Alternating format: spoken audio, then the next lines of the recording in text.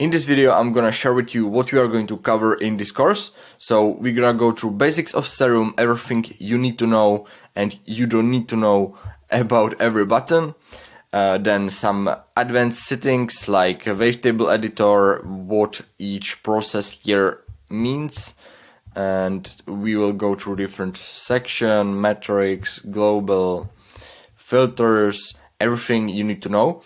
And then we will talk about how to do specific sounds like kicks, snares, basses, leads, pads. So there will be some practical examples how you can use it and how to actually do the sound here. We will also talk about mindset you need to have when you want to be sound designer. We will also talk about reverse engineering and preset deconstruction, so that you know that when you hear certain sound in some song and you want to recreate it, you will exactly know how to do it.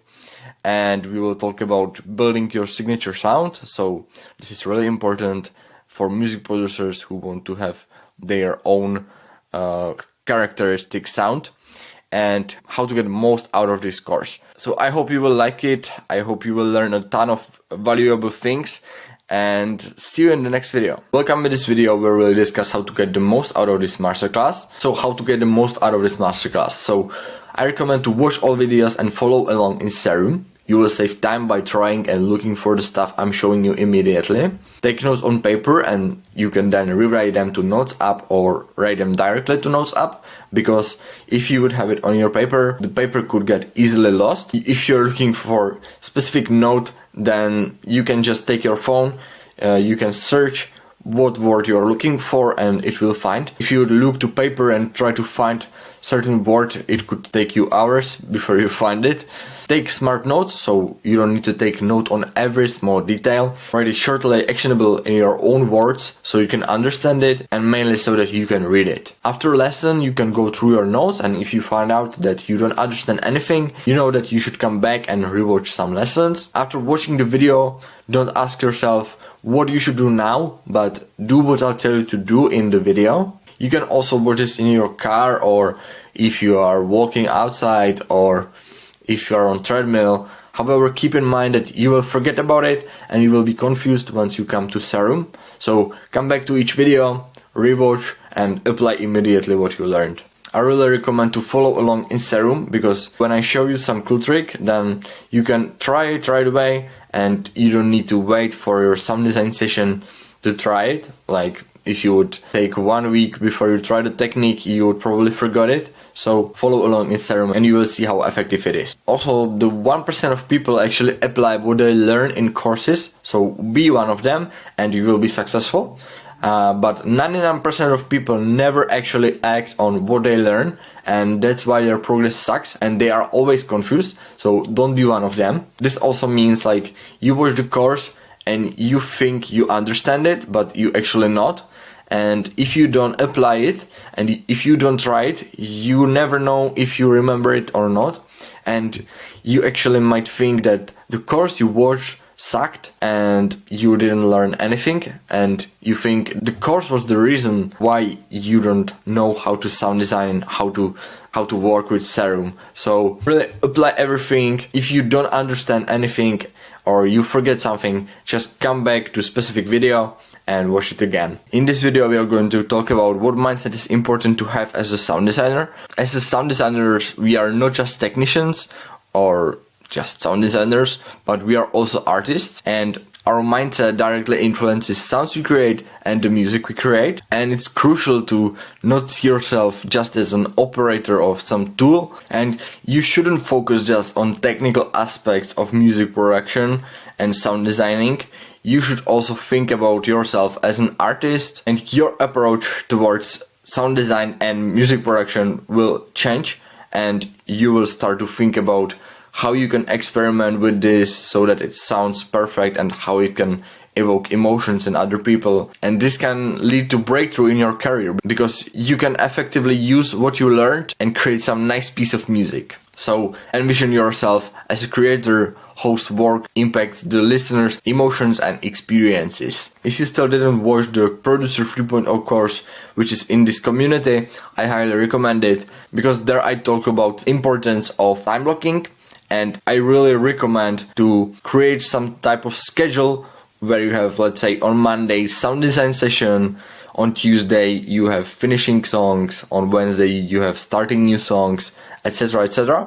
And if you do this, then you go through each session with the right mindset.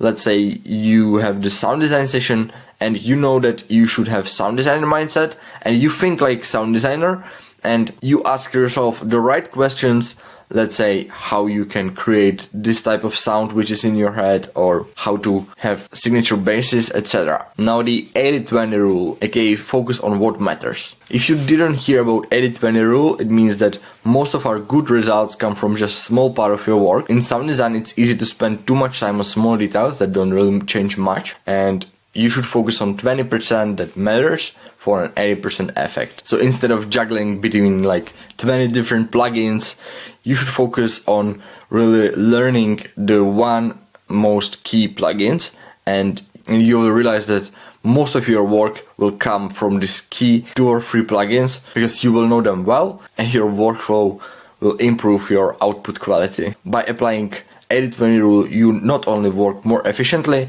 but you also have more space for creativity. Reflective creativity, aka your music as mirror. So think of your music like a mirror, because it shows parts of who you are and what you feel. When you grow as a person, your music gets better too. Try new things and use what you learn in your music. This makes your songs more interesting and helps them connect better with people who listen. Efficiency over perfectionism.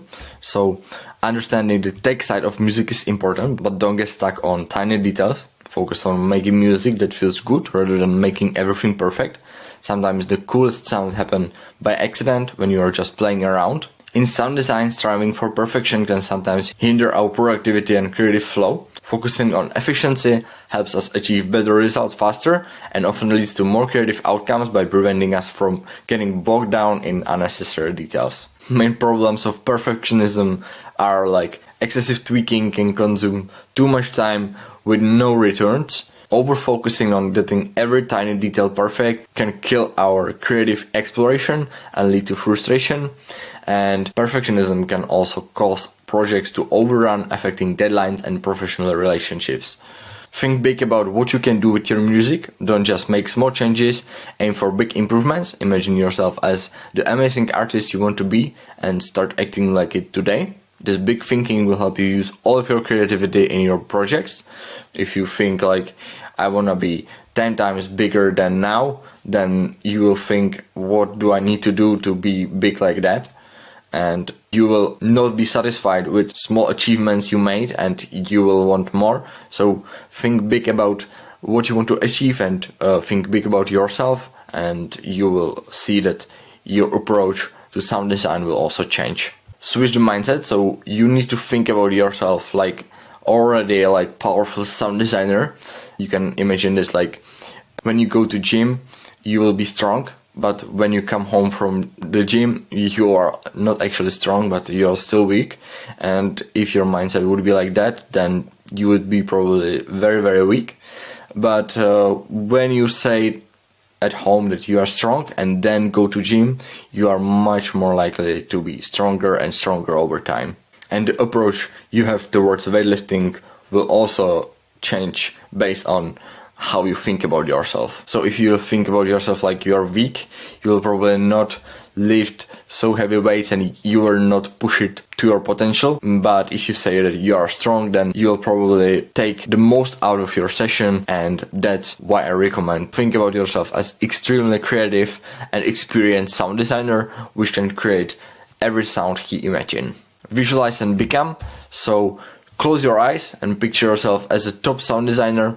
This great vision of you is already inside you, waiting to show up. You don't have to wait until you know everything to be great. Start being that awesome sound designer right now with every project you do. And to finish up, having the right mindset means thinking smart, focusing on what truly helps your music, and always learning and growing. these ideas aren't just talk, they are real steps you can follow to get better at making music. In this video we are going to talk about creative blocks, which often arise from focusing too much on outcomes or overcomplicating the process. So what is A plus B equals C? A is what you can control. In sound design, focus on the elements that are directly under your control.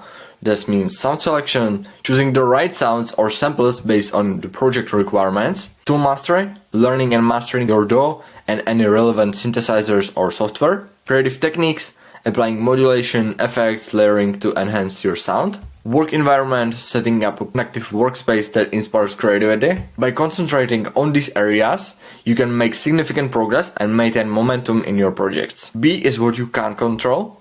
So these are aspects in sound design and music production that are beyond your direct control, which you should recognize to manage your expectations, such as hardware or software limitations, the inherent limitations of your tools like CPU load or the features of specific plugin, market trends, the evolving preferences and trends in the music industry which might not always align with your styles, how others perceive your music or the subjective opinions of listeners and clients. Accepting these limits helps in reducing unnecessary stress and focuses your energy on the creative process. So don't set expectation on this B variable. And C, which is the outcome.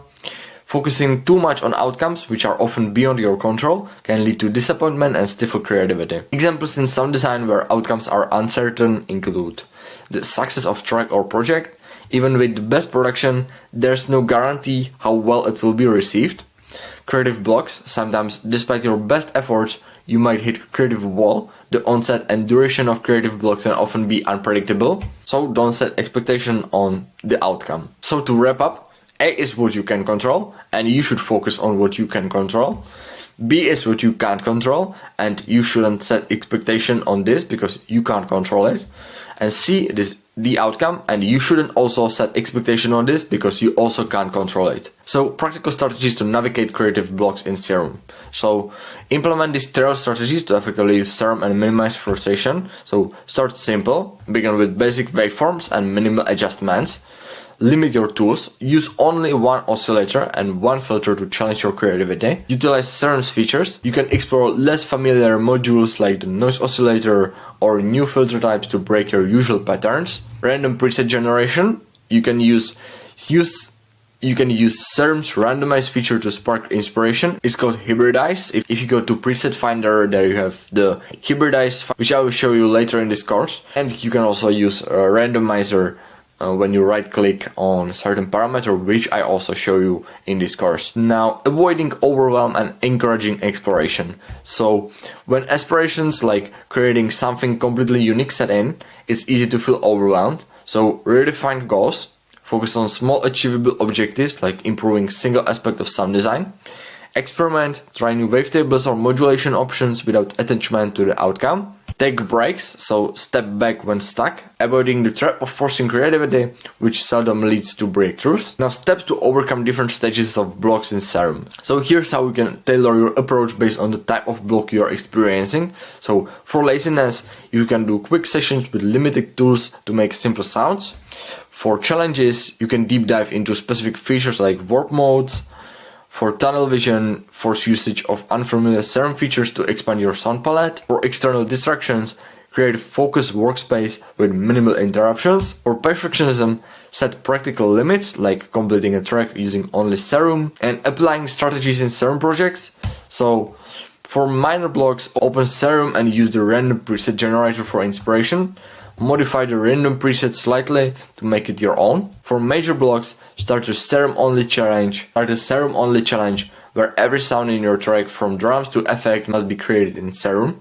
This can radically shift your perspective and inspire new ways of using the plugin. Implementing and documenting your findings. So as you explore and experiment, it's good to document everything, keep a log of settings and their sonic impacts. Document everything, so keep a log of settings and their sonic impacts. This might mean saving your effect rack or saving presets, or even if you found that you like specific filter and its specific cutoff or resonance, then you can write this down and you can actually use it in your other sound design sessions, and you might work faster and this might also build your signature sound. You might work faster next time, and this might also help you to create your signature sound. Iterative testing, regularly save and revisit your presets, tweaking them further. So if you create some preset once, doesn't mean that you can tweak it further. You can create some folder with your own presets, and if you create some song, then you can use the preset and you can tweak the preset, and you can create like some unique sound, which however is from your own unique sound, which creates your signature sound. Continuous learning, so every attempt, whether successful or not, offer valuable insights. Everything, even if it's really hard, will give you something. You'll always learn something if you go over your comfort zone. So moving forward, so overcoming creative blocks in Serum isn't just about making sounds, it's about adopting a mindset that embraces trial, error and continuous improvement. Focus on what you can control, release expectation on outcomes, and let your creativity flow. Start today by picking one strategy and applying it to your next sound design session. Remember, the journey is as rewarding as the destination in the world of music production. Welcome in the video about reverse engineering and preset deconstruction. So these techniques are not only about recreating existing sounds, but also about deeply understanding the synthesis processes that's into creating complex sounds. The value of reverse engineering and preset deconstruction. So both techniques offer unique benefits, such as reverse engineering helps you recreate presets from scratch, enhancing your understanding of sound design and synthesis by analyzing how professional sounds are structured. Preset deconstruction involves breaking down existing presets to understand each element and its role, providing insights into the basic building blocks of synthesis. By mastering both, you can improve your own presets, understand complex sound designs, and solve sound design puzzles creatively. So steps for sound analysis in Serum. So whether reverse engineering or deconstructing, follow these steps. So initial analysis, listen and categorize the preset. Is it bass, lead or pad? Note its characteristics like brightness or texture. Oscillator setup, identify and replicate the waveforms which may be used, noting any specific wavetable positions, unison settings or warp modes. Filter and envelope setting, analyze and mimic how filters and envelopes shape the sound. Document and recreate any LFOs, sequencers or other modulations. You can take your notes app or paper and you can write down what's in the other preset which you are trying to recreate, and you can actually later take only the paper and you can just create the preset from scratch using just the notes. Effect chain, examine and replicate the order and settings of effects which might be used. Analyzing and recreating a complex bass. So let's apply this concept to a complex bass preset in Serum. So check for multiple oscillators and specific wavetables. Adjust the filter settings like resonance and cutoff to match the original sound's movement. Replicate the exact LFO shapes and routing. Duplicate the effect chain including distortion, compression and EQ to achieve similar dynamics and space. Documentation and iterative testing. So as you work through reverse engineering or deconstruction, document everything. Keep detailed notes on every change and its auditory impact. Save iterations, regularly save your progress in versions for easy reference and alternative explorations. Duplicate each instance of Serum or save preset before taking a larger step. You might tweak something too much and forgot how it was, and it will probably never be the same. So really, like, before taking a larger step, save it and duplicate it so you can come back to it later if you want. Continuous comparison. Frequently compare your work against the original to refine and adjust. Tips for mastery. Be patient. Some presets are complex and require time to fully replicate or understand. Trust your ears. Rely on auditory judgment over visual aids for the most accurate recreations. Learn from every sound. Each sound, whether perfectly replicated or not, offers valuable lessons in synthesis. Action steps. Use what we already know to piece two puzzles together. So you need to use OTT compressor to make the quieter sounds louder. B. Use our creativity and analytical thinking to fill the gaps. However, the more you try to push the B, it will go into the opposite direction, so don't push your creativity and let it flow. And C is the final result. The more you do on A variable, the less you have to do on B variable.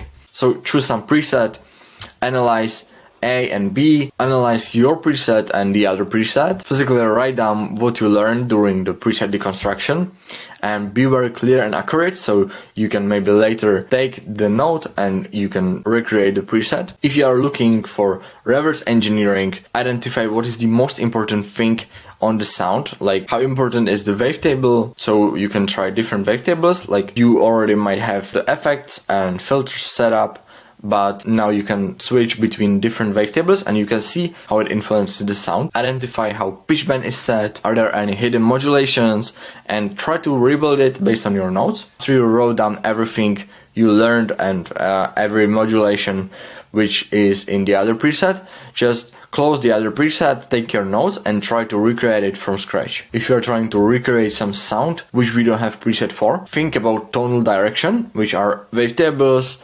FM modulation, where you set the tone and you know what it does, if it's like bzz or b or you know the right wavetable, and that's why you need to know how each wavetable sounds. You will easily know that when you hear some sound which you want to recreate, then you know what wavetable could achieve this sound. Shape, like filters, FX, etc. So also that's really important to know. It's really important to know what each filter does. So you can think like on certain frequencies is resonance, or there's like used high pass filter which creates growl bass, or that there's used phaser effect or ODD compressor or hyperdimension and movement, which are the LFOs and envelope, where you create like a dynamic movement of the sound, and encouragement. So mastering the reverse engineering and preset deconstruction transforms your approach to sound design in Serum. These skills will accelerate your ability to create original professional sounds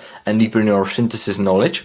Challenge yourself with consistent practice, new sounds, keep learning, and enjoy the journey in becoming a sound design expert. Welcome in this video. So today we will discuss how to build your signature sound. So what exactly is signature sound? It's a unique sonic identity that makes your music instantly recognizable regardless of genre.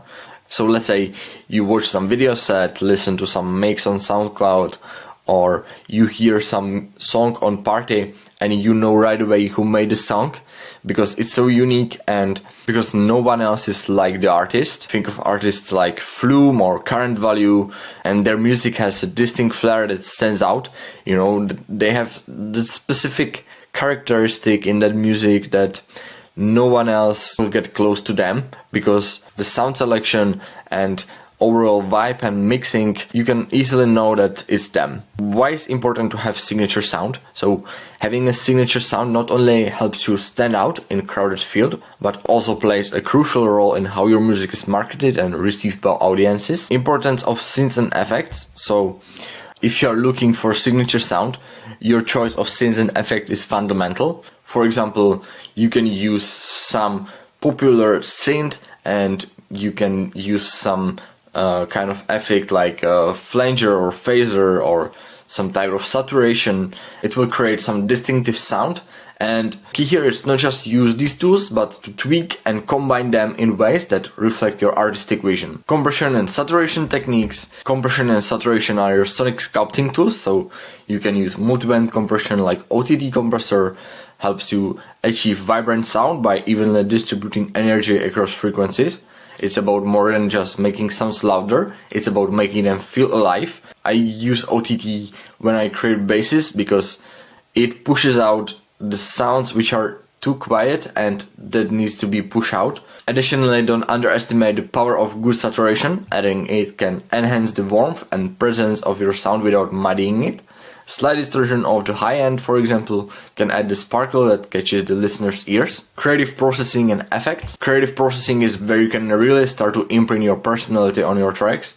Sidechain isn't just for pumping bass lines, it can introduce dynamic rhythm to any element of your track.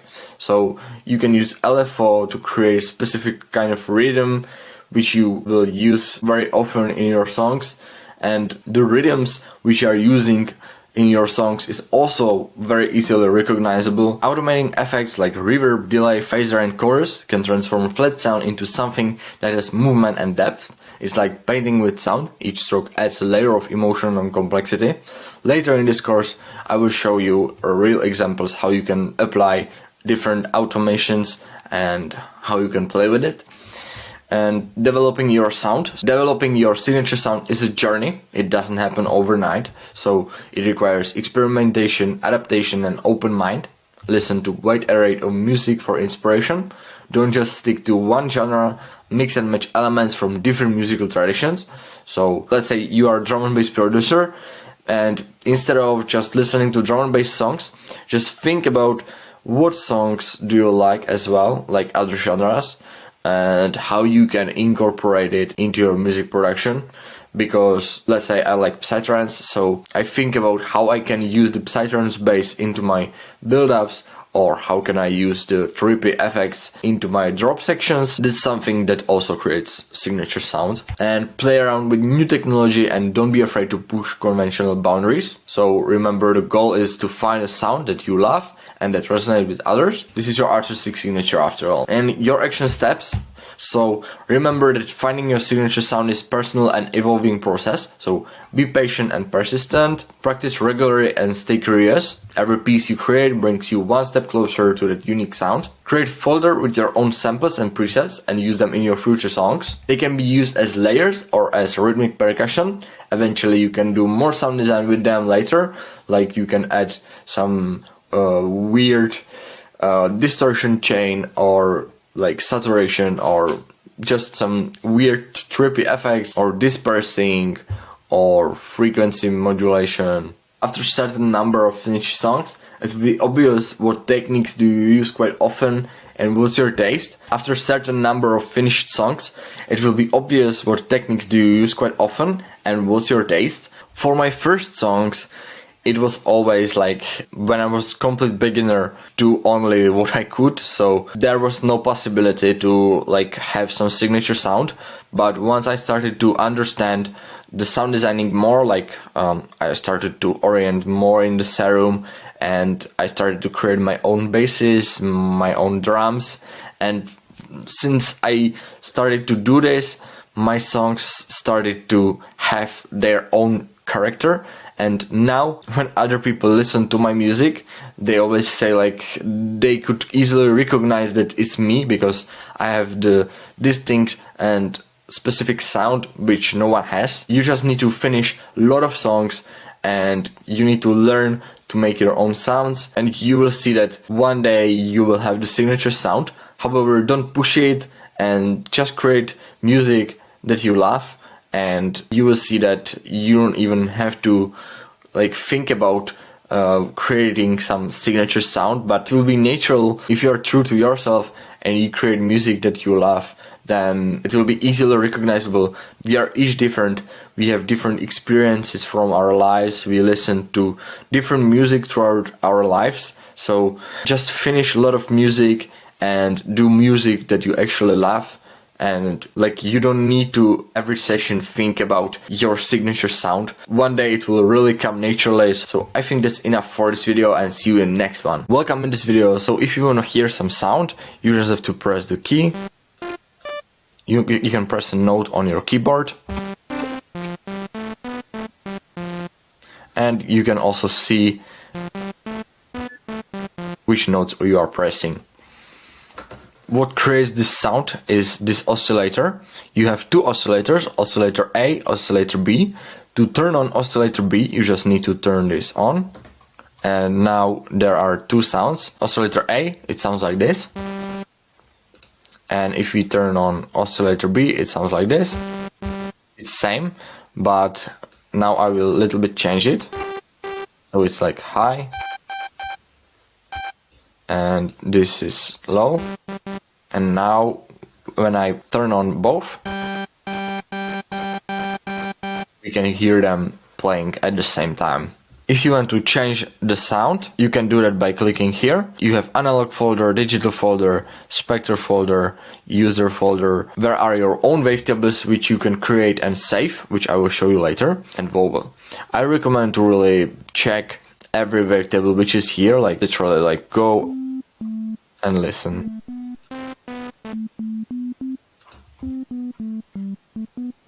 Every wavetable sounds a little bit different, so let's say I'm gonna choose analog basic shapes.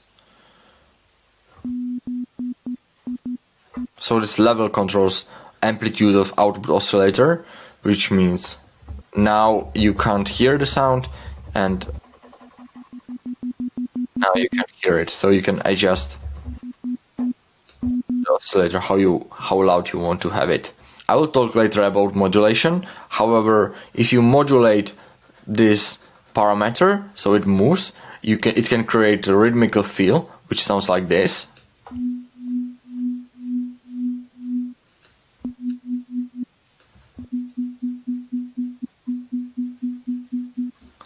And if we cut it down, it's like this can shape the sound, it can create some rhythms. These numbers are used for pitch bend. This is octave. You can turn this 4 octaves up or 4 octaves down.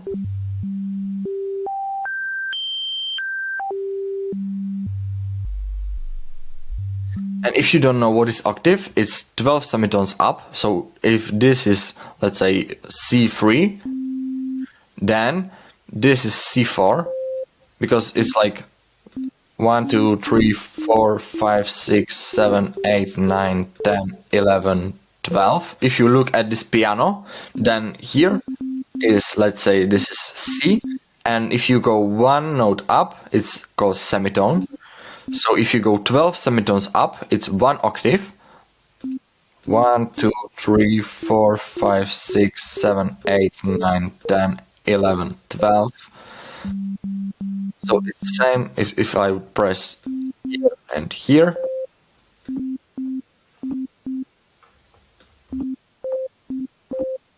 You see, and now when I press here, it's 1 octave.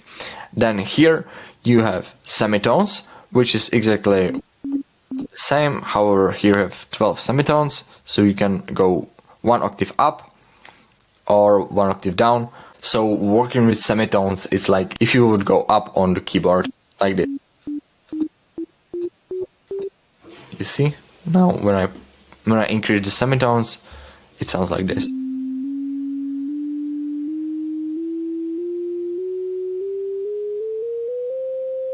And the fine tuning, something between 0 and 1 semitone, so it's like 100 cents. So if you want to, it's like if I would go here and here, 100 cents.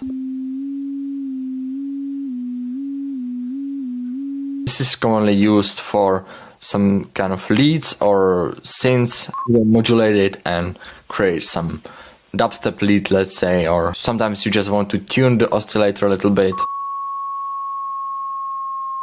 You work like, let's say, 2 layers and you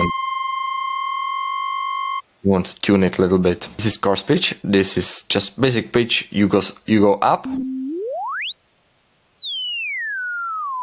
You can change the tone of the oscillator. You can go up or down.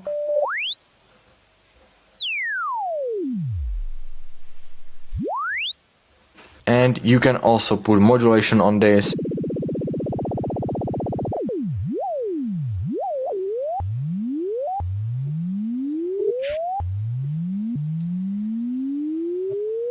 If you click on this wave, you can easily switch between 2D view and 3D view. This is not very textured wavetable, so we can go to spectral and we can see something more spectral. So by clicking you can switch between the view. So now here you have unison. By clicking on unison you introduce more voices. So now there are 2, now there are 3, now there are 4, 5, 6. You can have 16 voices.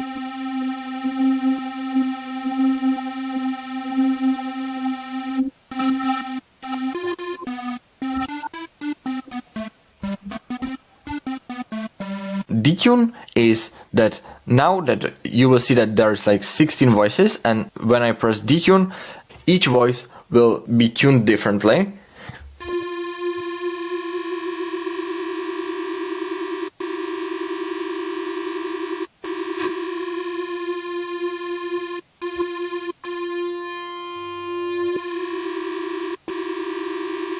When there is like even number, you can see that there are 2 voices in the middle. Here are 2 yellow voices and there are other insides.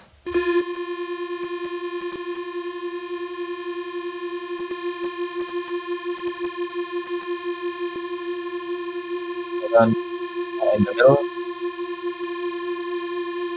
and your number. There are two voices in the middle.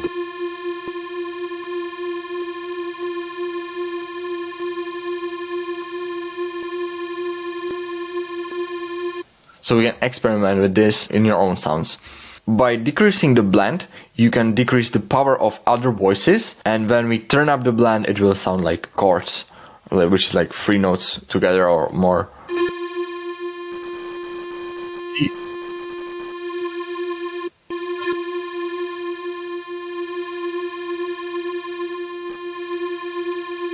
Here you control the intensity. Here you control the intensity of the other voices, and you can see what it does. Now there are 2 middle voices louder than the side voices. And you can also play with detune and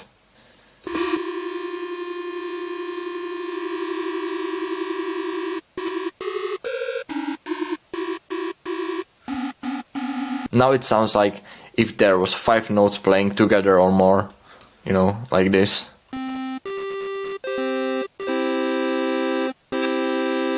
Now I press 4 notes. It's like when I increase the unison, it sounds like a little bit same, so it's almost like chords. Then we have phase and random phase. So this phase button determines from which position in the waveform starts to play when you play a new note. This is very useful when you try to balance kick and sub bass. And random phase, it means that every time you play a new note, it will start on different position of the waveform. So if you are experiencing that you work with bassline and it sounds a little bit different every time you press new note, it might be because of this. So turn this down, it should be consistent. Then we have wavetable position. Wavetable is like set of multiple frames of the wavetable. It's like if you have 200 photos and you switch between them. The difference between waveform and wavetable is that waveform is just one frame, one single cycle wave, and wavetable is multiple frames, multiple waveforms in one cycle. By turning up the wavetable position, you can switch between each frame, and if you have this 3D mode, you can see which frame number it is.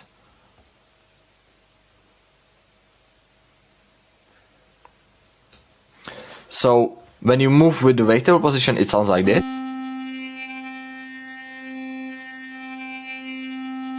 And if you want to see every cycle of the wave, you can press this pencil and you will go to wavetable editor. And here you can see each cycle, how it looks like. You can have 256 frames. And you can see that this is the last frame. This is the first frame, and it transforms over time. It's like different cycles. This is how it sounds on frame 256, and this is on frame 1. And we will cover wavetable editor later because it's more advanced, so don't be afraid, we will cover everything. So wavetable is like a series of waveforms. When we move with the wavetable position, we make it sound like it's one big thing and we are moving around the wave. Here's warp mode, which we'll cover in next video. And here is panning, which means now it sounds completely right and now completely left. And you can play with it, you can maybe use modulation and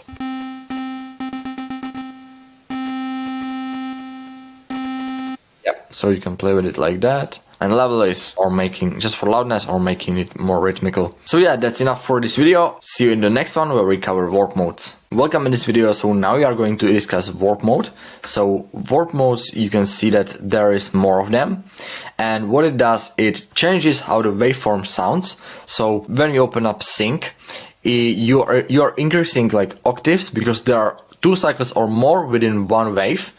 You can see that now I have this, and when I increase the sync, we are increasing the cycles, and now it's like when I increase this into, when I do like +3,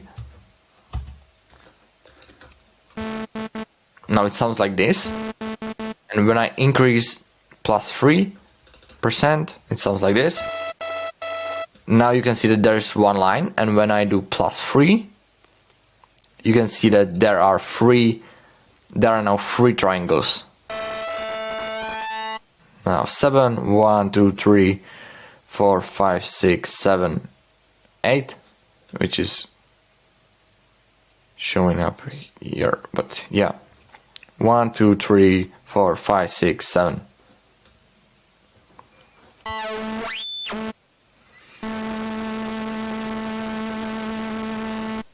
This is great for adding character to the sound and making the sound more unique. You can modulate it.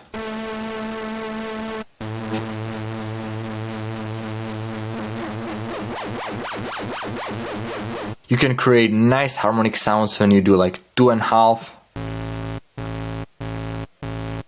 whereas 3.5.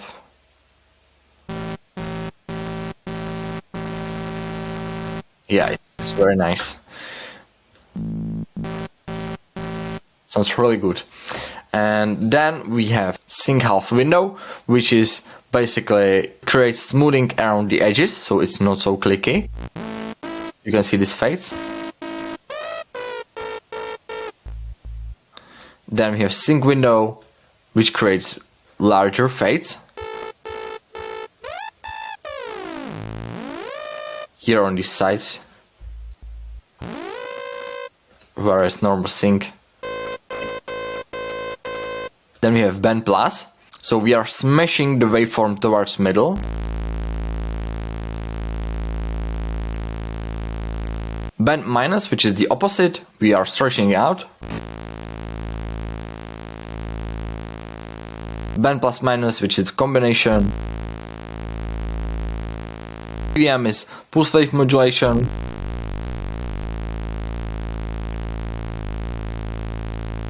We are pushing the wave forward.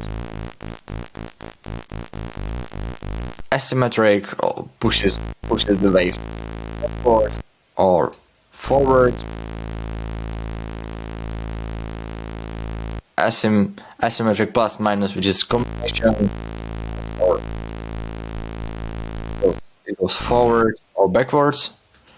Flip, it basically flips the waveform.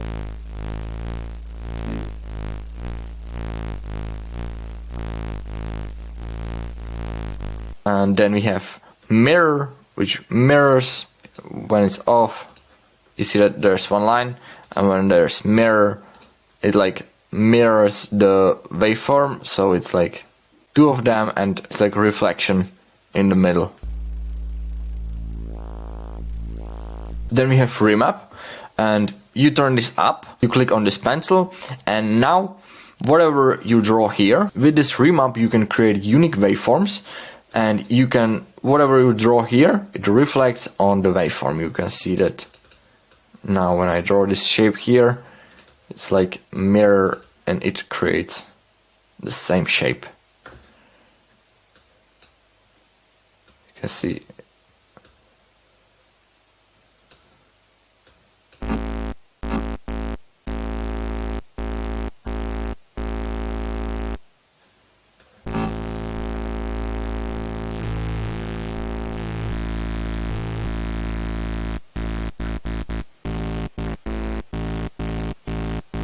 Yeah, this is stronger, and yeah, I like this more. Of course, if you like what you made, you can save this shape and load it next time. You can also use already pre-made shapes.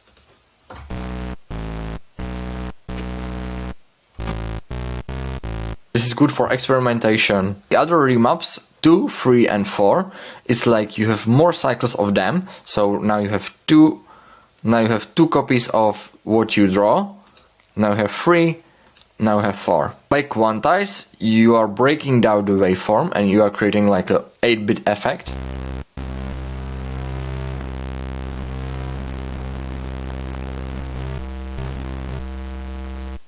So you broke down the sample. Then we have modulation, we have frequency modulation, amplitude modulation, ring modulation, FM from noise oscillator, and FM from sub oscillator. And for these to work, you need some signal to modulate, and you don't necessarily need to know how everything works, but you need to know how it sounds. So you really need to understand that when you have this FM from B, it takes the other oscillator frequencies, and usually when you do frequency modulation, you turn off the other oscillator. It's like FM from B, so it takes oscillator B frequencies and modulates the oscillator A. So without this, and when I increase,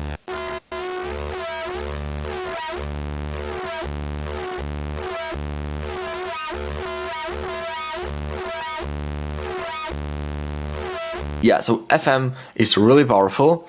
The other ones are not so powerful, and this is like amplitude modulation. You use amplitude to modulate sound. Usually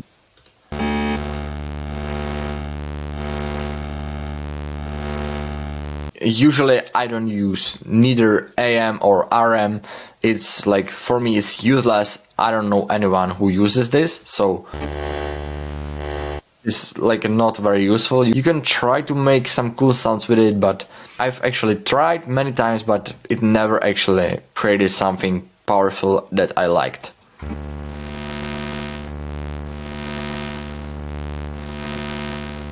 FM from noise, so this is noise oscillator, which we'll cover in other video, but you can basically take frequencies from this oscillator. Noise oscillator sounds like this by itself, and you can take these frequencies and modulate the oscillator A with this.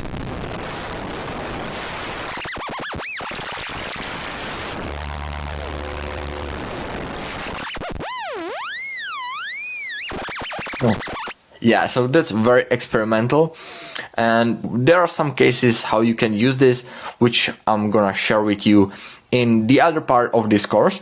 But for now, I just wanted to give you some information how it sounds.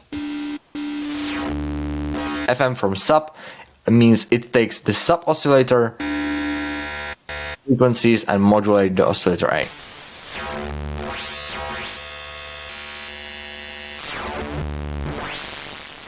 You can also try different octaves, so also even with the FM modulation, you can hear how it sounds when you have when this oscillator is -2 octaves and this one is on 0. So you can try different.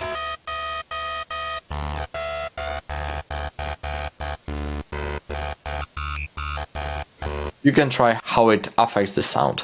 Yeah, so that's enough for this video, and see you in the next one where we'll cover noise and sub oscillator. Welcome in this video. So now we are going to cover noise oscillator and sub oscillator. These oscillators are almost same as oscillators, however they don't have much possibilities, like you can import wavetables. However, for the sub oscillator you have different waveforms here. You have sine wave, triangle wave, saw wave, square wave, and pulse wave. There is maybe like a rounded rectified distortion on it a little bit. So you can choose between different waveform, and here you can control the octaves. You can go +4, -4.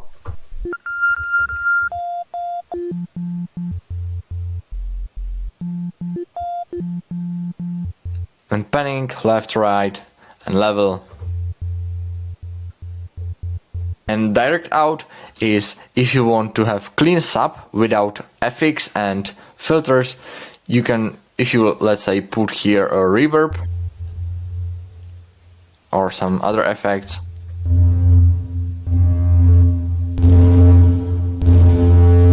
If you want to apply these effects only on the oscillator A and you want to have clear sub, then you press direct out and it goes out without any effect or anything you control here.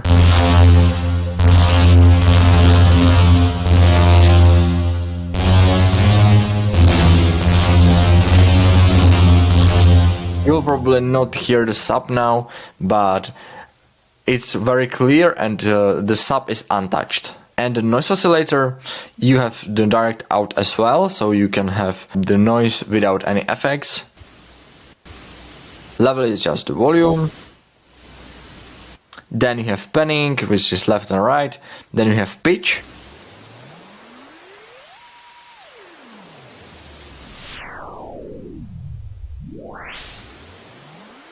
Then you have key tracking, which is like now if you play here on different notes, you can hear that it doesn't change. So when you enable key tracking, it's now like when I press, it changes based on notes you play. This is for one shot, so on this sound is not like very audible. However, or probably the noise sample is quite long, which is where we can hear it. But if you have this like kick attack, you can hear that now it's like one shot.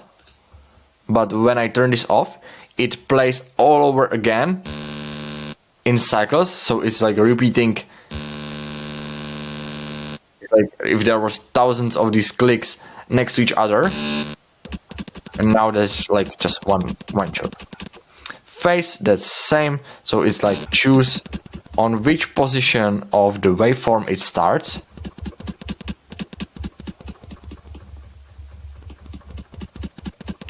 And random, every time I press new note, it starts on different phase position. You hear? No, it's so random. You can see that here in the noise oscillator you already have different noises.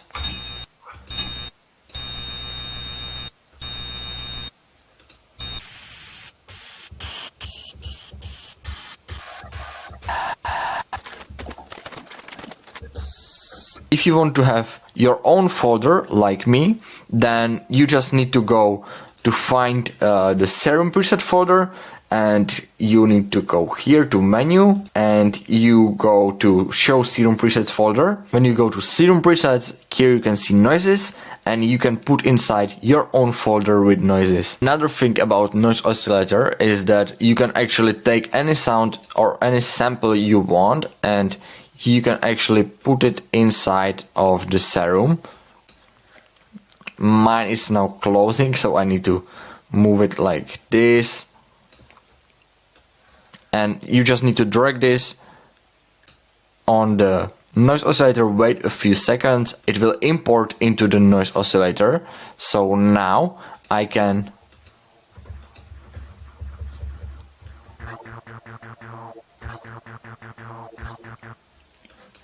I have this sample which I imported into Serum noise, so I can have this as a sampler. And you can use key tracking and you could change pitch. Let's say 24 semitones, so it's in tune. And you can apply FX.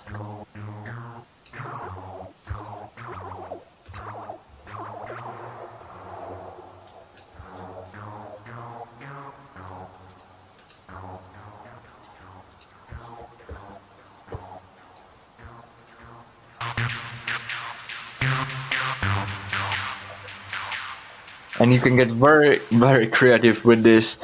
You can even import some vocals here and you can play with this and experiment.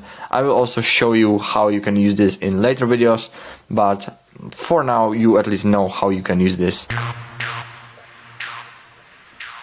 So see you in the next video. We will discuss different options of pitch bending. So welcome in this video. Now we will discuss how to use pitch bending and different options which you can use. So pitch bending is often used for, let's say, tape stop effect or some creative synthesizer, or you can apply it into your leads or basses or create some laser sounds. So we already discussed that you can use octaves, semitones, fine tuning, chord pitch, And there are also different ways how you can use pitch bending, and that's the master tune, which you can only access in Matrix. So you need to find some modulation source, which will be the LFO one, which we'll discuss in the next videos. And the destination will be in global master tune. And we also need to increase amount of how much it increases. We can write 24 semitones.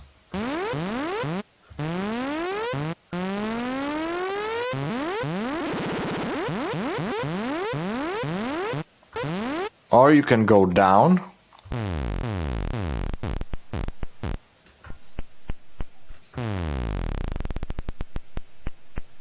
You can create this tape stop effect, or you can use this for downers or risers. And you also have this pitch bend next to the mod wheel. Mod wheel is this one, pitch bend is here. Sorry, I need to turn off the global. To work with pitch bend, you can use this on your keyboard if you have one. It's the left wheel.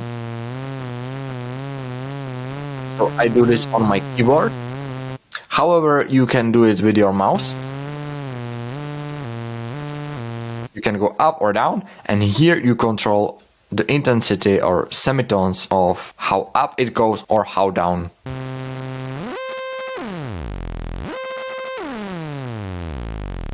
You can use this if you want to, let's say, record some automation. So let's say I'm recording a song. And you see that now it's recorded. Here. You can see that now it's automatic. So that was enough for video about pitch bending, and see you in the next one about filters. Welcome. In this video we will discuss filtering.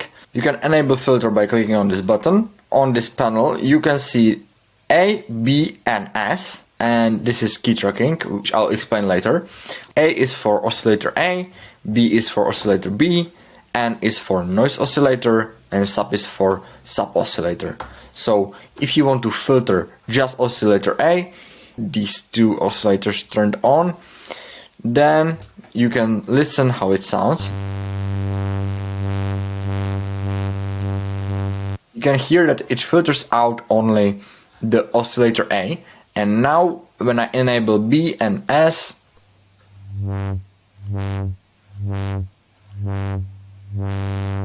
now it filters out these two oscillators as well. If you don't know what does filter mean, it means that we are cutting or boosting frequencies, aka we are filtering them. Cutoff is from which frequency is the sound filtered. So now you can see that here around 157 Hz it starts to filter out. So this is what you can hear, and this is what you can't hear. You see, this is like low end, 200 Hz. This is like a high end. If you don't know what I mean, then listen now. You can see that now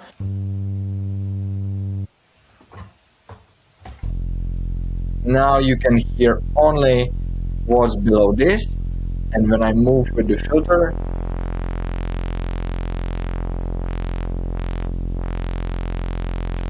now it's full spectrum, and now you can hear all this. This is low pass filter, and if we choose high pass filter, then you can hear the same.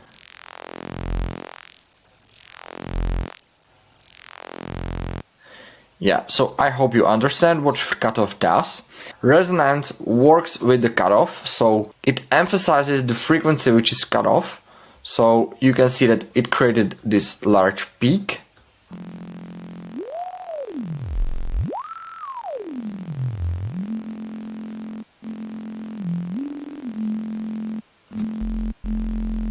It created this large peak. And you can see when I increase the resonance, you can see that loudness of other frequencies decreased as I increase the resonance. And that's what is the fat button for. It works in a relationship with the resonance. So when I increase resonance and it goes down, fat button will compensate what the resonance took down. It's not like that when you turn on the fat button, it will make the sound fatter, but it works in relationship with the resonance. Then you have panning, which is which side of the sound is filtered. So now it's filtered on the right side, now on the left side. One cool trick, if you choose this reverb filter or maybe even some comp filter, then it will create like ultra wide stereo effect.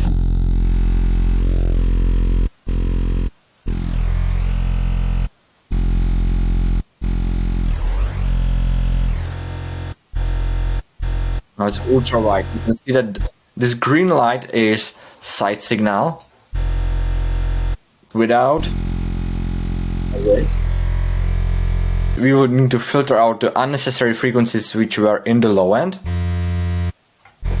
like the green color. I would have it go around here, so it doesn't clash with sub, and so that sub is clean. The drive is like an overdrive distortion.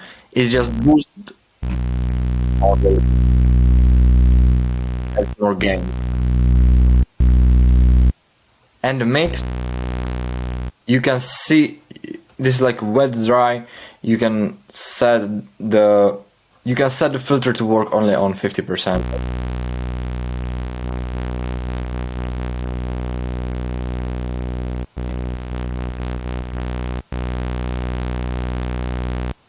I probably never used this, but for some cases it can be useful. Also, if you click this button, it now acts as a level, so you can maybe use this as another dynamic modulation. I also never use this, but it can be useful when you know how to use it. And filter key track is used if you see that now when I press the filter, I play low frequencies.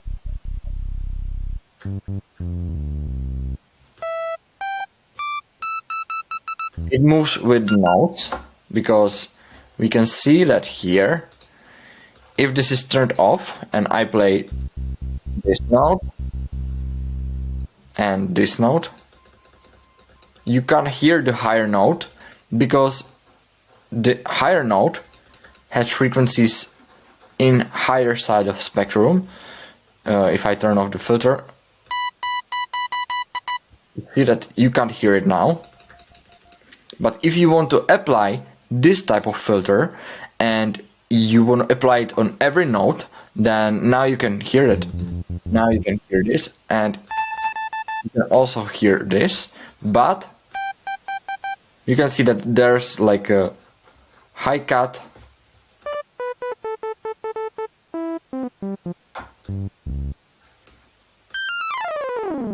and when it's turned off, you can't hear the higher notes. Now let's go through different filter types. So in this normal section, you have, this is like a Moog low pass filter. These numbers 6, 12, 18, 18, 24 are like how narrow is the cut. And now you have low pass, high pass, low pass, which sounds like this. Then we have high pass.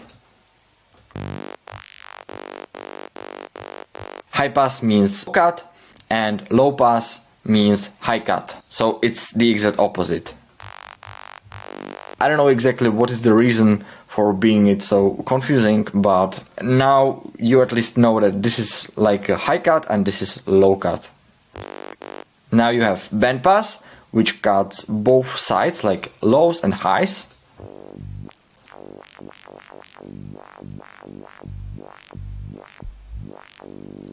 Also, when you turn on the resonance, it's much tighter. Peak is just boosting one frequency. You can change the height. You can change height of the peak by turning up the resonance.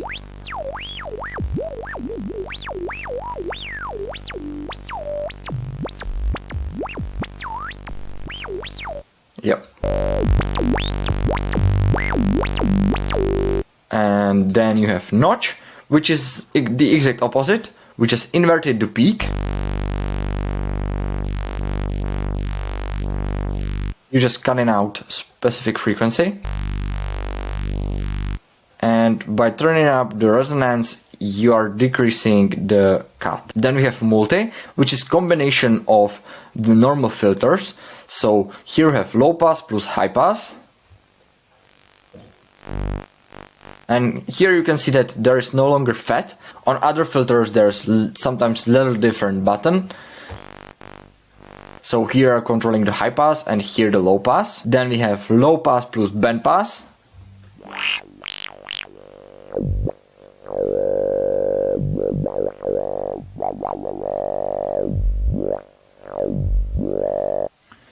Here you have low pass plus peak.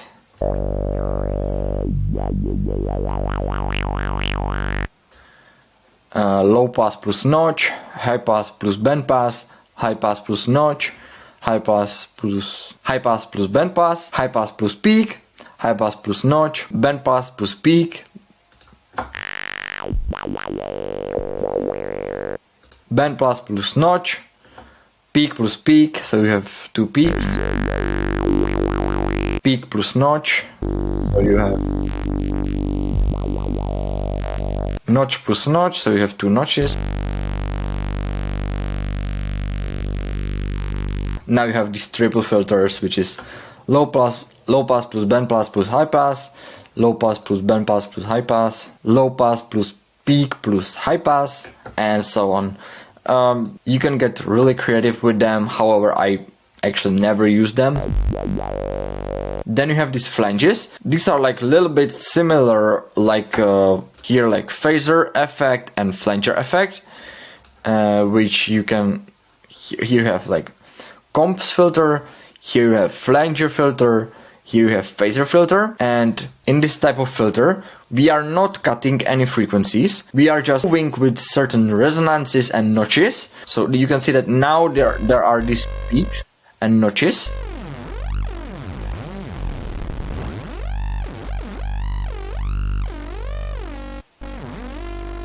And it works with the resonance, so you can control differently, like you can control the height of the peaks.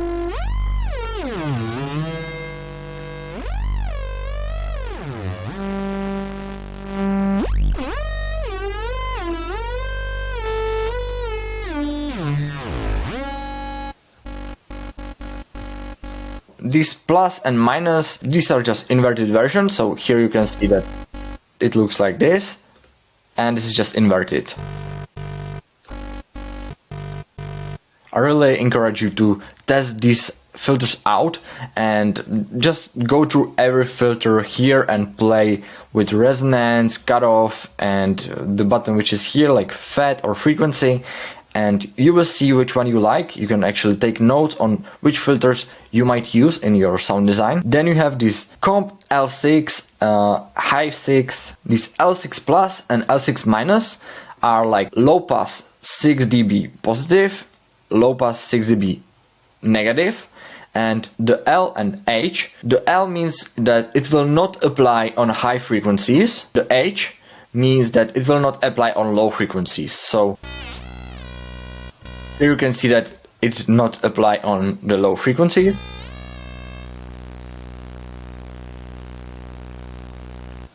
And here it doesn't apply on on high frequencies.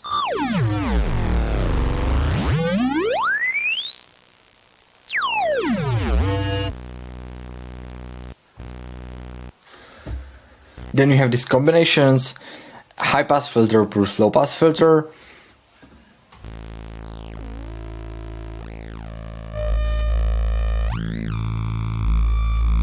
And by using these flanger and phaser filters with the high pass and low pass filter, you can achieve cleaner low end, which is sometimes useful when you have really like crazy filters on it and you need clean low end.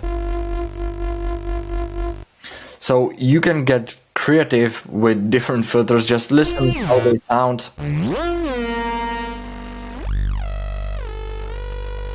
These are pretty robotic, but for drum and bass or EDM it can be very useful. Flanger sounds like flanger effect, like here.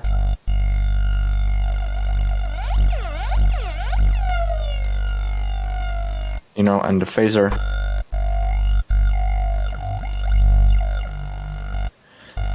Yeah. Combinations of the high pass and low pass filter apply the same. Phaser filter, it's a little bit different. There's not so many peaks as the flanger and comps filter. Here in the phaser filter there is like one peak. Here are two peaks. Three peaks. Again, the minus plus is just inverted.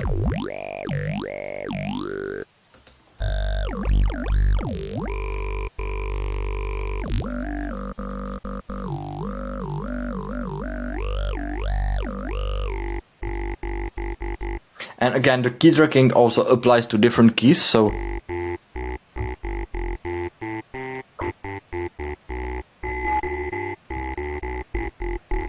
it doesn't sound same on different keys, so we can enable key tracking. And now the filter is applied on same on every key.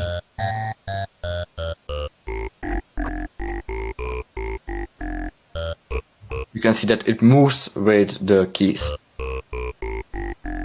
Then we have miscellaneous filters. I very often use this reverb filter, all passes and comps filter. Sometimes I use band reject if I want to make some growth or growl basses or something like that. Heavy neuro basses. Just try how each filter sounds. They are a little bit like...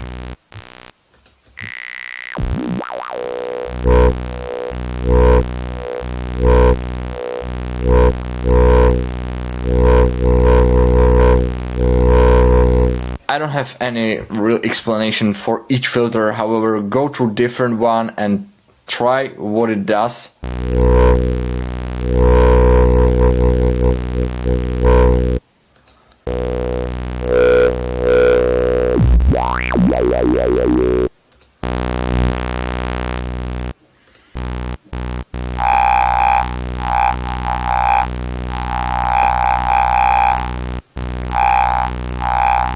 Yeah, with filtering you can do crazy stuff. This is ring modulation.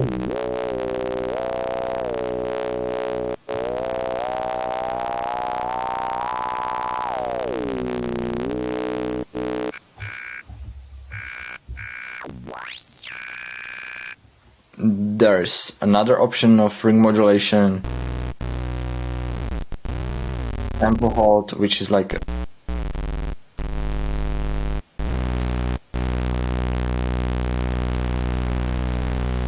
it works like a quantize here. It works like downsample.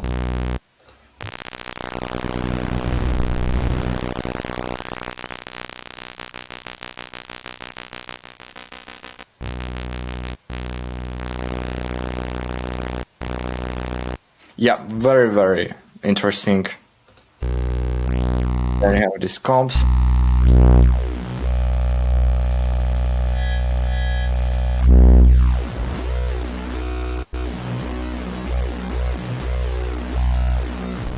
You can do crazy textures with these.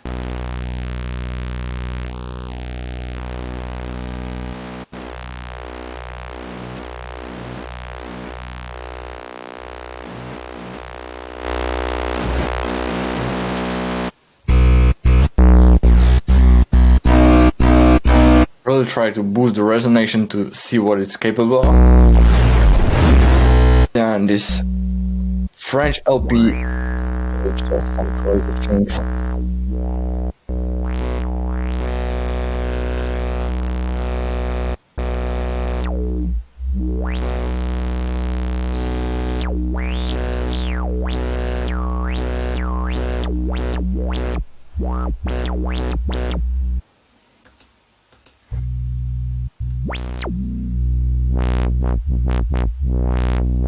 This would be just some low pass.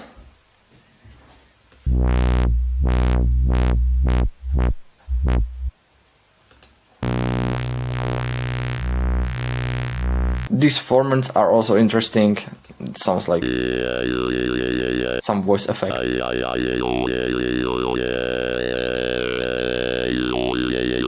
Yoy.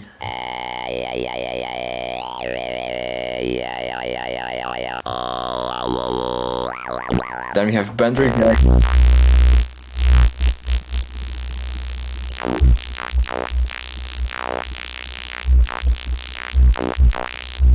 This is great for filtered narrow bass.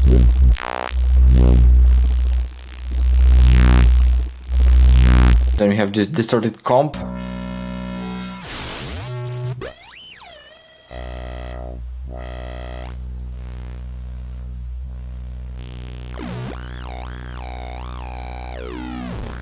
Yeah, in certain situations it might be useful. I think in my preset packs I used it like 5 times maybe.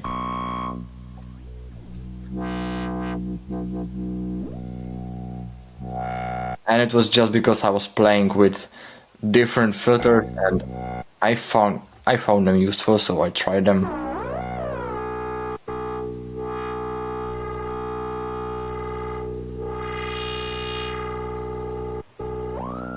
Yeah, you can do crazy stuff.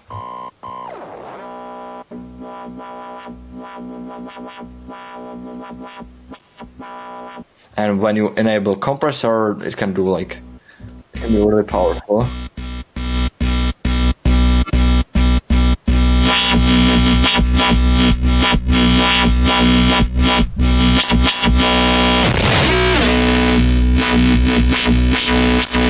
Yeah, crazy. So I think that's it. Yeah, and then there is this scream.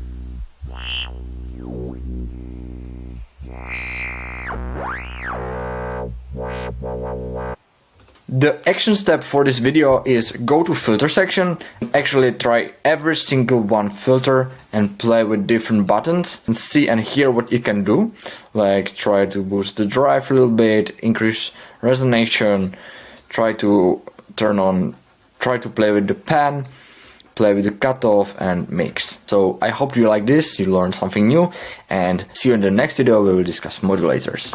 Welcome in this video. So now I will tell you about your homework. So your homework for this video is to go through different wavetables, really like take each wavetable, press some note, or if you don't have keyboard then create some longer note and play with the wavetable position. Ideally you can put this 2 octaves down so you can hear lower frequencies of that. Or if you don't want to always tweak with the wavetable position, take the LFO1, put it to wavetable position, and now create something like that. Just so you can hear how the wavetable sounds and go through every wavetable that is here.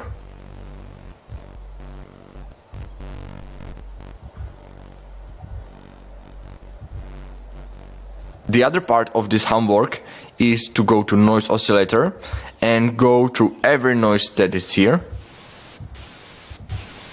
Just turn the level up and listen to that. Go through organics, through every noise that is in the serum. The other part of this is to go through the preset folder, and here you're gonna listen to every preset that is here. If it's like this high, then turn the octaves down and listen to the bass sounds. Try different keys if it's better lower or higher.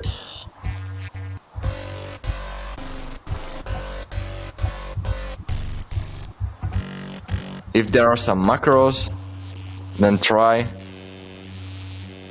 how it sounds when you tweak the macros. And like for the lead sounds, they sound usually better when it's like in upper octaves, so try that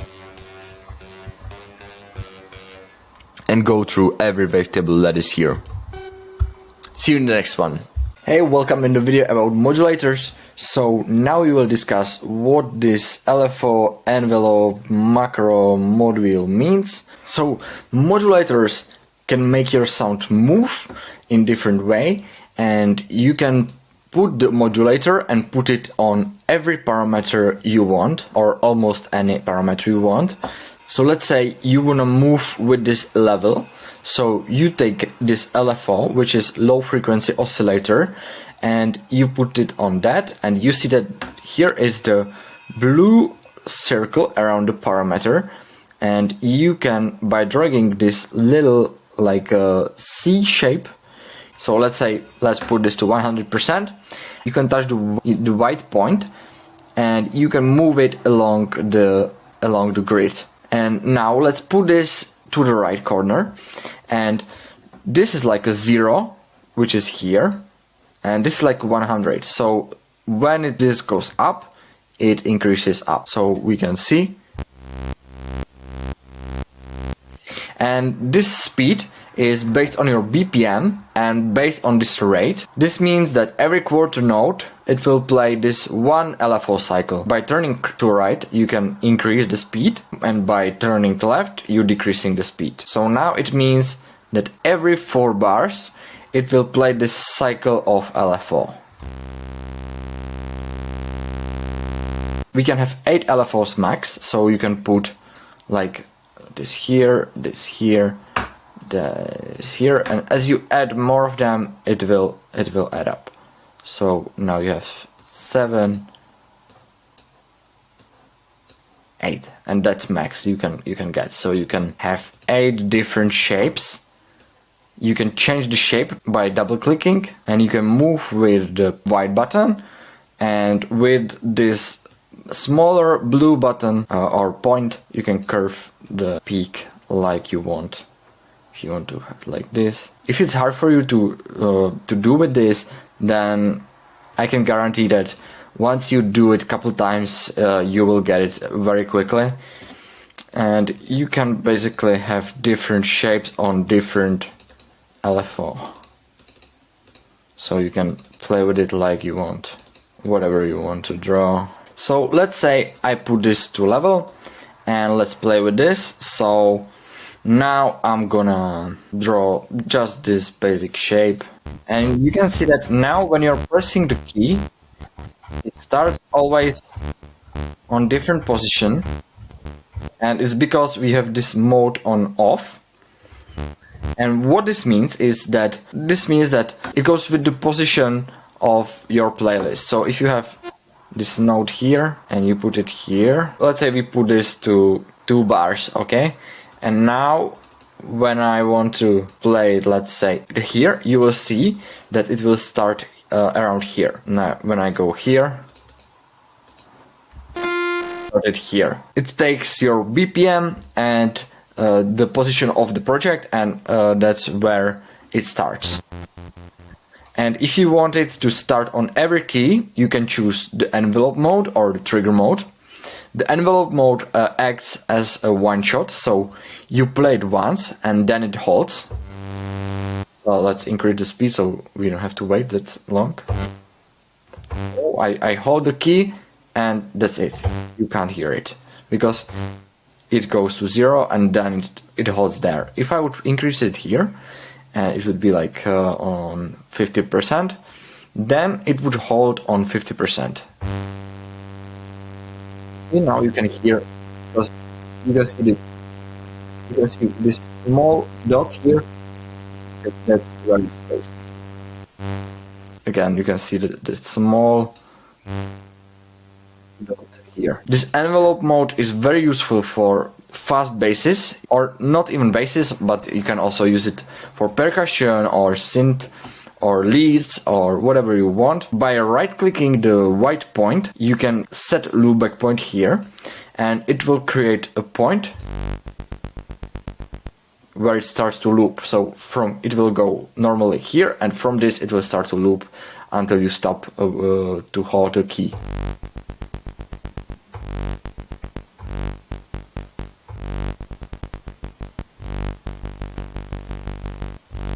And as you go to the right, it's faster. And as you go to the left, it's slower.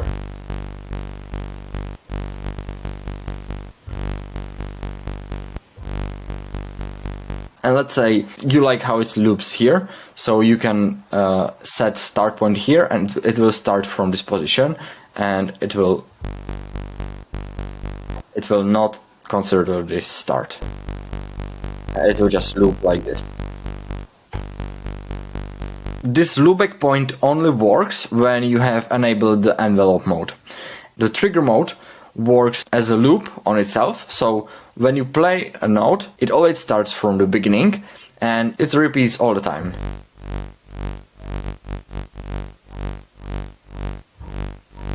So every time you press a key, it's repeating. On this left side, you can see grid size and folder. In the folder, you can see already pre-made shapes. So let's say here we have saw up, which is good for some riser. You have saw down. You have flat curve in the middle. You have flat 0. You have flat 100. Then you have square, triangle. There are some crazy shapes.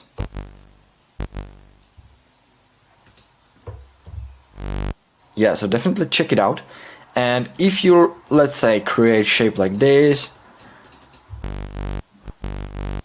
and you like that rhythm, like it creates some nice rhythm and you really like it and you want to use it next time, then you can press save shape.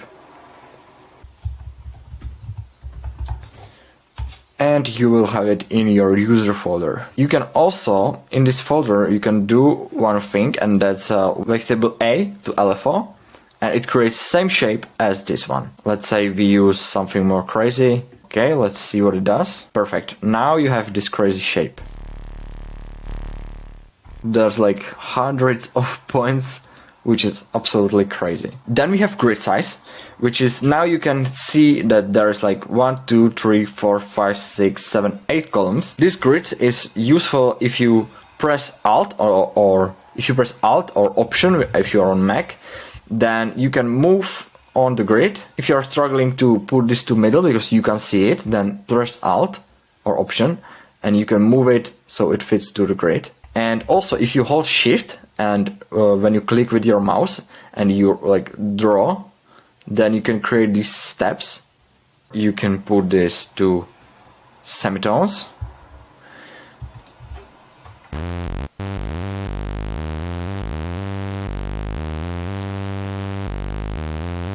So you can create like a sequence or some kind of melody.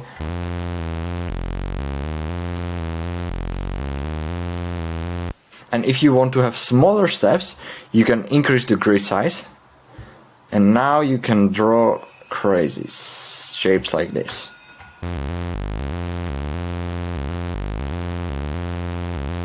Of course, you can change the shape.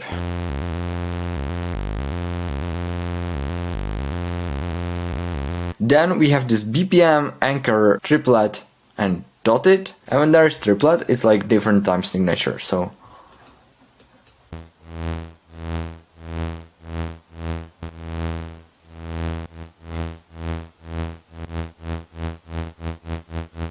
it's like a little bit different rhythm, and same for the dotted.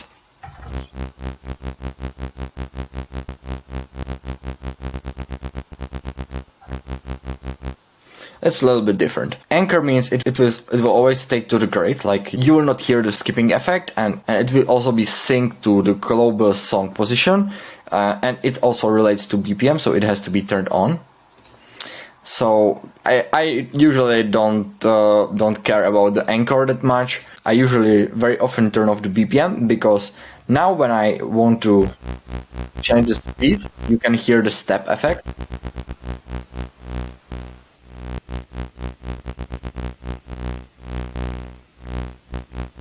But when you turn it off, you have hertz here, so it's more accurate, and you have like a smoother transition between the speed.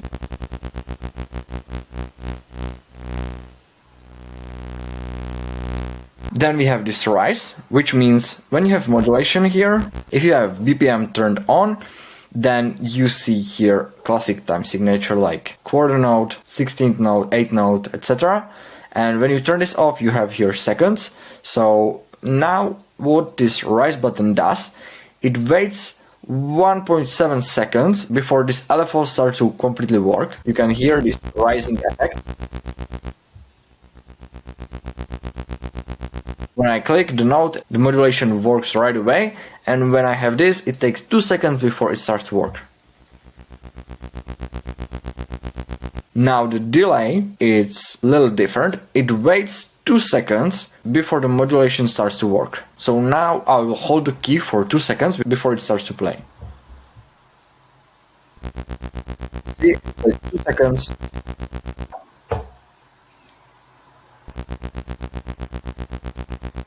And smooth, it smoothens the modulation, so it's not so dynamic, I would say. And I never actually use this. And also the rise or delay, I actually never use this as well.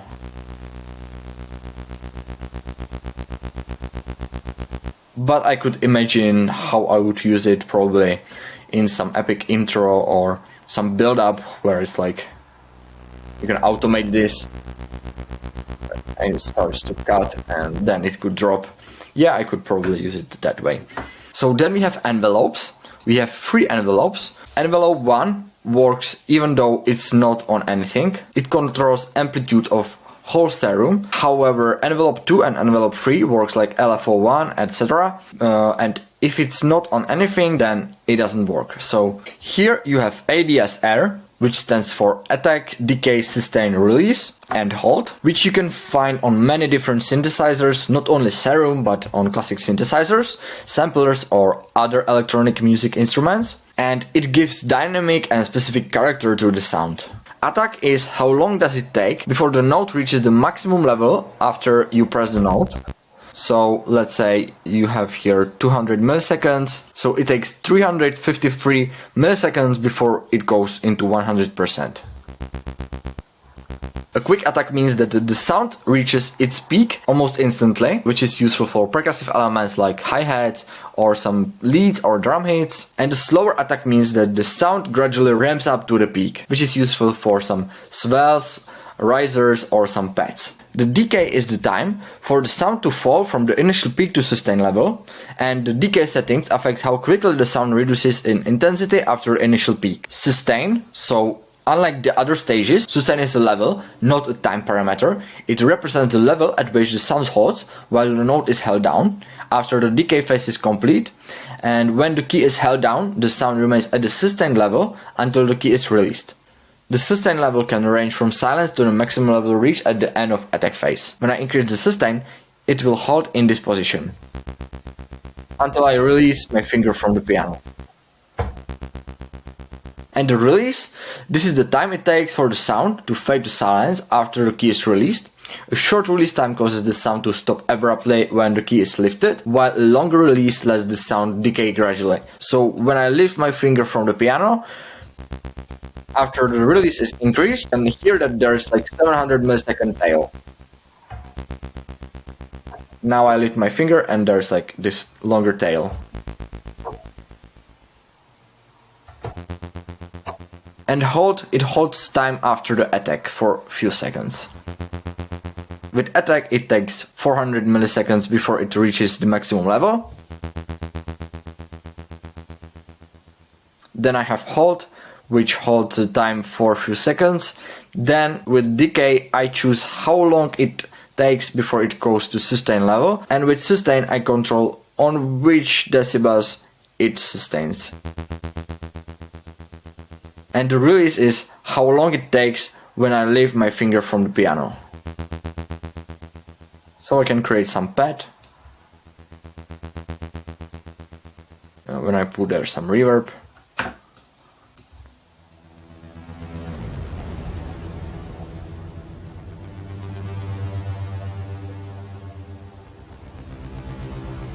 And if you want to see how long the tail is, you can press this lock, and now you can see it moves alongside with the length.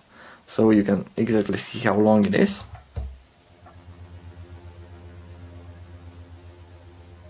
maybe now when I turn off this modulation, it doesn't move so fast.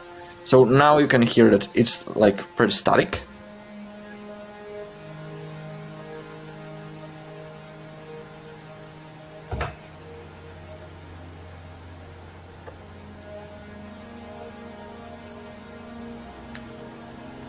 Yeah, very nice.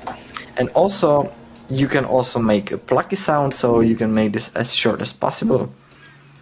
So you can create just this. Let's put this to 0 and let's create some plucky sound.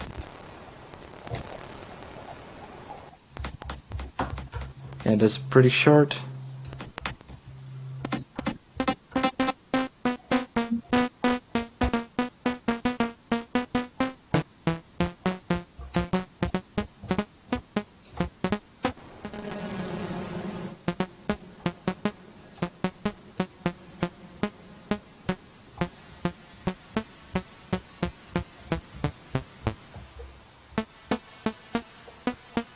You can use this for some melodies, or here you have different examples of plucky sounds like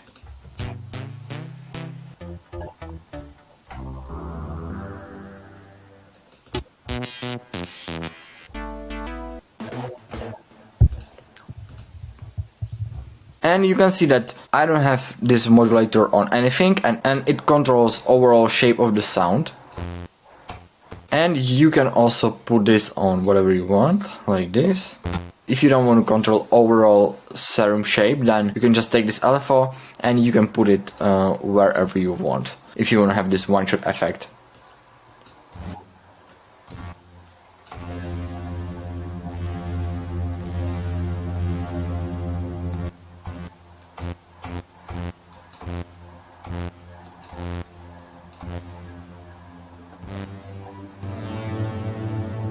Yeah, it can be useful. However, you can use this envelope mode here and it will be almost same, except the release button, which you don't have here. I use these envelopes mainly for some leads, plucky sounds, pads, and that would be it. Then you can use macros for modulation. This is useful if you want to have control over more parameters at the same time. So you can put this into more LFOs like this. And now when you press the note, you can play with it.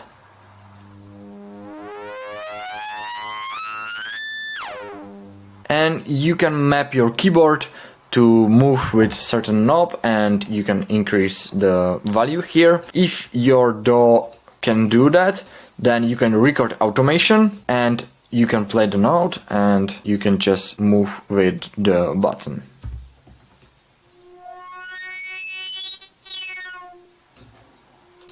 You can see now it's recorded.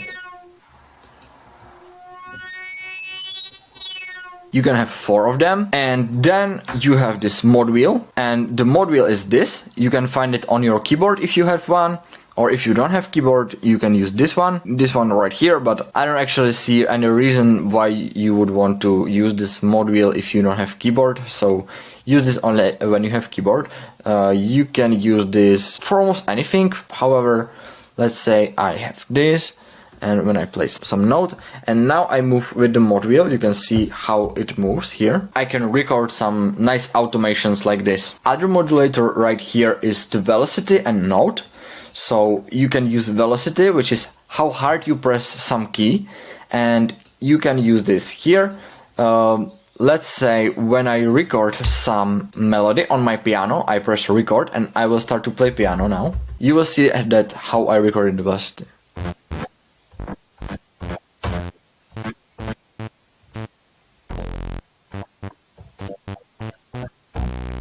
So now I have recorded some notes, and you can see that in your mini keyboard this is velocity and this is how hard I press the key, and this is like controlling. You hear that? Even if you can't play piano, you can add like a human feeling into your songs when you map the velocity and when you change like the pressure, how hard you press the key.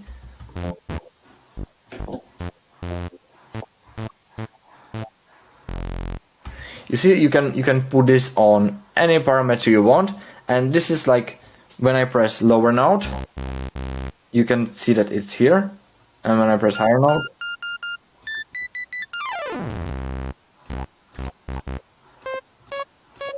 you can see this curve. So when I press very softly, it will be here, and when I press really hard, it will be here. So this is like a 0%, 0%, and 100%. Here you have 0%, here you have 100%. Same for the note. However, this is a little bit different because this cares only about which note is where. So when I play a lower note, you can see that the green dot is here. And when I play higher note, you will see that it's here. So I usually use this when I want to, let's say, create some wrist bass and I want to move with the speed. So I can change the speed like this. Yeah, I need to put this on some.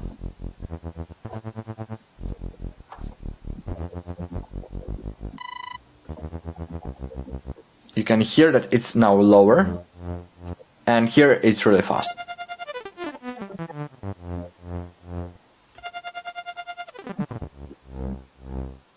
And you can also double click here, and you can put this like that, and you can change.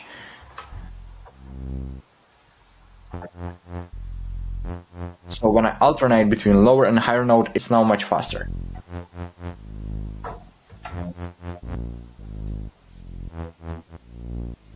So that we're enough for modulators. In the next video we will cover what's inside the matrix, where you can see every modulation you create and how to use this effectively. So see you in the next one. Welcome in this video. So now your homework will be to go to filter, and you can take some wavetable, turn it 2 octaves down so you can hear low frequencies, turn the master if you want, and now play with the cutoff, resonance and drive,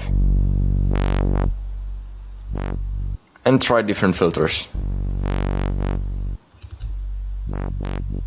Go through each one filter for these, play with resonance.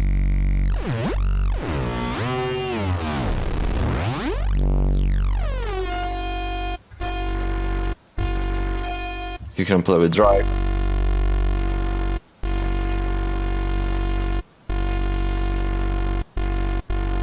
And that's it, that's your homework. Really go through every filter that is here.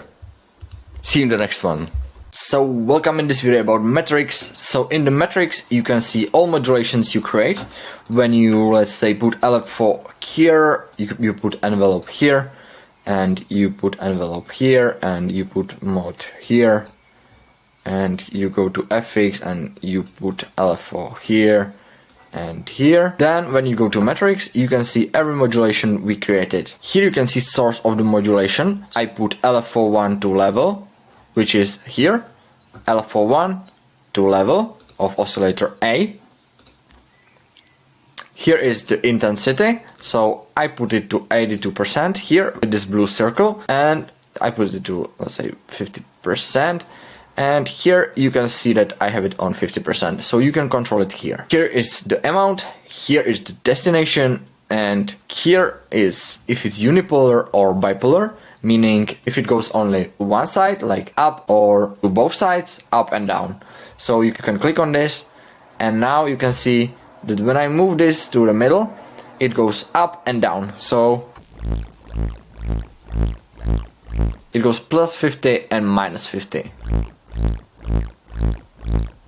Also, if you want to switch between this unipolar and bipolar by just clicking on something, because sometimes when you put something on this middle button, it creates bipolar modulation. You can click on this. If you want to make this unipolar, just press Alt and Shift and click, Option Shift click, and you have this on one side. So now here you can see the curve, which means it's now, if I put this down, it's slow at the beginning, but it's speed up at the end. So let's say I have too many modulations, so I have to clear this out. However, let's put this on pitch so you can hear this perfectly. I press Option Shift click, I have this unipolar, and now let's say I make this slower. I want to go higher, I increase the amount here.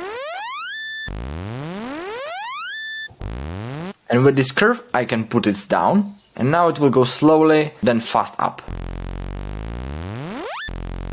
You see? And if I move this up, then it will go fast at the beginning but slow at the end.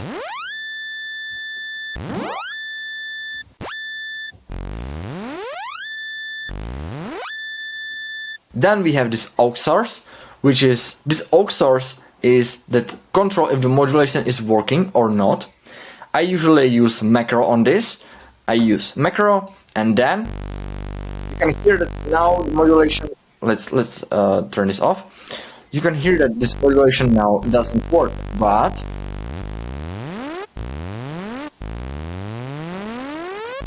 you can control intensity of the modulation.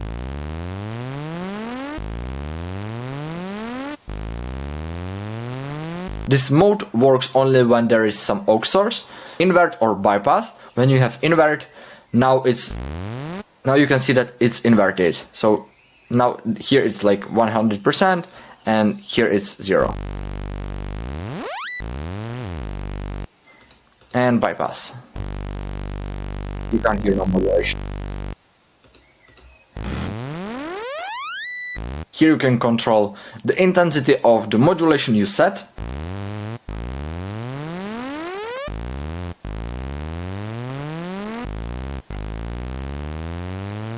So it doesn't go to 100%. But it's different than the aux source, because with the aux source you control if the modulation works or not with different button. You can put this on any other source you want. This curve also works with the aux source and also with output. Then we have this red arrow, which means you can sort this by source. If you have more modulations, let's say we can go through some preset like this. And if you have more sources, then you can sort this by source. So you will see that you will have this below. Like, you can see what controls what. You can sort by destination. If you have more modulations in this destination, you will see it below. You can lock metrics, which means that these modulations will stay here. However, the amount of modulation will differ, and you can now go through different presets and the modulations are still there. This is great for experimenting and finding unique presets. Then you have create vibrato, which works with mod wheel. You can actually, when you play a note and when you increase mod wheel, it creates like vibrato, which is like a whoa, whoa, whoa, whoa.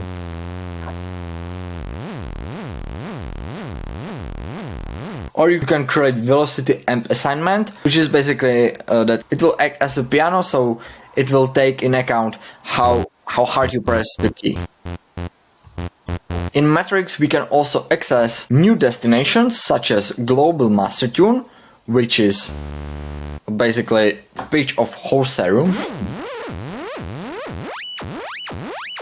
Then you can access amp.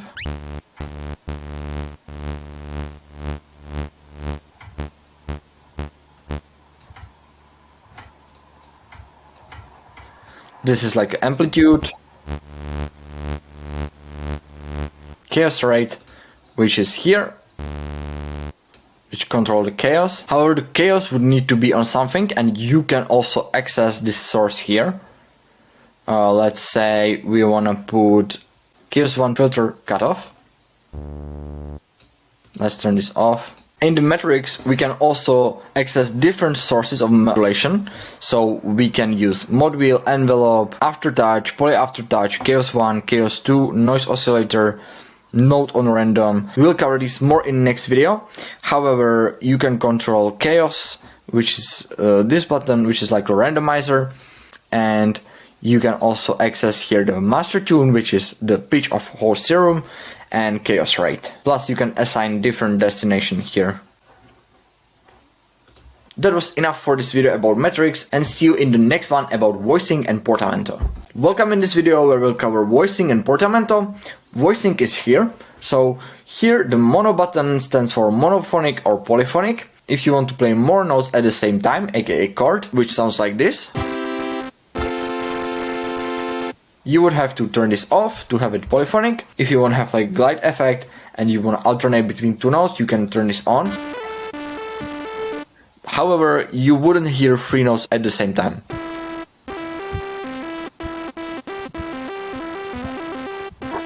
This also works with the porta, so when you increase this, it's like a glide button, where it takes 200 milliseconds before it starts to glide to another note.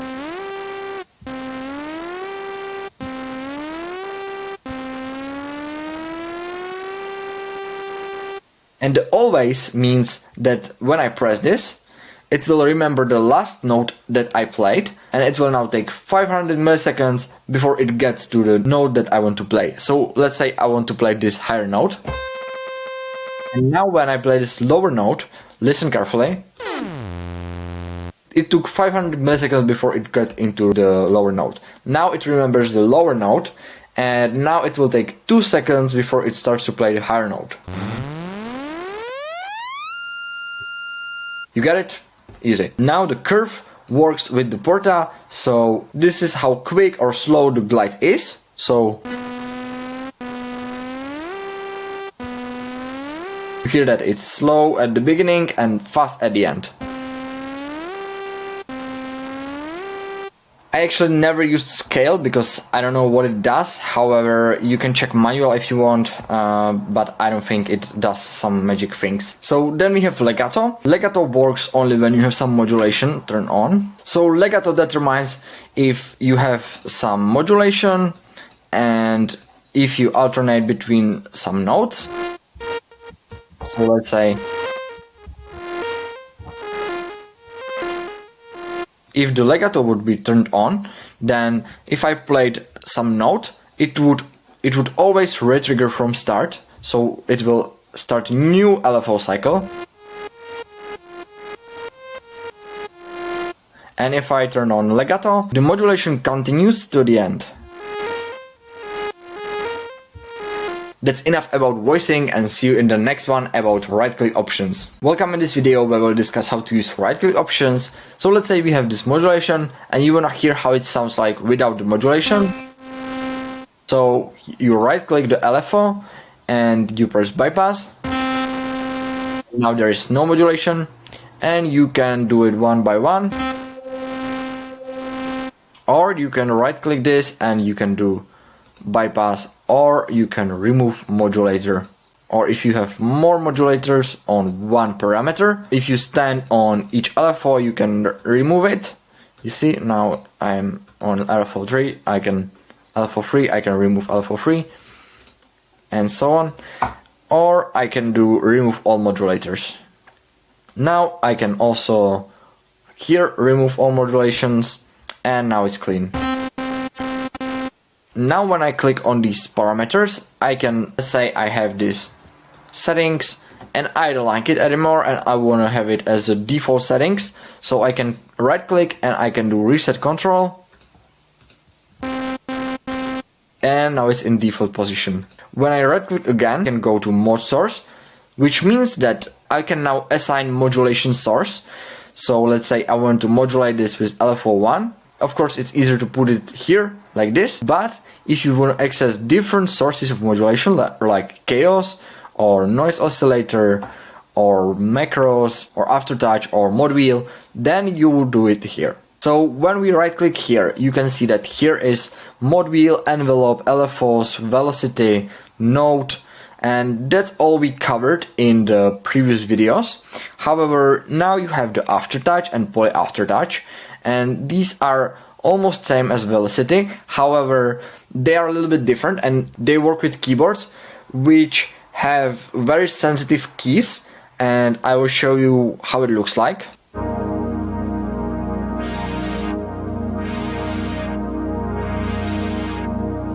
So the aftertouch works with the keyboards that have very sensitive keys, and it's like you can... My keyboard can't do that, but some keyboards can. It's mainly for live performance. Then we have Chaos 1, which is like a randomizer. You'll hear what it does. I will choose some waves table. And it's not consistent. You can find the Chaos 1 in the global.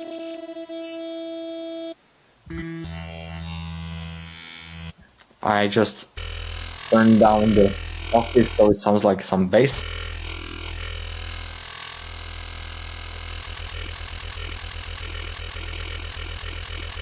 Yeah, this is just a randomizer. And if you want to remove this, just press remove.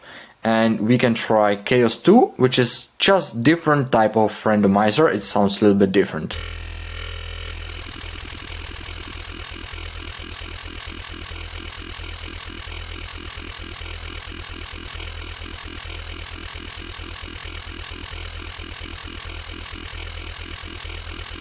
You can modulate with noise oscillator.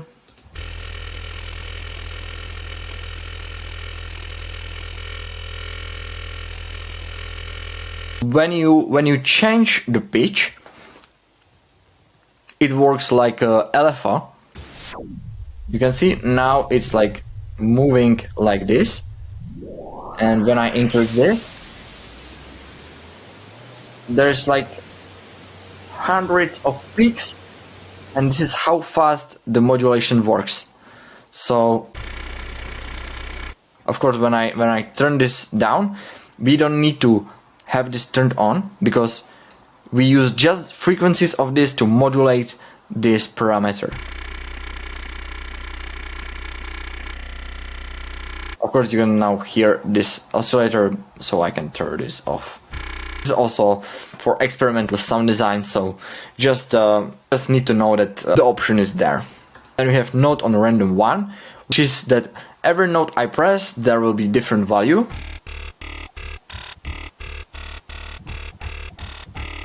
Then we have note on random 2, just different rhythm. Then we have note on alt, which is it changes between 0 and 100.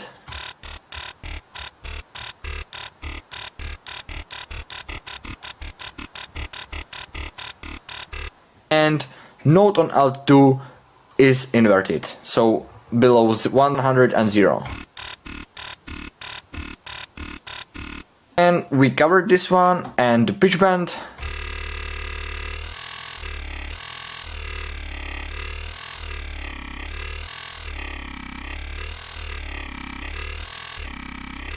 And the pitch bend works like now when I control like the pitch of whole serum, or I can control whatever I modulate with this pitch bend.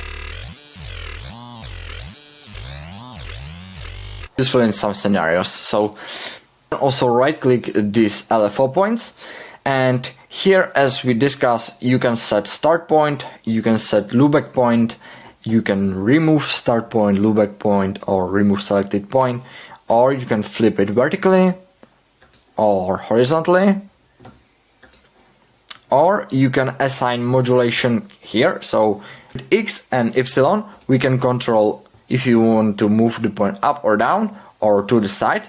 So with X we go to sides, and with Y we go up and down. You can remember Y like hands up, so it goes up.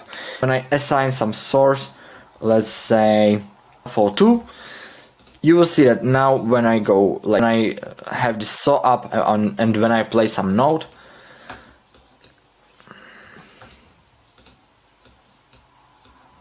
you can see that it moves alongside with this LFO.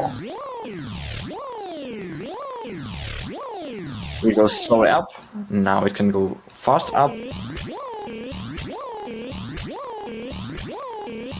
And if you would like to go to sides, then you can remove modulations and you can choose X. And you will go to LFO2, and now it controls this. Later in this course I will show you some practical tips how you can effectively use this, and you will see that now it might seem like you will never use this, but it is actually very, very useful. Also, when we click certain parameter, we can do MIDI learn. So when you have MIDI keyboard, you can turn up or down with the button and you press MIDI learn. And now when I hold, when I'm turning some knob on my keyboard, I can control it. And let's say when I record some song and I have automation recorded,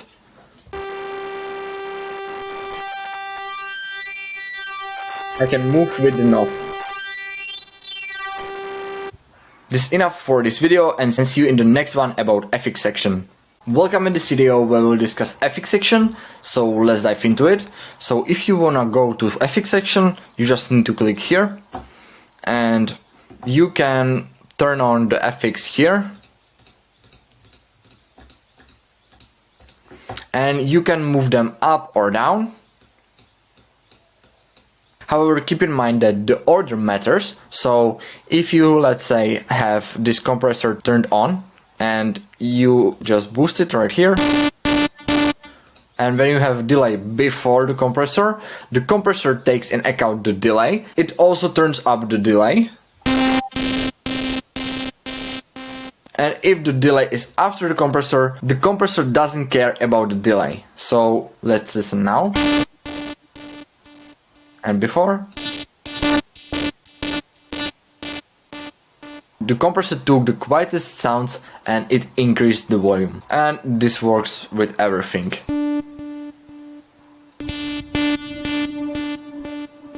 So the order really matters. So hyper and dimension.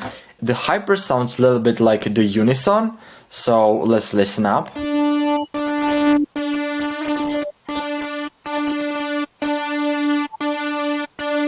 Let's compare.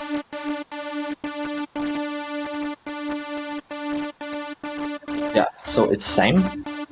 However, here you can do it only on the oscillator, and here you can do it on whole serum. You have the detuning as well, and you have the number of voices. You can hear the phase that it starts always at different position, and when you press the rhetoric, it starts always at the same time, and there's like faster attack. You hear it?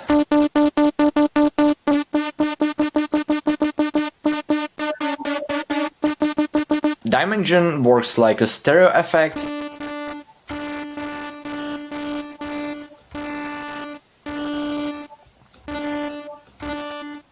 So the dimension creates like a wider sound.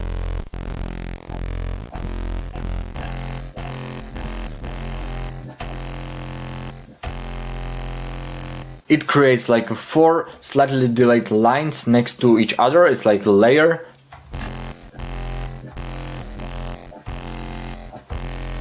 Then we have distortion. Here you can choose different type of distortion. With this filter, you can filter out the sound before the distortion, so it sounds like this, and then you can create overtones for these high frequencies with the distortion.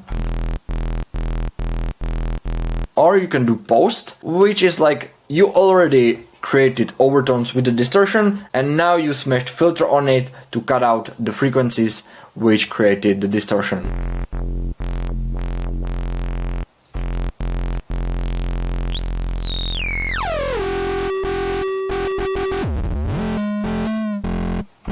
You can use this to create some crazy resonances and make some powerful basses.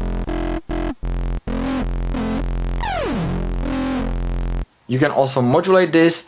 This is for the resonance.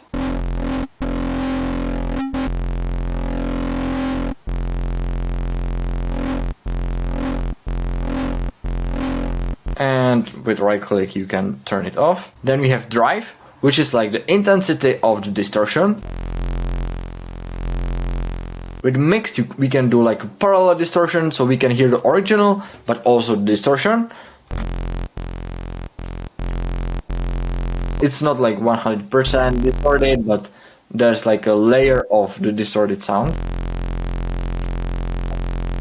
And here you can choose if it's a low pass filter or high pass filter or band pass filter.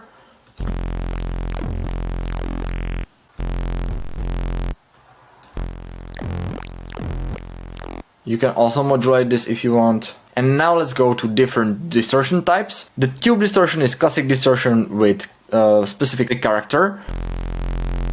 And the soft clip adds just a few overtones. Then we have hard clip, which is like a digital clipping and it cuts off completely everything.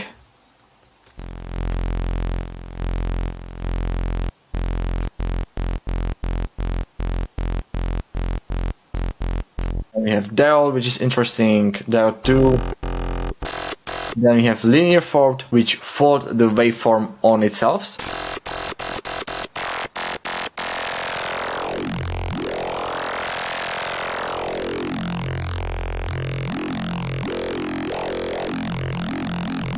When you do very small steps, it can sound interesting. Sine fold, which is less harsh. Zero square, which creates square wave. Downsample, it lowers the sample rate. Asymmetric, rectify.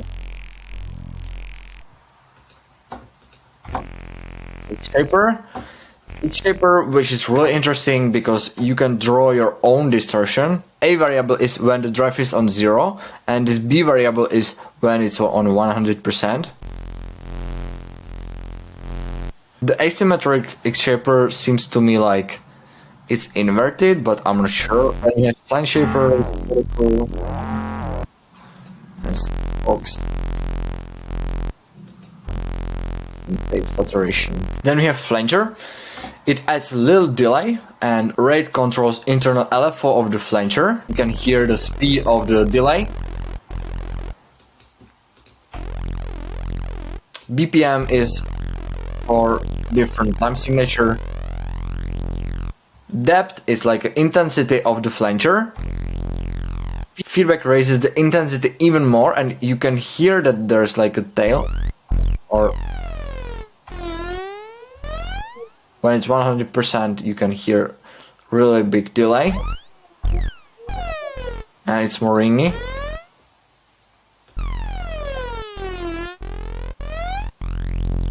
The higher the feedback, the ringier the sound is, and the phase when it's on 0 it's less wide and when it's on 180 it's wider.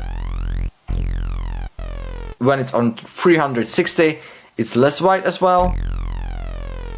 And in the middle, it's white again. And mix, this is just like dry. You are just layering the sound. Then we have phaser. Here you control the speed, which is the same as on flanger. BPM, same as on flanger as well. Depth is also for intensity.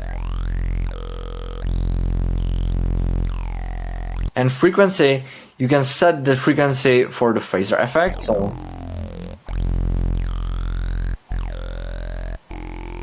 very low, and feedback as well. The higher the feedback, the ringier the effect is.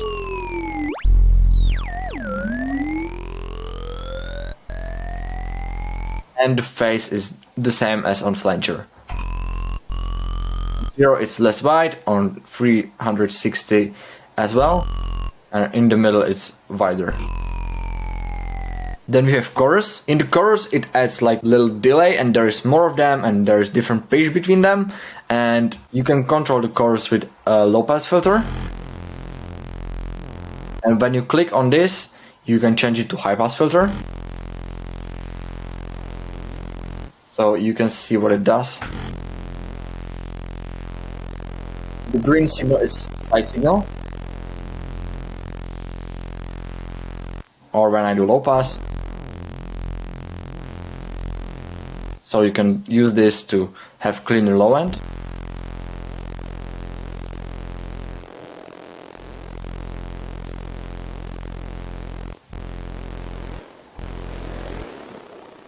Feedback is how long is the delay. Depth is again the intensity.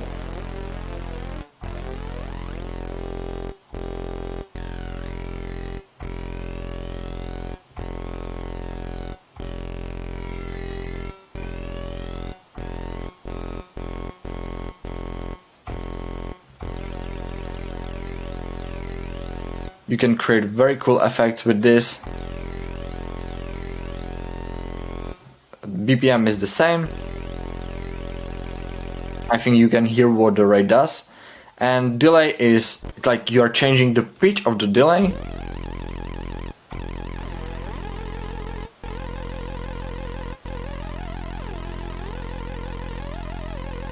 And pitch of the second delay.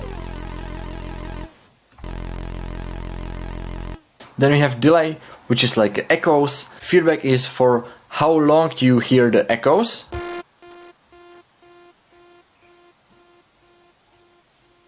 Here we have BPM and link. This controls how often the delay repeats. So here you have delay, and here you have the left side. So here it repeats every half note. And here every eighth note.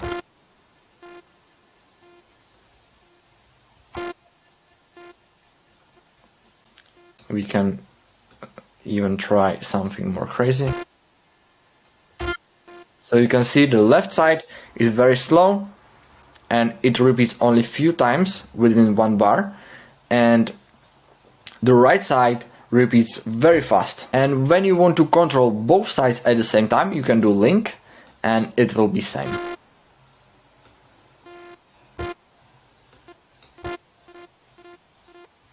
And this is like an offset if you want to be more precise with the delay timing.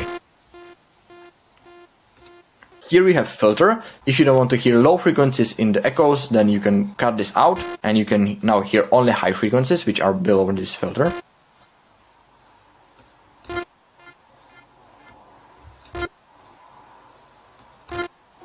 You can also modulate this. Here you have different type of delay. So this is normal. You can hear it in mono, and here it ping pongs between left and right.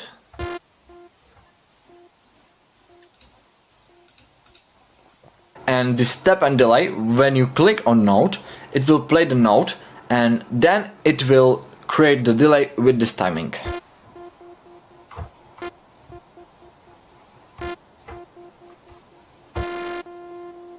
So it takes in account how long you hold the note, it will repeat it once, and then it will start to do the echoes in the time signature which you select here.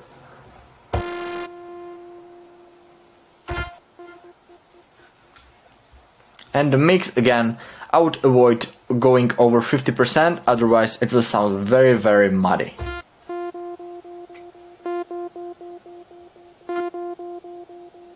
I would avoid going over 50%, otherwise your sound will be a little too quiet. Like, you can experiment, but you will see that you will hear that very easily. So then we have compressor. The threshold controls when the compressor start to take effect. So if you set the threshold to -50 and the audio is about -50, the compressor starts to work. So you can hear that now it starts to work. Now it doesn't work. Now it starts to work already. You can see that it works here. Ratio is how much compression is happening. The higher number, the bigger the compression is.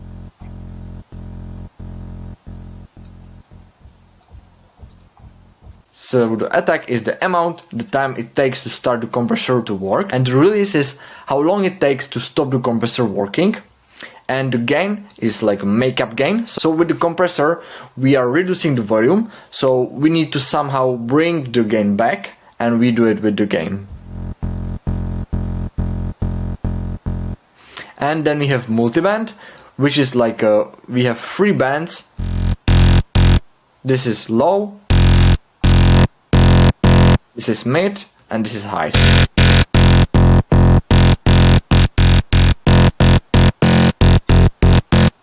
So you can control lows, mids and highs. And mix, you can control how much should the compressor work. Then we have reverb. You can choose between plate reverb and hall reverb. Hall sounds like you are in some room or some big hall, and the plate is like It replaces some popular reverb technique that you have some plate of metal in front of the object and it creates like a sound reflection. Size is like a perceived space. Low size means small room and high size means big room. The pre-delay is like the amount of seconds before we start to hear the reverb. Low cut and high cut is pretty easy to understand. You just don't hear reverberating the low frequencies.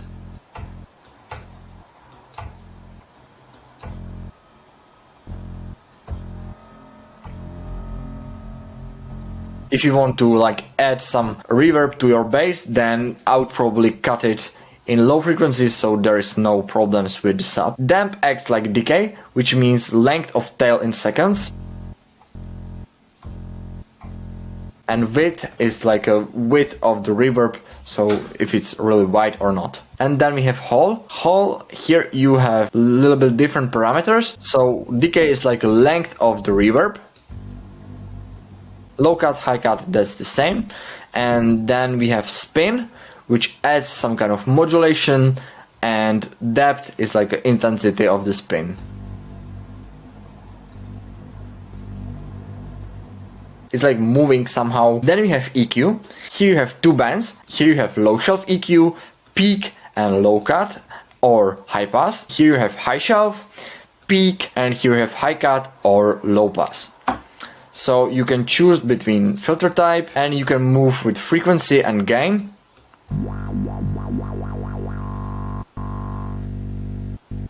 You can put it down to create a notch or up to create peak. Or you can low cut. And same for the right side.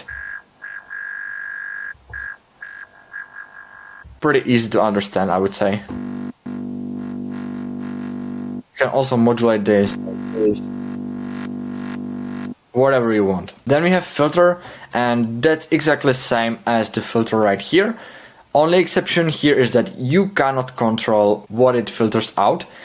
This just works on whole serum, so you have same filters right here.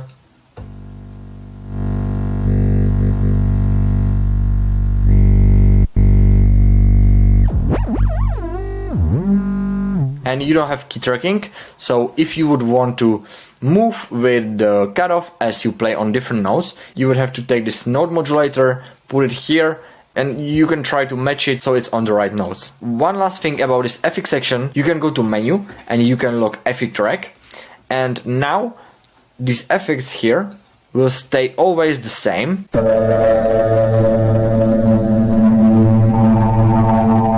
And now, when it's locked, you can go through different presets which are in your serum, and now you can try. You can see that it's all the time same, and you can try to try different presets and it's still the same. Yes, the wavetables and modulations are different, however the effect track is still the same.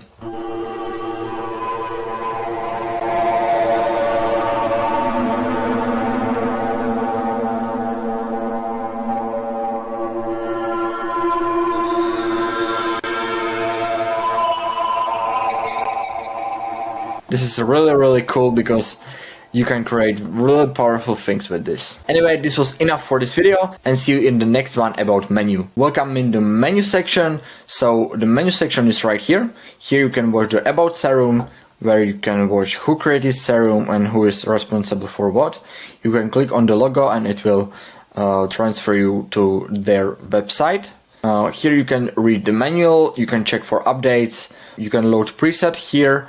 When you collaborate with someone and he will send you some preset, you can go to your downloads, open up the preset, load it here, and you can work with it immediately. Here you can initialize presets, so if you created something crazy, you don't like it anymore, you can just do resets right here. Then you have nice preset already, like this, and you just don't like the modulations you created.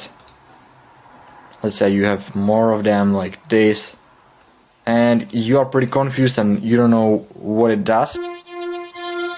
Then you can do init modulations and the oscillators stay the same and the wavetables. However, the modulation's cleaned up. If you have like these different drawings like this, and you don't like this and you don't like these modulations, you can clean the LFOs and the LFO modulations. So it's clean, and here it's also clean. And here you can revert to saved preset, so you don't have to go back to your folder, find it again, but you can do revert to saved. And now it's the same as it was before. Now this section is very useful because when you, let's say, have this sound and you like it and you have it like this, let's make something more reasonable.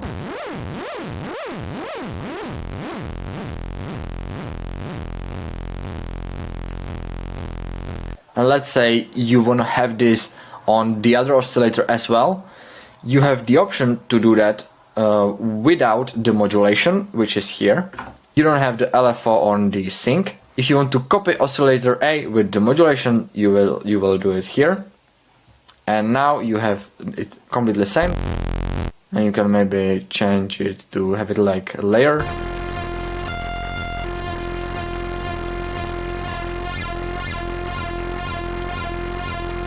And you can do the same for oscillator B. Then we have render oscillator A warp, which means that when you have this warp mode here,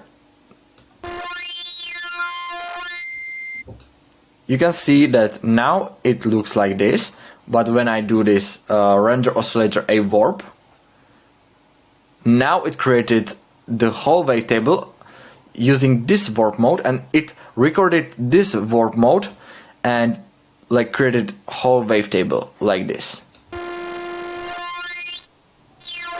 So it's completely the same as if I would increase the sync.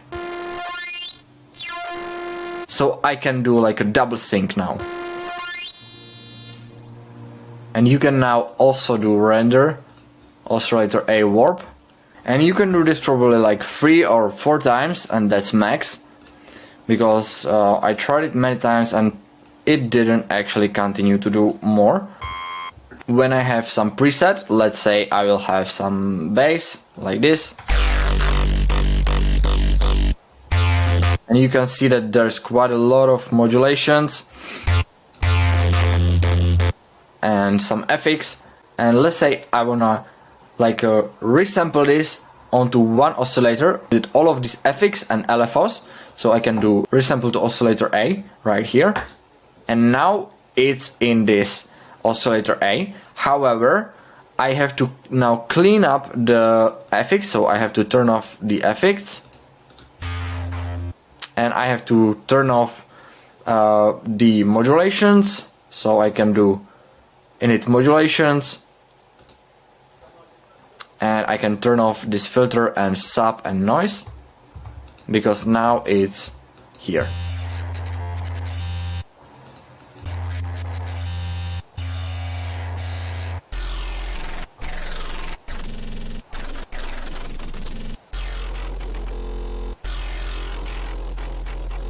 So it's exactly the same as my preset.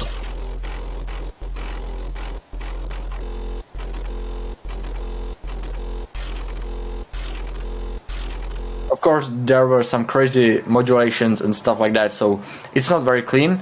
And also I need to mention that this is in the mono, so yeah, let's maybe turn off this repeating.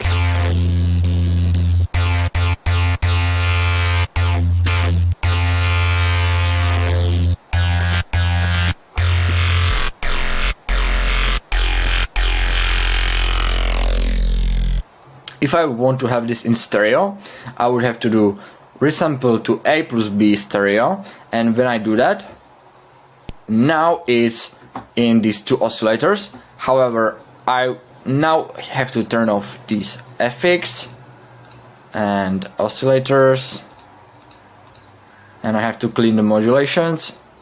So in modulations, alright, and now you need to put oscillator B to right and oscillator A to left.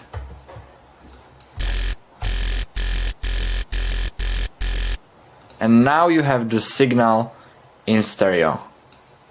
or the sound.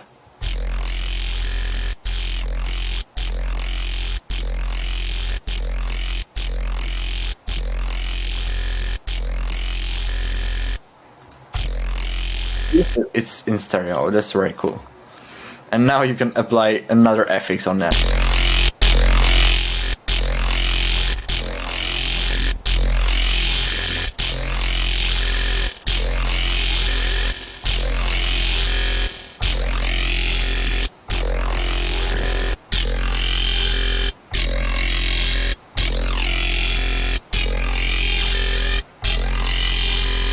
It's hidden, but it's really powerful. Then, if you're looking for your Serum preset folder, you can do it here. It will open up the folder where you have your presets and noises and shapes and skins as well. So you can change your skin, which I will show in the other videos as well. When you add new preset to the folder, and if you would want to find it right now, you will not find it. You would have to do rescan folders on disk. Also, you could do it by opening new Serum like this, and you would find it. If you want to load the preset which you just loaded into the folder, then you would need to do rescan folders on disk right here. Here you can hide piano keyboard, so there's no keyboard. You can load MIDI map, but I think that's just for some controller, and this MPE is also just for some controller. And here you can log the effect track. Here you can save effect chain and load effect chain. So if you are, for instance, very often use these effects like so, and you wanna save this chain, then you can save this. It will go to effect chains, and now when you want to load the effect chain, you can just do load effect chains. There are some chains already pre-made, so you can go to, let's load this one. Let's see what it does. Not that much. However, you can experiment what's here. So what's richness?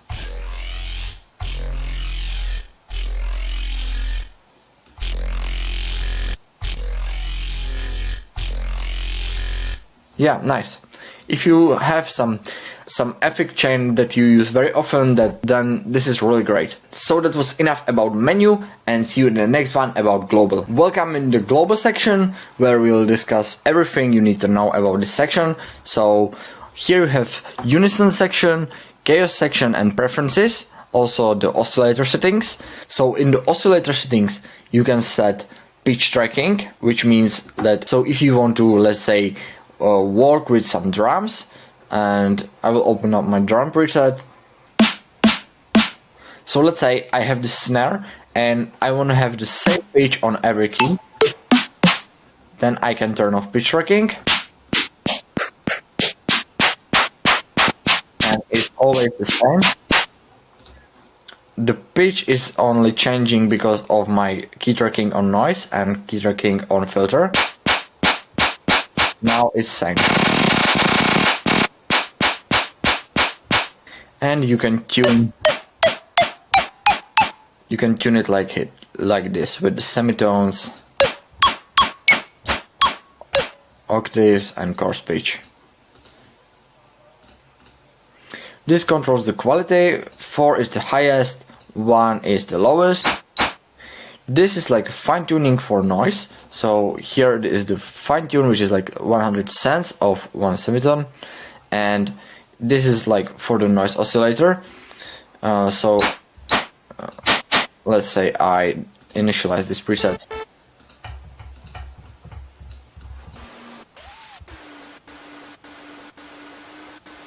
You can hear that it's just 1 semitone change. Here you can log the quality, so it will be every time same. This is like here you can change tuning of your keyboard, and here we have preferences. You can choose different options, like here you can have double click resets control instead. So now when you want to type some value, like some numbers, you can type some number. Then you have this turned on. You can reset the control with double click.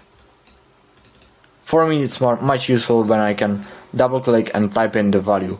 Here the mode wheel wavetable position is when you are in wavetable editor and you have more waves. If you want to flip between different waveforms, then you can do it like this, one by one, or you can drag this number and do it like this, which is also not very easy. And you can use this mode wheel to flip between the waveforms so you can hear how the waveform sounds.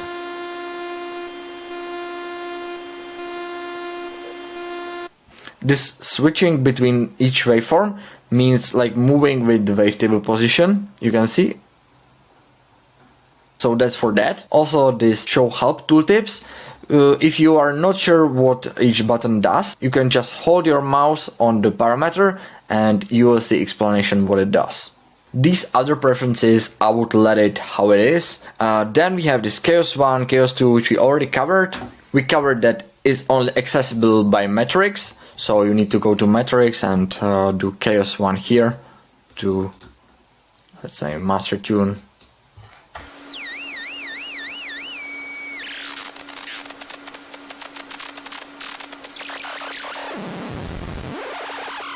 Yep, crazy thing. And here the unison section. So the unison here, this is for oscillator A, this is for oscillator B. If you want to control one, you can do this by these arrows, or if you want to control both at the same time, you can do this by clicking the middle arrows. This range controls when you put this to 2, it will be 2 semitones detuned from each other if you have 2 voices.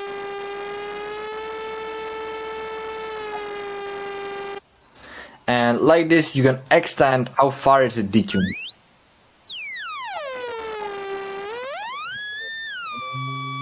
Width is like how far you can spread it. 0, you will not hear the stereo effect and it can cause phasing issues.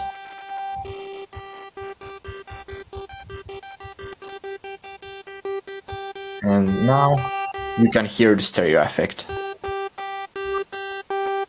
The warp is when you have the warp mode.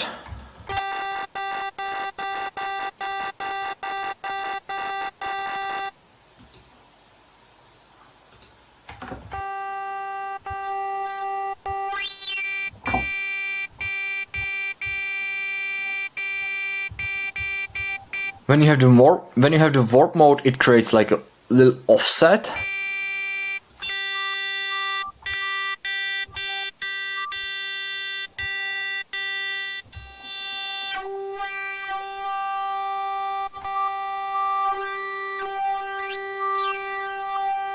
Warp works only when you have this unison enabled, so it has to be turned on and you have to have there the warp mode, and it creates like a little offset.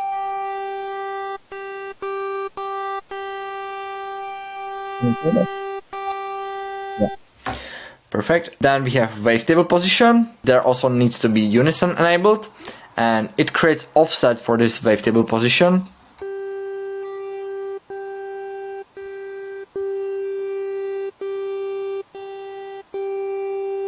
That's slightly different. I actually never use this shit. Stack, when you have the unison enabled, now it sounds like this, but when you enable this, it creates like a chord.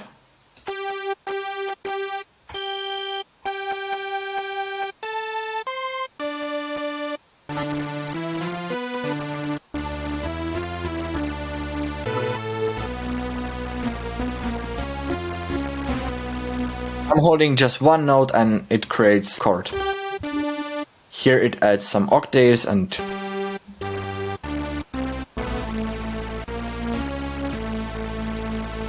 here it adds some lower notes. Here this mode is for if you're working like with some super sauce, then it has different. When you have this unison enabled and detune enabled, it randomizes the detuning a little bit differently.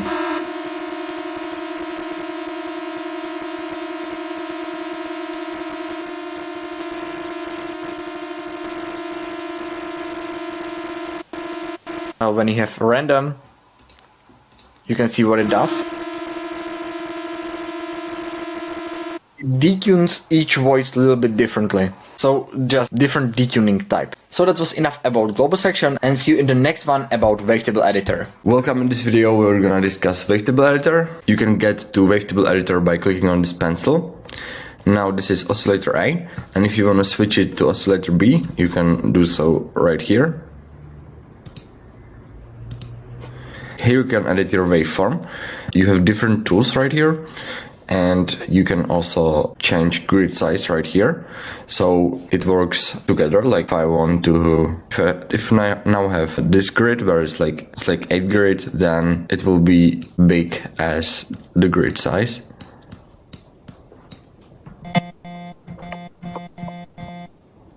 Just a second, I will turn off. And you can go up or down on both sides, and now it will create shape based on your grid size.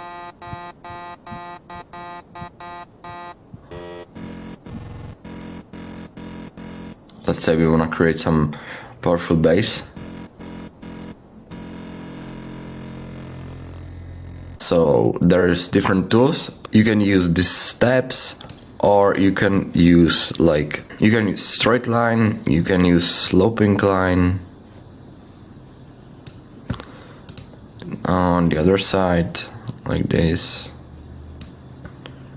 or you can do like sine waves. You can try different grid size. Try a bigger one. Here, just curved line. On the other side, then this, and that one is on the other side. And now there are like different tools which you can, let me create something.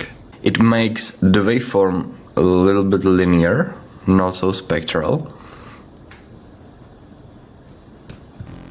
And then there is this dotted line, like the curved line, which makes it like smooth. I do it on the other half so you can compare. You know, it's smoother. There are not so sharp edges as you can see, and it's more smooth. And then these arrows, you can bring each shape up or down.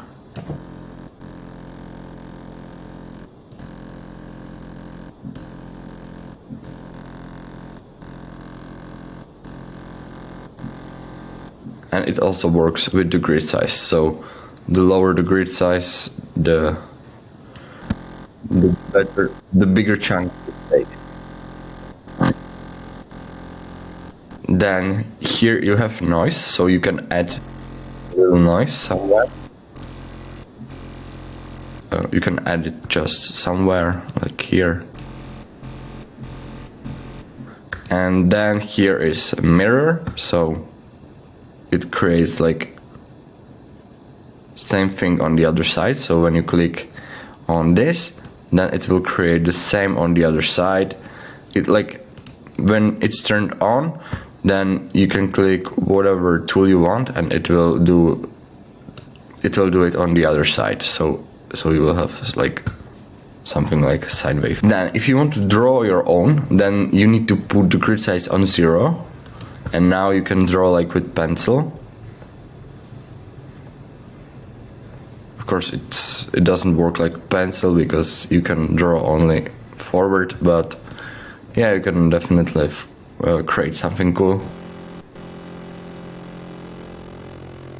If you want to have more cycles and you wanna like work with this wavetable position, you need to create wavetable, which consists of more frames. So here you see your frames, and you can add new cycle right here, and it will create exact copy of first cycle. Then you can create something like, you can create little change right here, and it will copy the frame before. And now again we can do a little change, we can copy this again, then we can try another change,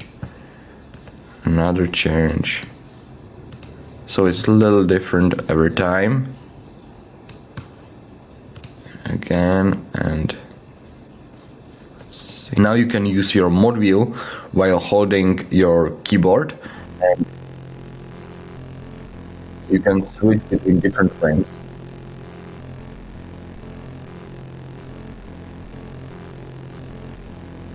With this plus or minus, you can remove each cycle. So let's say you create this one, now you want to remove it, then you hit minus, or if you want to duplicate it, you can hit plus, and it will create the copy.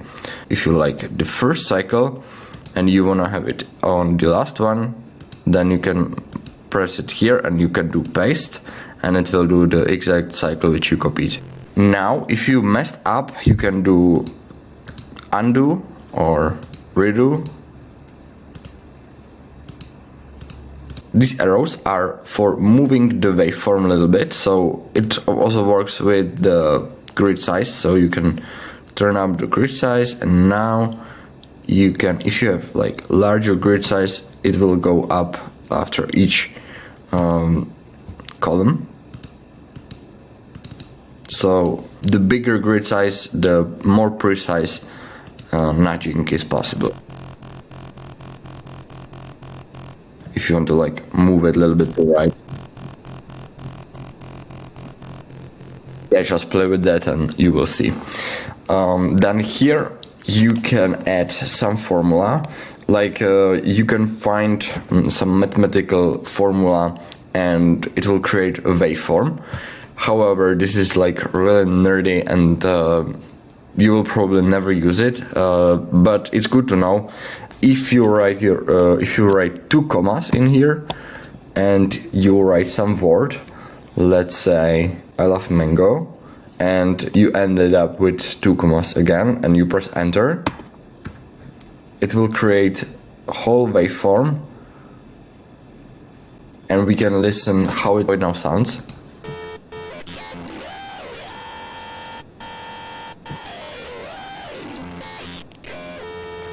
And if you start to say the sentence, so you can listen how it sounds now.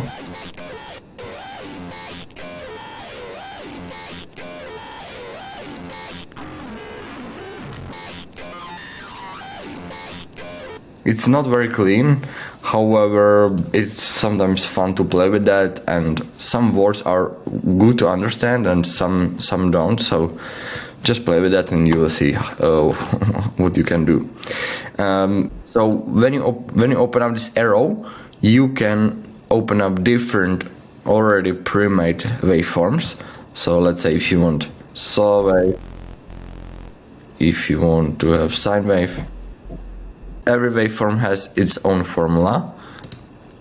You don't have to understand this, it's just so that you know that what formula means. There are different types of waveforms, so you can try it and you will see what it does. And also here are these processes which I will show you in a bit. So these multis create like a whole wavetable,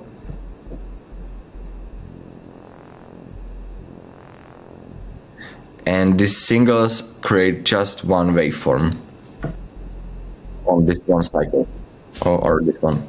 So just go through them and you will see what it does. Here what I would use is, sometimes I use process squarify, which removes every other bin. Let's use some different wavetable. So let's say we have this basic waveform, and now when I hit process squarify, it will remove every other bin, so it's like square. Here you can remove every second bin, and here you can remove first bin and every third bin. When you have whole wavetable, then this process will work on whole wavetable. So you will do squarify and it removes every other bin. So it makes the sound more metallic and it sounds like a little bit like a square wave. Then in the multis there is also fades on existing tables. So it will create fades. Let's say we have wavetable like this, and now when we do process fades on existing tables, it creates these little fades, and so it's not so clicky. However, I've never actually used these, so it can be interesting to use them. So go through different one and see what they do. When you do process octaves only, there will stay only octaves. You can see that these gray lines right here, those are octaves. So when I press octaves only, there will stay only octaves. See, only octaves. And octaves filter, it removes the octaves. This is for single frame, so it's only on the frame which I'm now on, and the process is for whole wavetable, so it means for all 256 frames. The morph is when you have different wavetables. Let's say we have just this basic thing.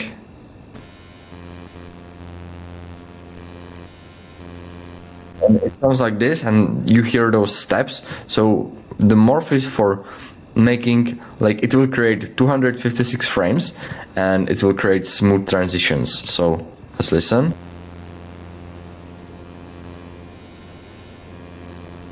I will also explain this more in the other video. Then add and remove. So here you can init all waveforms, so it will be only one. This will duplicate the current frame. Then if you're standing on this frame, then it will remove this frame. You can do remove multi-selection. If you stay here, you hold shift and you click here on the last frame. If you want to, let's say, remove this middle part, then you can do remove multi-selection. By holding shift and clicking on when you want to end this, you can remove this middle part. Then here you can remove from beginning to selected. So if you stay on frame 5, then you can do remove from beginning to selected frame. So it will remove from 1 to 5. And now I will create more frames. When you are in the middle and you want to remove all from this frame, then you can do remove selected to end. And if you want to save just one frame, you can remove all except selected. There will stay just one frame. This sort section, you will probably never use this, just maybe for experimentation. However, let's say you have this, and if you want to randomize position of each frame, you can do sort randomize, and now it will be random. It will just sort the wavetables based on these algorithms. So it is just for experimenting. Here, this is same as, let's say you want to import some sound here. That's the same as here. I will talk about this import in the other video. This is just good for you to know what exactly this does. And then export, you can export every single frame to one folder and you will have like 6 short sounds. You can export this as one wavetable, or you can export every single waveform. Yeah, so here you can export it and you can have your own wavetables, which you can then load here and you can use them later. You can then go to your Serum presets folder and you can go to tables and you can create your own folder and put them inside here. So let's say I will put here this wavetable. Now it will not be there because I need to do rescan folders on disk. And now when I go there, there's custom single, and now I have my own wavetable. You see, that's it. And I'm gonna talk about this section in another video. So see you in the next one. Welcome in the video about wavetable editor. So now let's talk about more advanced stuff. So here, this section, this is called fast Fourier transformator. This is named after Joseph Fourier, which found out that every cycling waveform can be transformed into a set of sine waves with different amplitude, frequency and phase. So if you cannot see these bins, these lines are called bins. If you cannot see them, you need to click on this arrow. It's called wave to FFT. This upper side is called sine wave partials, aka frequencies, and this lower side is phase. When you open up single sine wave, you can see that there is just one bin. As I said, these gray lines are octaves, and this is also called fundamental frequency, the first one. And if we add second bin right next to it, it will double the frequency. So now you can see that the first one, let's turn this up. So the first one, when we check the analyzer, is 175 Hertz. And when we add second bin, it adds like an octave, which is like a double frequency of this first bin. So this one was 176 times 2 is 352.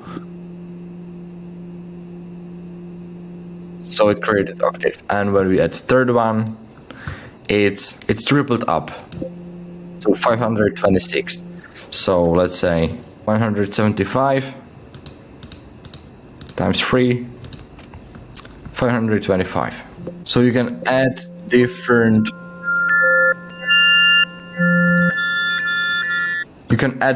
bins. You can do it like this and you can create something crazy.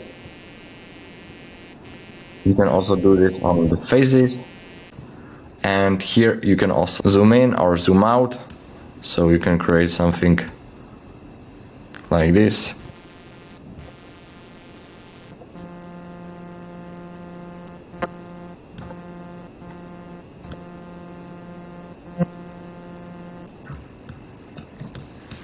Yeah, you can play with that. Now let's open up different wavetable. Let's edit this preset. You can right click on the upper side or you can right click on the lower side. And this is something that is like really advanced, and you would probably use it only when you are a real nerd. However, you can randomize all bins. I don't know why would you even use it, like that's just for experimental sound design. Or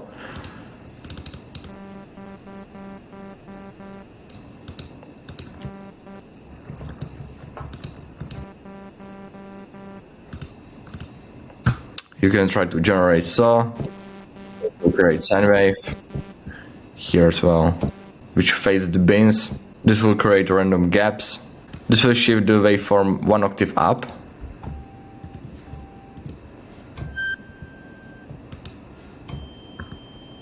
Or down.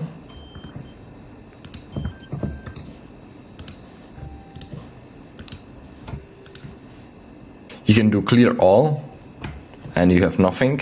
Clear high cut filter will create high cut. You can choose selection, like high cut from this position,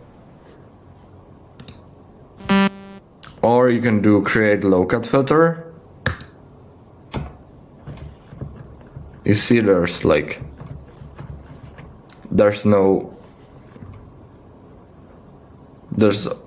only playing like 10 kilohertz. And the other stuff, you will probably never use this, so I don't even think you should focus on this. It's probably a waste of time. Like, it's really hard to create something good with this, and this is more just for some basic sounds and not something which you can use in electronic dance music. So now let's go through different processes.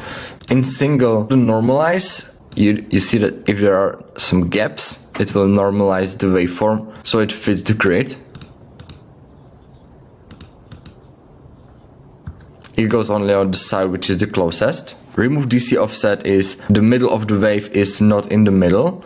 It will move the waveform into the middle.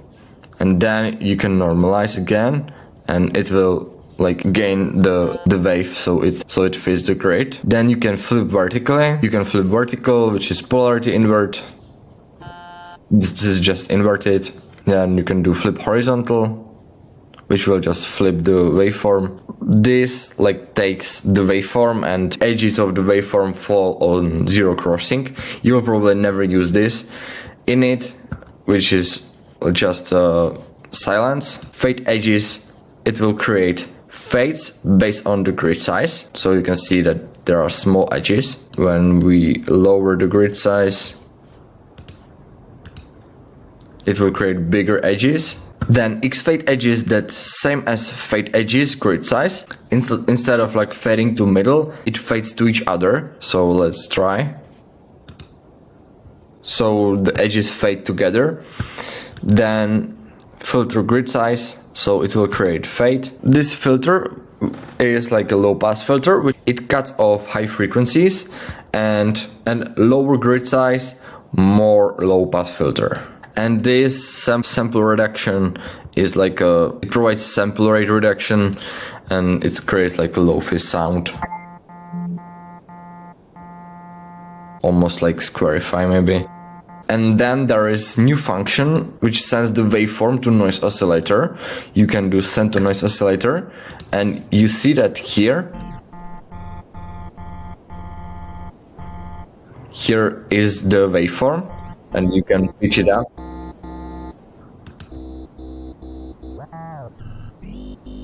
Now you have the waveform inside. This can be useful, and I will show you how you can use it next time.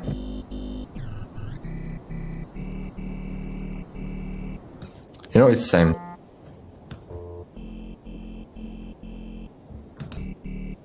Just a little bit different pitch. Then we have this process that's almost same as in the single. However, this work on whole wavetable. However, if we do flip vertical, it will do on all waveforms which we have.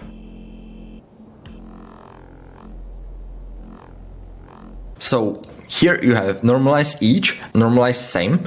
Normalize each means that every single waveform is gained individually.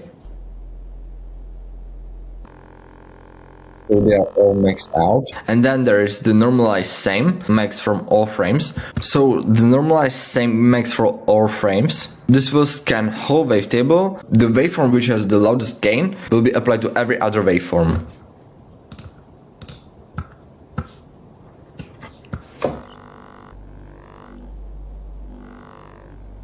Here, very interesting thing is remove fundamental. So it takes the first bin, which is this one, which is the fundamental, and it will remove it.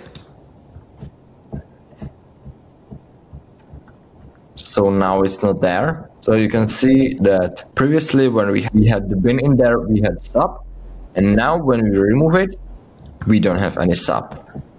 So this is good if you want to have like this white bass or white sound. Let's turn the compressor.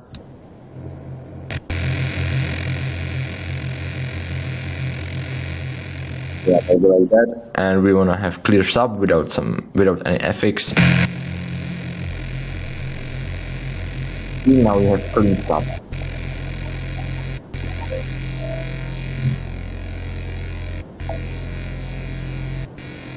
Now you have no sub. Remove low spectra. So remove low spectra means it removes lower bins, and this removes low phases. So you can see that these phases are gone. Sample redux.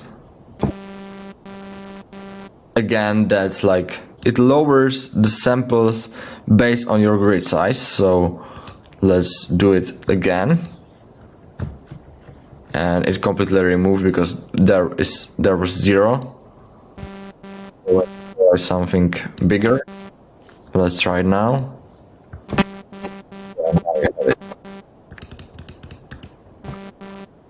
Let's try now. You can see that there's like very small sample reduction.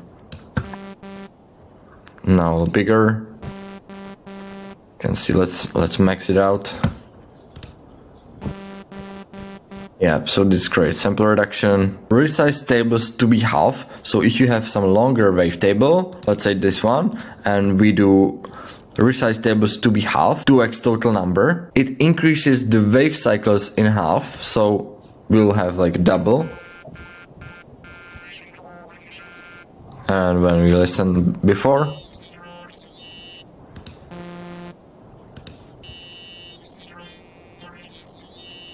so it doubles the waveforms. This resize tables to be double, half total number. So this will group all wavetables together. Let's try it again.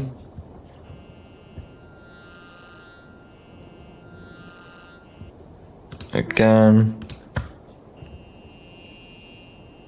Let's increase the number.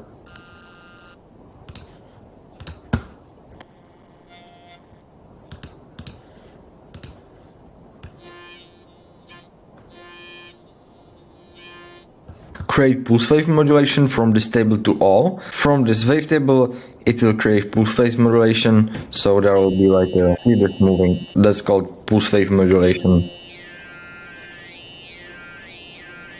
Now let's use this one, and here you can do nudge all phases for fundamental to 50%. So this will preserve the lowest fundamental. There is no fundamental, but if you do it like this, it would preserve this phase across all different bins.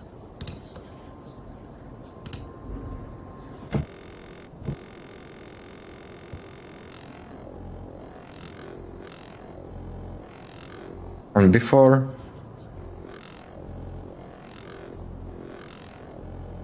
Set spectra this frame to all.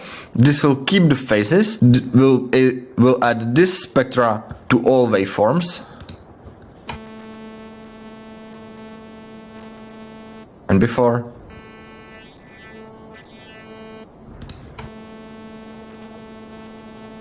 Set phases this frame to all. The spectrum will be static and the timbre will be dynamic. So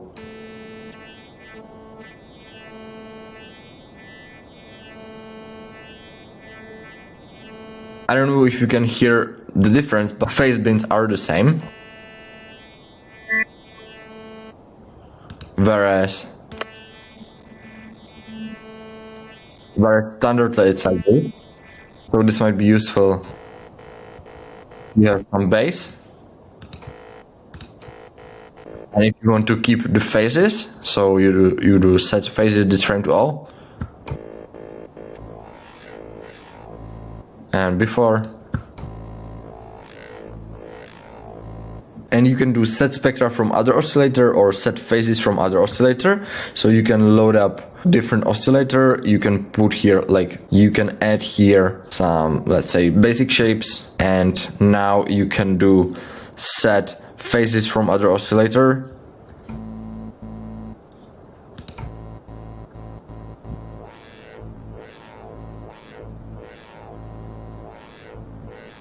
Whereas before,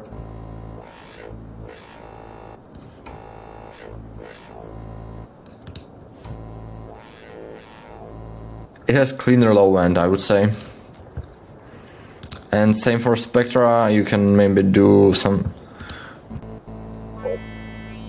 textured wavetable. Let's do set spectra from other osts.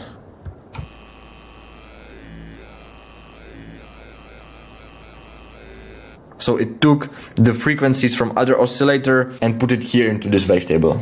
And this blur spectra, I don't even know what it does because it's something new and I've never actually used it and I don't think you will ever use it, so don't know what it does. However, we can try.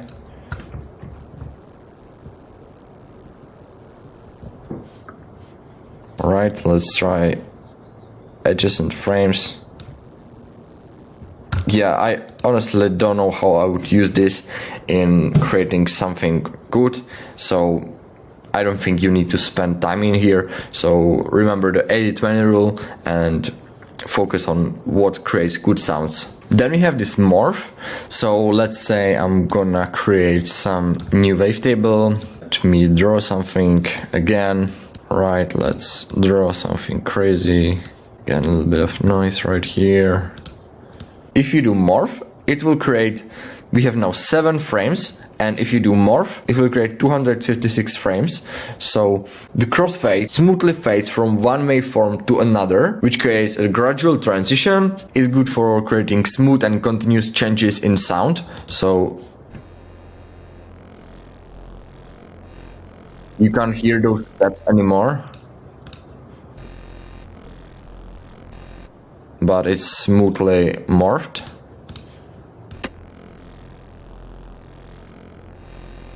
Spectromorph blends the spectral components, aka frequencies of the waveforms, which creates more harmonic and frequency-based transition. This is ideal for maintaining harmonic content. So many times I would use the spectromorph. This zero fundamental phase is basically same as the spectromorph. However, the phase content of fundamental is zeroed, so this will be on 0. This way the lowest frequency is not rotating throughout the wavetable. And the spectral zero all phases, this discard all these phases and creates like the smoothest transition if there are some like phase issues. So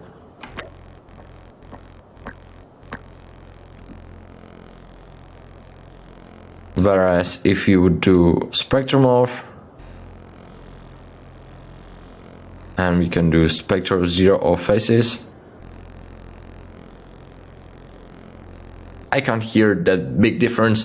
That's why I recommend not to focus on things that will give you only 20% of results. Here you can reduce frames to, let's say, 128, and that will be enough about Wavetable Editor, and see you in the next one where we'll discuss importing audio into wavetables.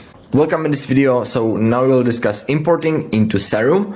So there are many different ways how you can import into Serum. So one way, if you want to have it as a sampler, you can just take the sample and drag it into the noise and it will load up. So this is a sampler. This will sound exactly how the sample sounds.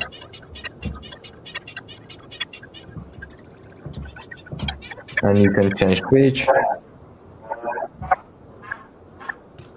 which is like a speed of the sample. I'm not going to talk about what each algorithm does. However, if you are not sure what to choose, then choose constant frame size, pitch average, and let's listen how it sounds now.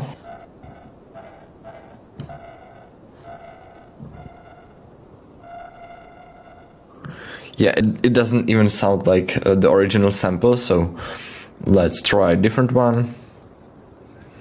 The first one is for more simpler sounds. The second one should be for more complex sounds, like some chords or something. For experimentation, you can use the FFT import. If you can't hear anything, then you can do normalize each.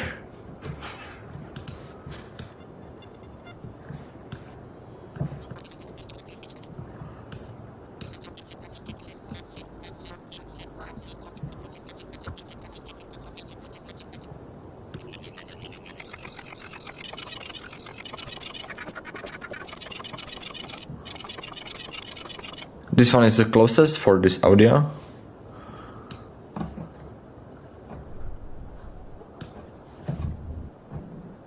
Really, like, if you want to import some sound, I would experiment with different algorithms to see which one is best. So I think this one was the best, so let's keep this one.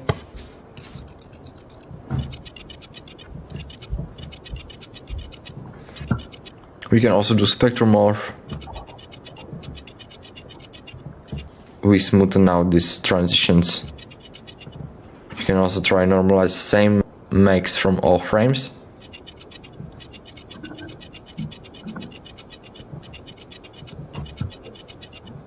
This is how the original sounds.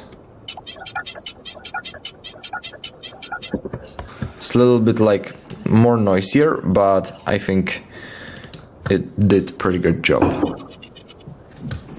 If you want to be more precise and keep the speed, then you can play with hertz.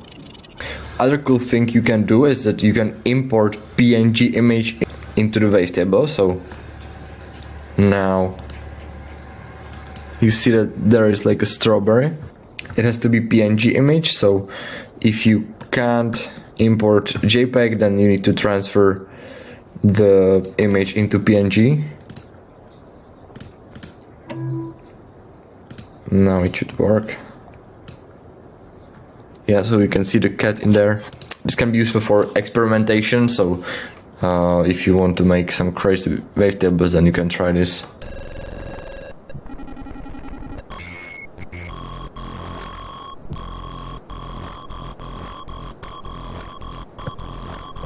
So this is how the cat sounds, and let's try the strawberry.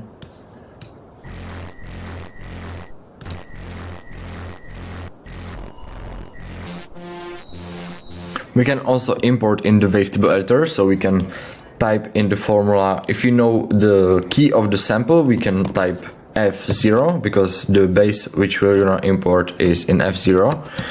We will add this, and Now I can take this and put it inside, and let's see. So this is the original.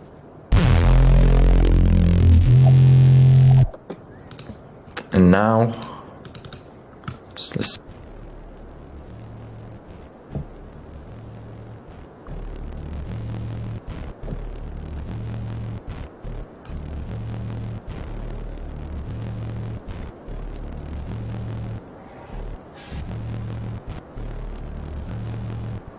we can also try to change sample size.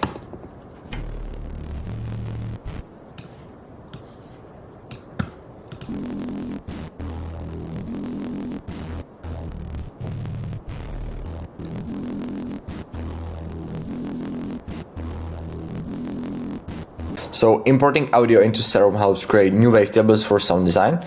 You can import single cycle waves or multi-cycle like wavetable. Serum can handle both, but it works best with single pitch sounds. So I will show later some examples how you can do it. But here you have different options of how you can import the sound. So the normal dynamic pitch zero snap is best for simpler sounds, which has no fixed pitch. Then the normal dynamic pitch follow is good for complex sounds with vibrato or background noise. Then the constant frame size, pitch average recommended for sounds with fixed pitch like a synth note or bass note. And constant frame size recommended for sounds with fixed pitch like a synth note. Then there are FFT options, which these methods analyze the sound's spectral content, which is useful for complex sounds like drum loops or some speech. You can import any sound you want, like synth notes, vocal samples, drum hits like kick, snare, hi-hats, or instrumental notes like guitar, piano, or other instruments. And you can also do it manually. So the best option, which you have more control over it, type number 2048, and it will be the cleanest.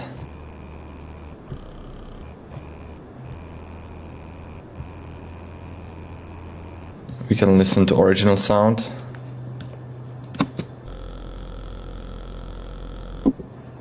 Yeah, so let's listen.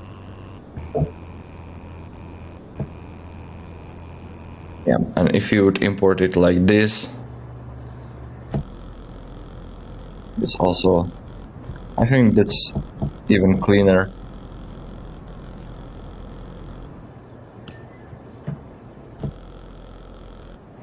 Each sound is a little bit different, so try maybe different import options.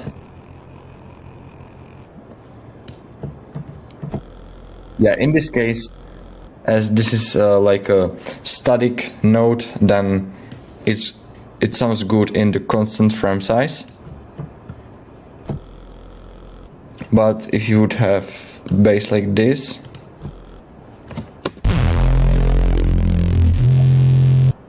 let's try. Yeah, that's not so clean.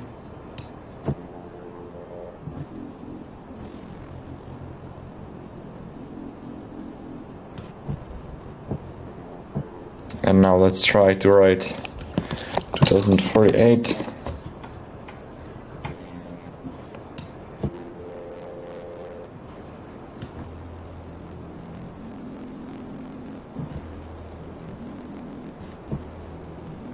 Yeah, this is a little bit cleaner.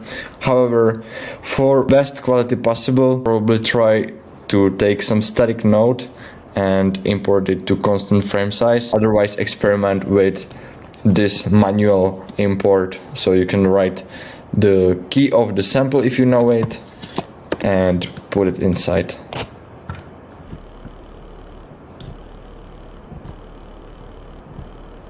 It also sounds pretty clean.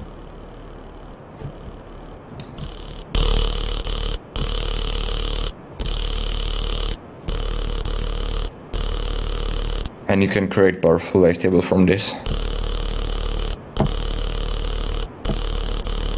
So see you in the next video where we're gonna discuss look of your serum. Welcome in this video where we're gonna discuss look of your serum. So if you click on the serum logo, You can change size of your serum, so you can make it smaller,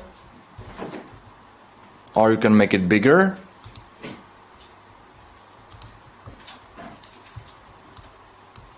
That's obviously too much for my screen.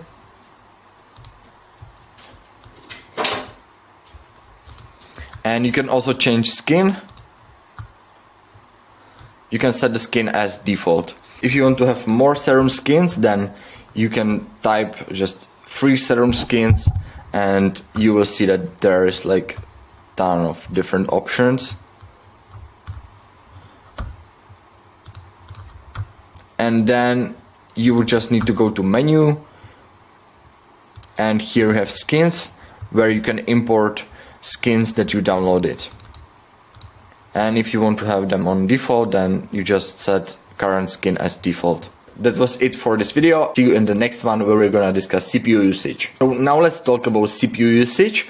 If you have more than one serum, it's pretty hard for your computer to handle all of these serums. Then there are more than one options how you can do this. So you can go to global and you can set the oversampling quality here. So you can do 4, which is the highest, and 1, which is the lowest. So you can save some CPU here. You can also, if you have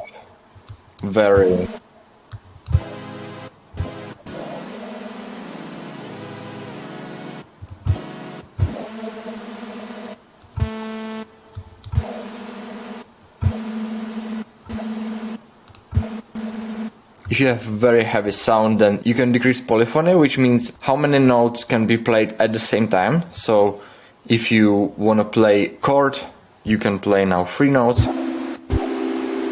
But if it's on 1, you can't play a chord.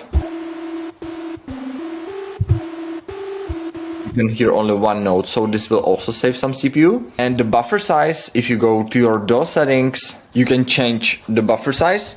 Higher numbers of samples, the longer the latency will be, and it will be more CPU friendly. And lower number of samples will do shorter latency, which means higher CPU. That was enough for this video, and see you in the next one about creating your first presets. Welcome, let's make your first lead. So for lead, we can again use any wavetable you want. We're gonna turn up distortion, you can play it higher.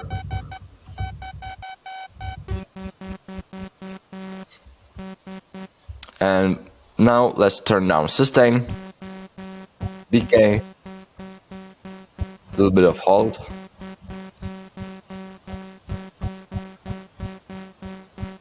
Like this.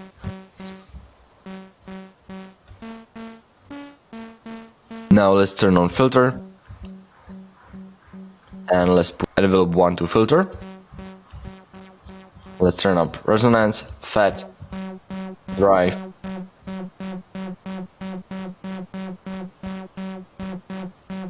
And let's change different filter.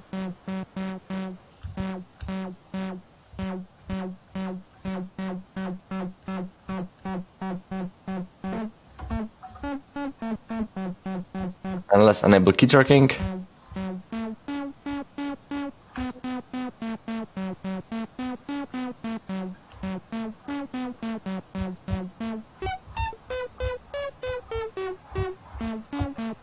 Let's try warp mode.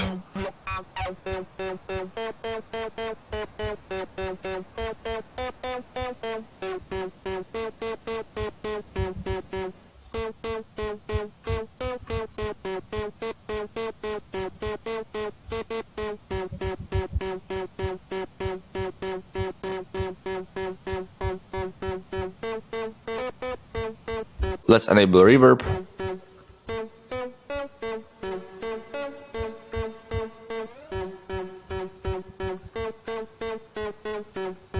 And let's enable compressor.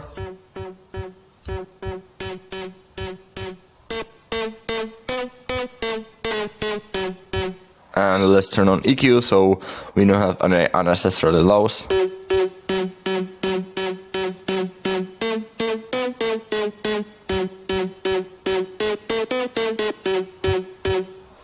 And this is your first lead. Enjoy. Welcome in this video, so let's make your first bass. So now what I want you to do is to go through wavetables that you like or you can do randomly, just you can choose the name that you like. So let's say we're gonna use Wraith. And let's turn this to octaves down.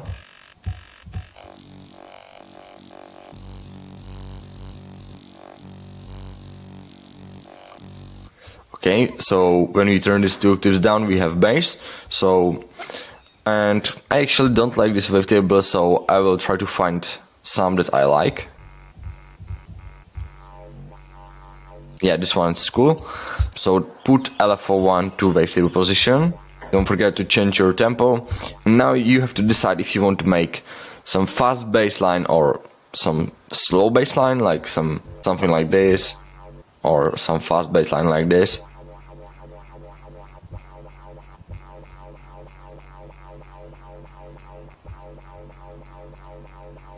Now you can try to boost master if it helps. If not, then I would pick up distortion and compressor to make the sound much fuller.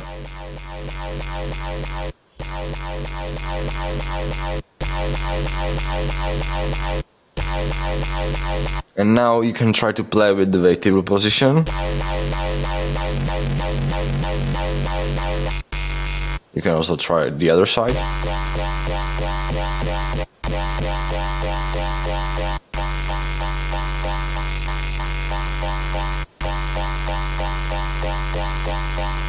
Turn off the random phase. And we're gonna put this to level so it's more dynamic.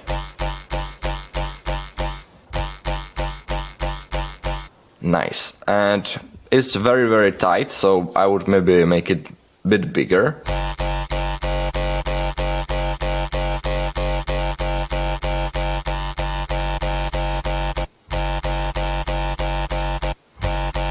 Or if it doesn't sound like previous, so you can do that, you can turn this modulation off and you can just take the LFO1, and when you press Alt or Option on Mac, you can drag it to the other LFO and you can put it to level, and you can make this bigger so it's like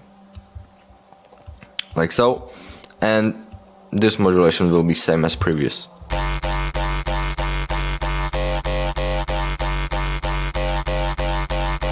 Because this LFO1 is like controlling tone of the wavetable.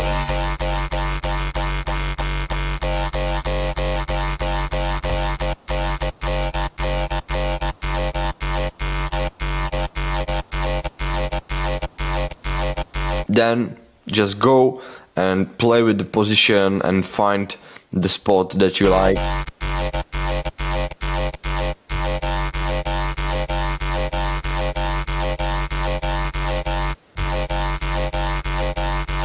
Now what you can do is that you can try FM modulation, so turn on the oscillator B, turn the level down and turn up the FM, turn off random phase.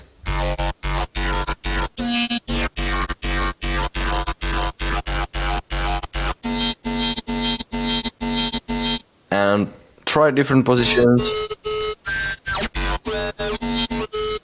You can turn down the octaves on oscillator B.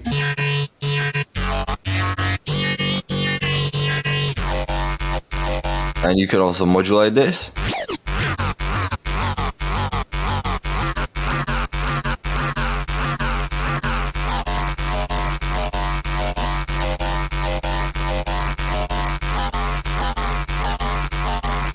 It can be only a few percent.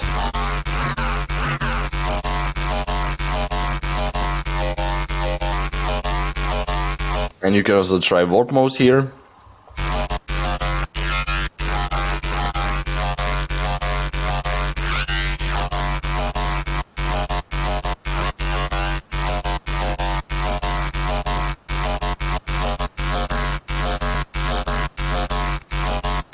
Try different ones. You can also try a remap.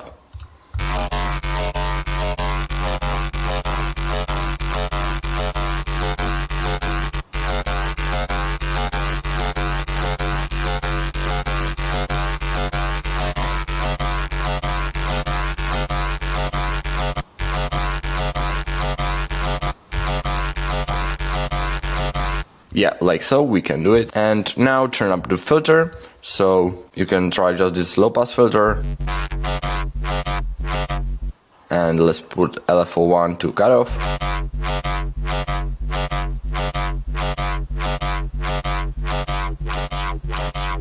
You can try resonance and turn up fat.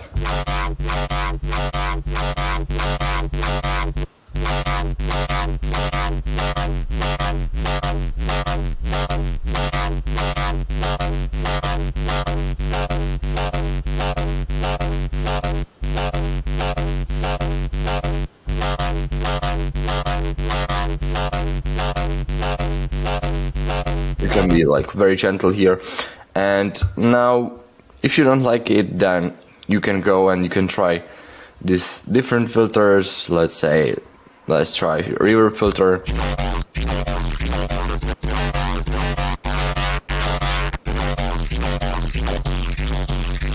And also change the intensity.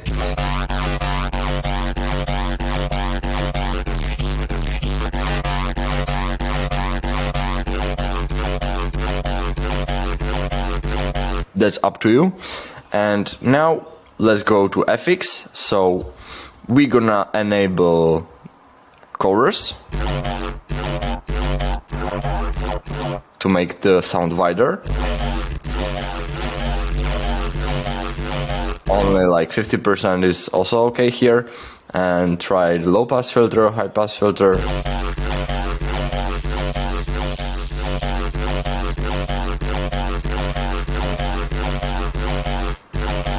Play with different parameters, so feedback,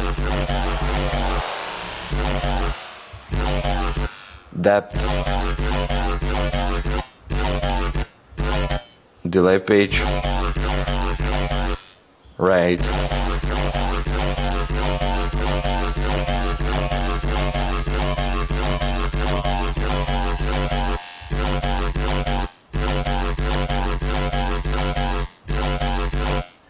you can also try phaser.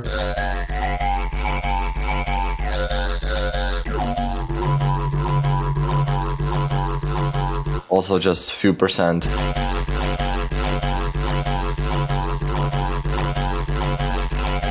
can also modulate different parameters.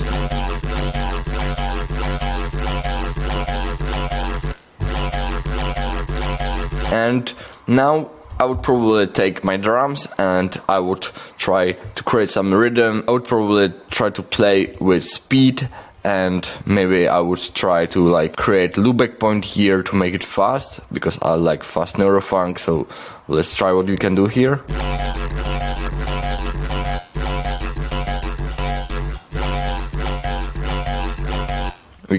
We need to also do this here.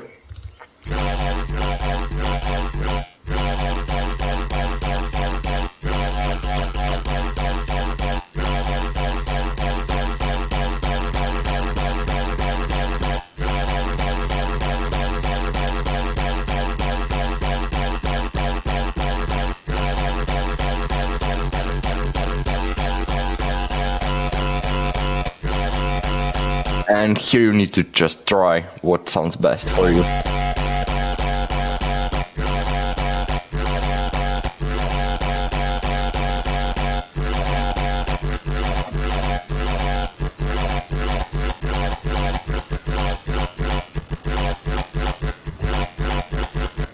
can also try it here.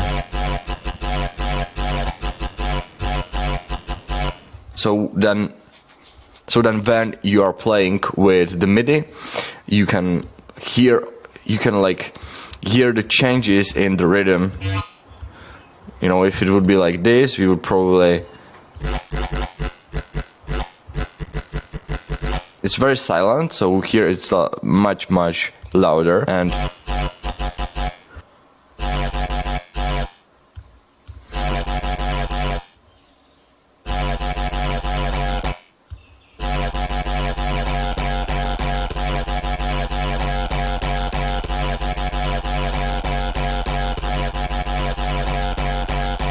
yeah, and probably if it sounds like off the beat, then it's probably because this point is a little bit of the grid, so you can press Alt or Option and move it, and here as well.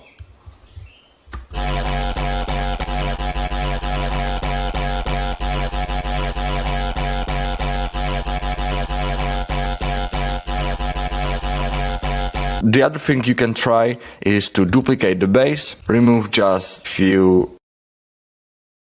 Now let's try something like this, and you just take the duplicate and you will just a little bit change the rate or the shape. Let's try what we can do here. Let's make it slower.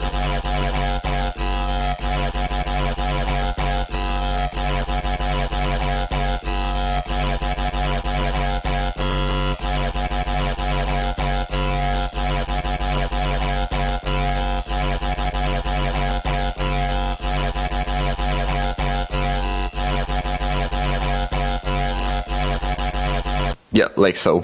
And you can be playful, you can even try like different warp modes if you want.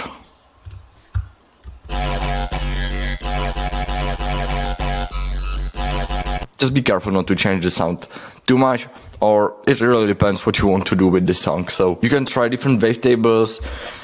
Then if you like this FX chain, then what you can do is that you can actually save this FX chain, and next time when you are working with basses, you can apply this and maybe it can like change the bass, so it's really powerful.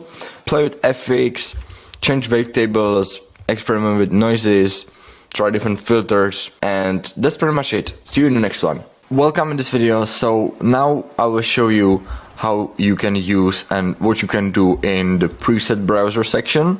So you can click on this browser folder icon, and here you can find your all presets that you have, and you can even sort them by name alphabetically, or by location, by category, by comment if you add some comment to the sample, and you can actually rate each preset how good it is, and then you can rate your library based on what presets are good or not. So you can like do this,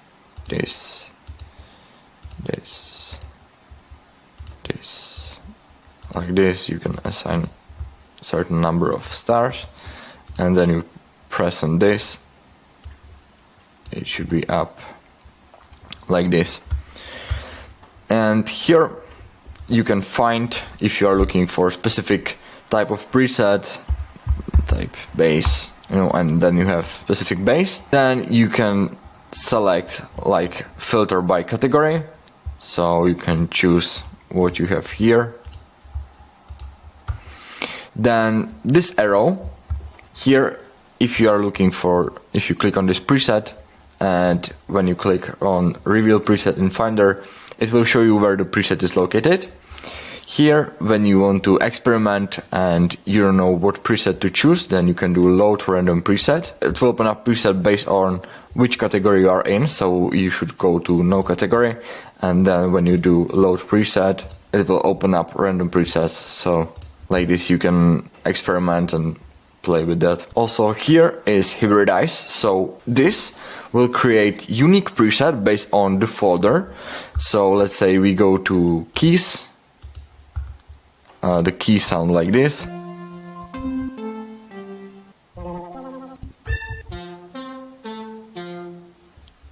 And now when we press hybridize, it will create unique preset with macros.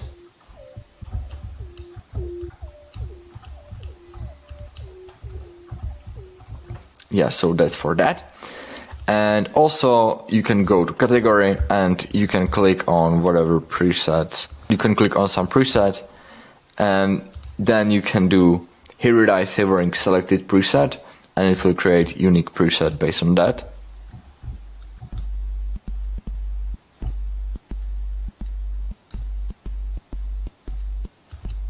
Yeah, interesting. And then here you can delete preset, or if you add new preset to the preset folder, then you can do rescan database. Here you can erase or like remove completely your database, so probably don't click on that because you might delete everything. And here it can remove duplicates and missing files. Also I probably also wouldn't do that. And here you can filter by location or category. And here you can choose what you want to have in the fourth column here. Like you can do author, and you can sort by author or by description. You can add your own description, which is right here or here. Probably it's this one. And that's it. See you in the next one. Welcome in this video where I'm gonna show you how you can use Alt or Option for different things. So let's say I draw a shape like this, and now when I press Alt or Option, I can drag this to the oscillator and it will create a wavetable based on what I draw here in this LFO. So it sounds like this. Or I can create something crazy. Boom. Now when I hold Alt and when I move with these curves, it will curve all of them. So you can save time like this.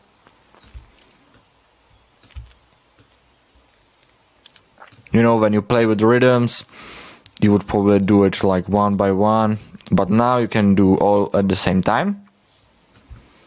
By clicking Alt, you can snap each point to the grid, so it's easier to move with that. If you want to copy this shape to another oscillator, if you do it this way, it will not work. But if you hold Option or Alt and you move it like this, you can copy this to another oscillator.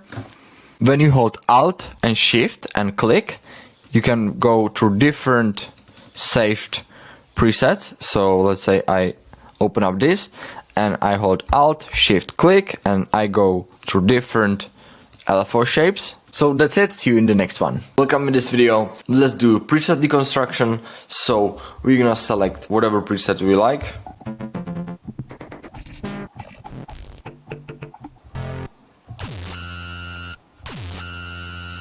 So I kinda like this one. So let's try to deconstruct it. So preset name, we get LD Terror. So now what is the main component of this bass? Let's listen and let's turn off certain things so we can listen what's the main component right here.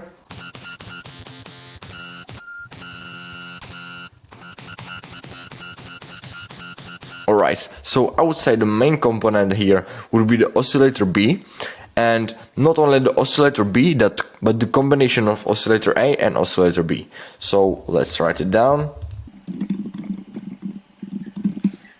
So now here on oscillator A we have wavetable basic MCB, and on oscillator B we have analog BD syn. We don't have any unison here or any detune blend. We just have wavetable position is also on 0. Only thing that's different here is the warp mode.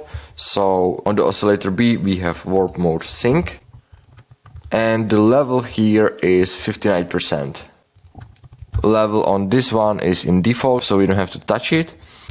So then we can go, yeah, and we have rand 0% on both oscillator. That's the random phase. Sub is turned off, noise is also turned off. Is there any pitch bend? We can check. Yeah, so here's coarse pitch, A and B, coarse pitch. So that modulation we will cover in the modulation section, which is right here. And now let's write down the filter section. So we get high 12. Cutoff is on 21 Hz. Drive is 90 Hz. 21 Hz. 90%. Resonance is 91%. Fat is 97%. Alright. And we can go to FX section. Where is hyper, dimension, filter, phaser, EQ, distortion, compressor.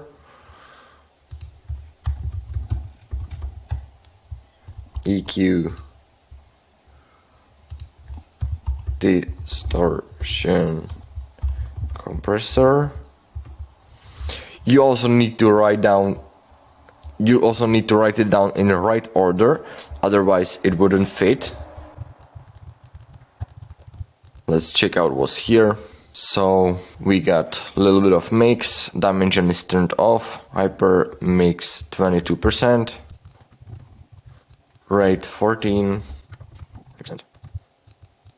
DQ 74, filter, we can delete the dimension, filter we have MGL 6, cutoff 352, drive 38, fat 0, resonance 44%. Phaser, we also need to check if you have everything. So phaser rate is 003, depth 59, frequency 212, this, and phase 85 degree. Let's also check mix is 51%. Then we have EQ, varies frequency on 320. We have the peak mode, and let's call it A and B. Frequency is like this. Q is 53. Gain on 0. B will be also peak mode. And let's do freak. Q, G. Let's check it out. We got 4,862, Q 33, and gain 15.6. Then we have distortion, cube, drive max, and we got pre-filter 9089, and then we have compressor, we have multiband, gain on 0,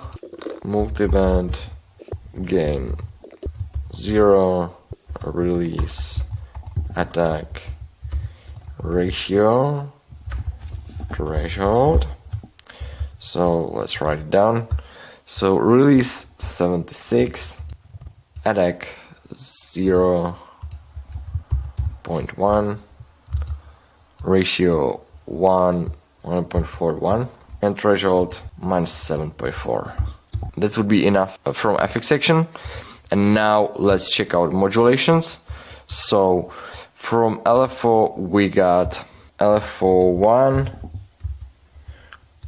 rate 1, we got half note, mode, and envelope, and shape is like it looks like square wave with curve shape from start.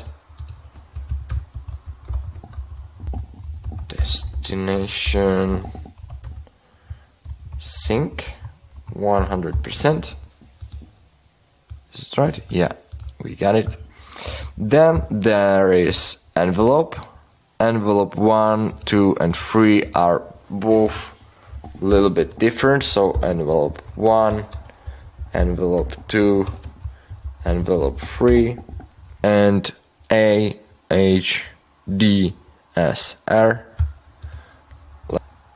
which is 66 milliseconds, and that's it. Envelope 2, here sustain is on 0 and decay is 188. It's modulating the course pitch, so let's check it out. So it's 36. Here is on A, coarse pitch, and it's 36,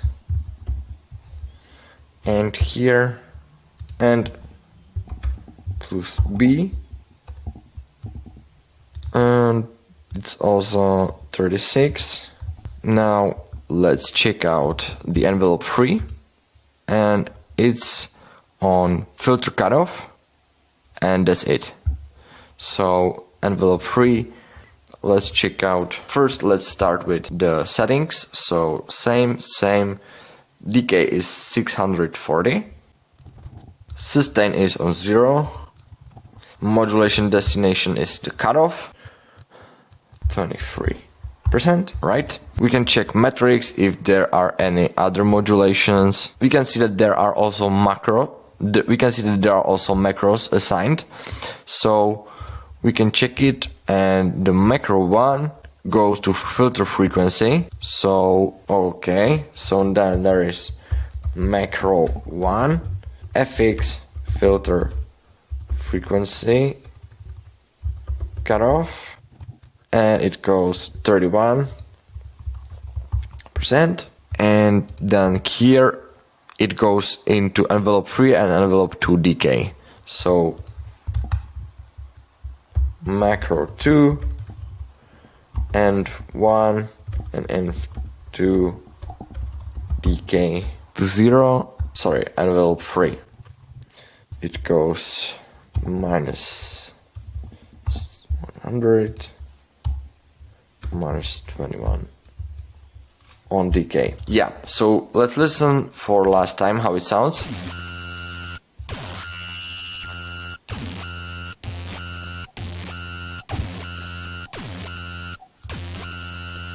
Alright, and one thing before we end, we need to also check on which oscillator the filter is working. So it's on A plus B. Alright, I think that's enough what we need to know. So now let's open up init preset and let's try. So the main component here is oscillator A and B, so let's turn it on. And for oscillator A we have basic MCB, and for oscillator B we have analog BD syn, aka sine wave. So it's on 0. Only thing we will change is random phase and level of oscillator B, which will be 59. There is no sub, there is no noise, there is only pitch bend on coarse pitch. And for filter section we got high filter 12, cutoff 21 Hz, resonance 91%, drive 90%, fat 97, and it goes to A and B.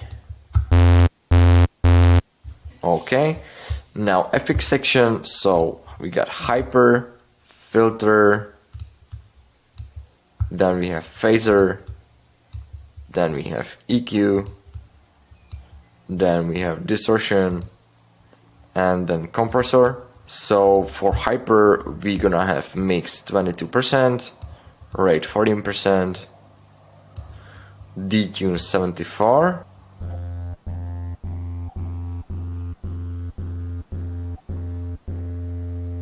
okay, sounds like this. Let's go, we have cutoff 452, something like that, resonance 44, drive 38%,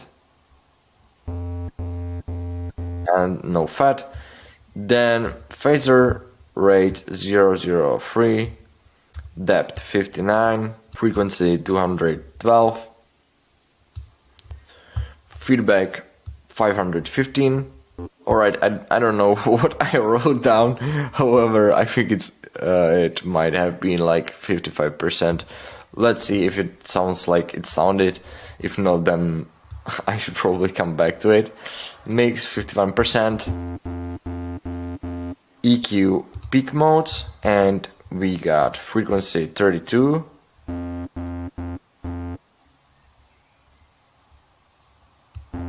and also while you are doing this, listen how it affects the sound. Q is 53, gain is on 0, peak frequency 4862, something like that. Q 33, gain is plus 15. Distortion cube, drive max, pre-filter 9089 Hz.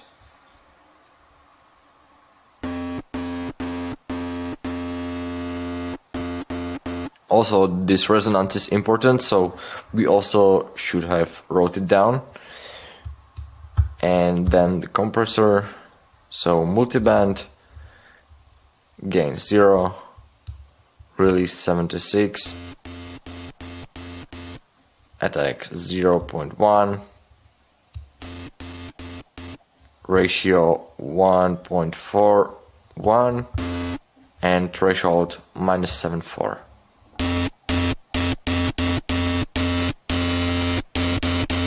The warp mode sync, and now we can go to modulation section. So LFO1 was like a square wave with curve shape from start, so something like that.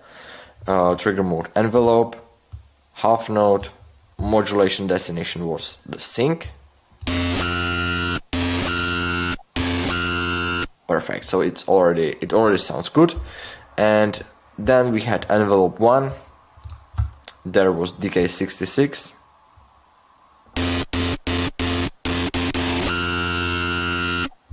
Then envelope 2, decay 188, and it has been on course page 36%. Let's do so, and let's make it unipolar. This is also something you should probably write down if it's unipolar or bipolar. And course page 36.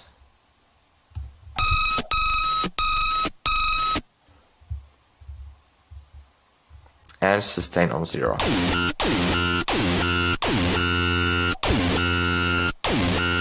We can try a different decay, what it does.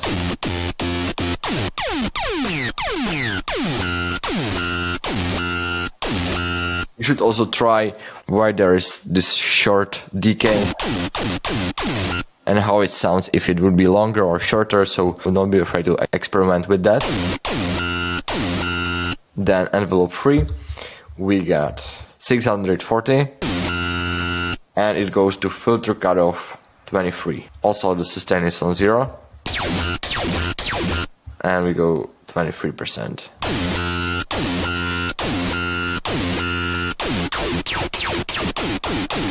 Okay. Then we have macro 1 assigned to filter on in the FX section, and it goes to 31%. And then we have macro 1 assigned to envelope 3 -100%, so it goes like this. On envelope 2 it goes like, it should have been the other macro, so it goes like this. And envelope 2 -21%. And now you can rename it, so filter, and this is decay.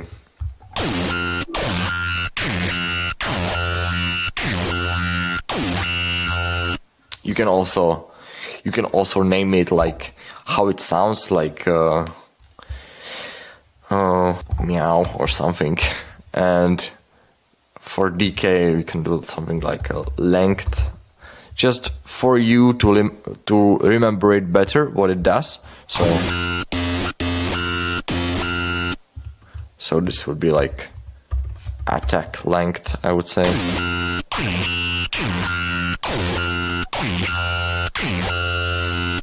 And that's pretty much it.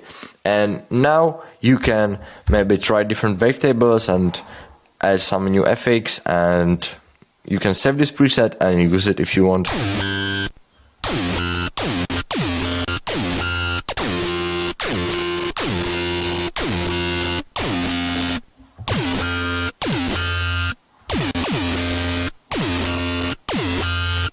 By the way, you will get this file where you can write down always your own modulation and wavetables, so you don't have to write it down.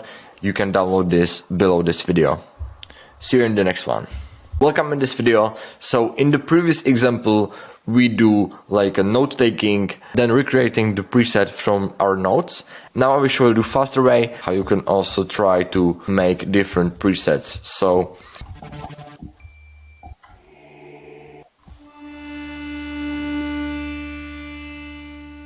you will just find some nice preset, then you take second serum and you're gonna do exactly what's here. And while doing this, I recommend to listen what each change does. So I don't think this wavetable will be here, so maybe we're gonna need to draw our own wavetable for this. So let's have basic shapes, and now we are going to draw.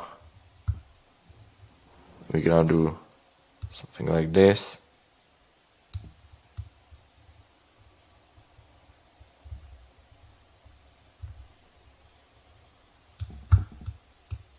Seems like that, and that's, yeah, it looks same.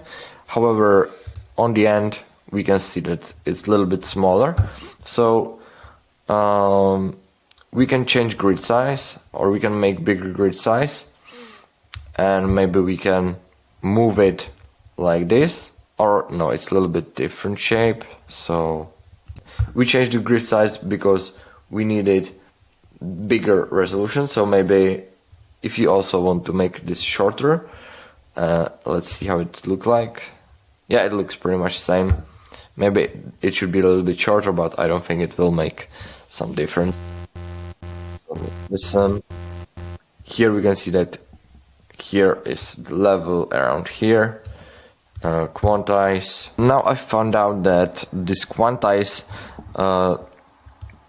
created this shape, and that's because of the quantize. And I also found that this bipole harmonic is here, so we can try it. The quantize, and it's exactly the same shape. And now we can go to oscillator B. Then here we'll do unison 3, a little less detune, blend, and then here is remap 4, and let's see what's the drawing here. So it's this kind of shape, so let's create it as well. Something like that.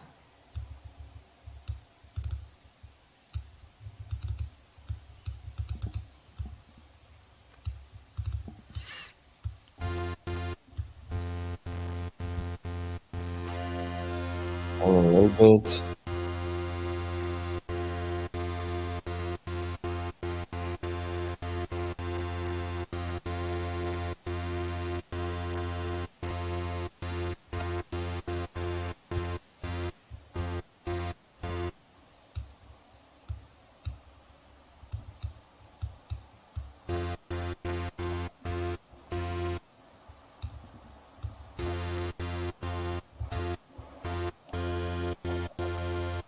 Okay, what, 16%?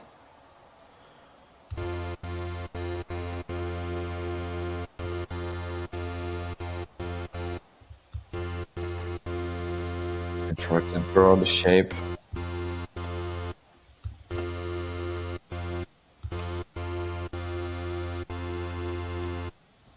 To make it same, because it probably doesn't seem like this is working.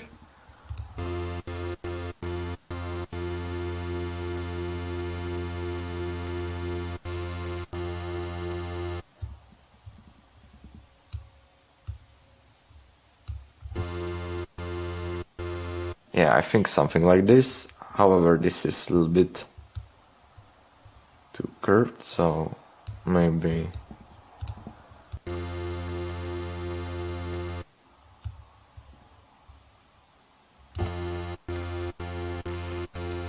yeah, that's pretty much it.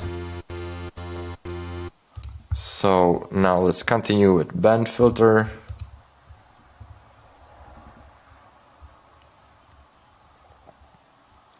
and 24. Then what is the automation here? Oh, L4 to L41 to cutoff. Envelope mode, 4 bars, and it goes to A and B. Resonance on 0, drive on 0. Mix is on 19%.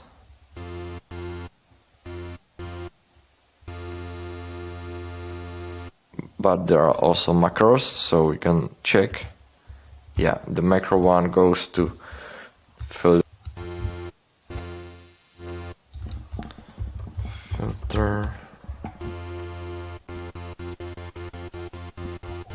And let's create a shape like this.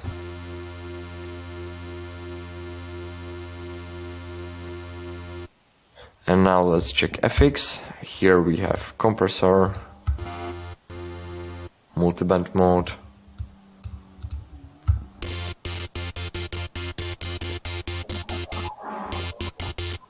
reverb, and delay.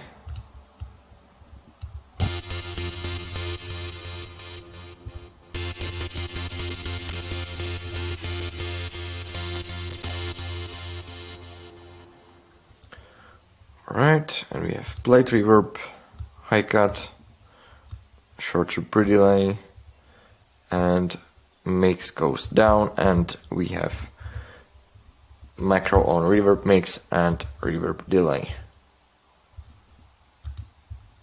100% and like this.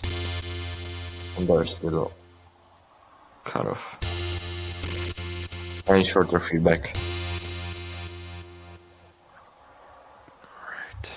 Alright, that's pretty much same.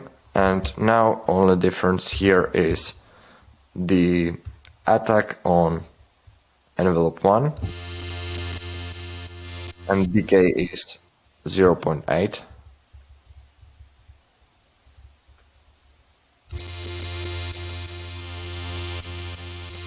And release is a little bit longer.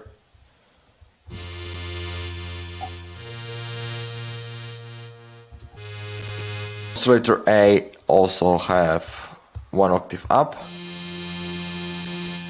and oscillator B has 1 octave down.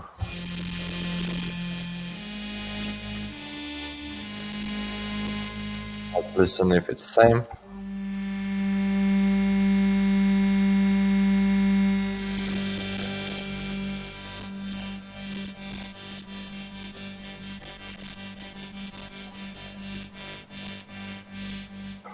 Yeah, here only the difference is that he has the reverb mix up.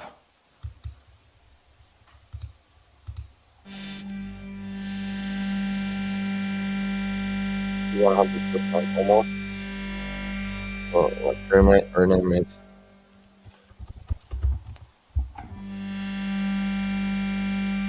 So nice.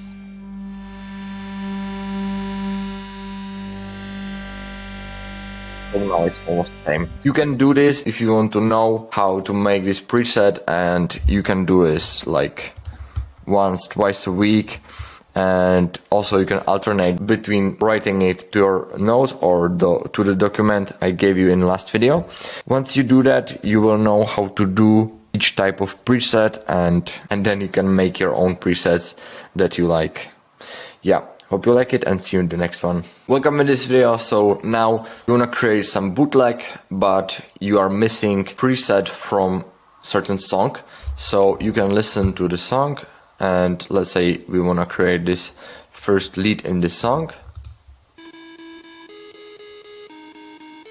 What you can do is that you can download the song, or you can just listen to it many times on YouTube, which is not that practical. However, you can copy this URL, and you can then download MP3 of this song, and then you can put it to your project.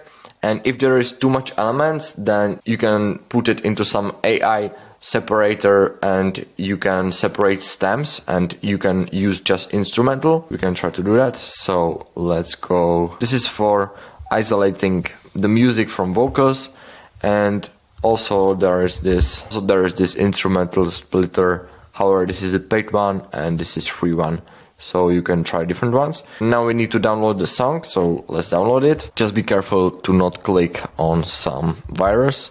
Now let's download this. Now let's put this into the splitter, or we can even use this free one.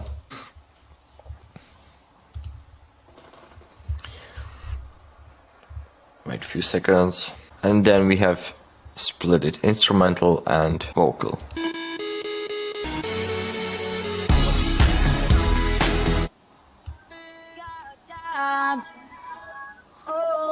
So the vocal is now not distracting.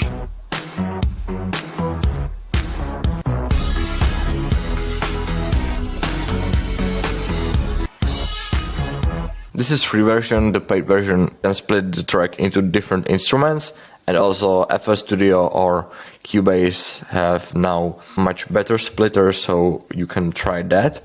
So now we can try to download the MP3. Let's do save. We want just music. So once we load the song into our project, we can adjust the tempo so it fits the grid.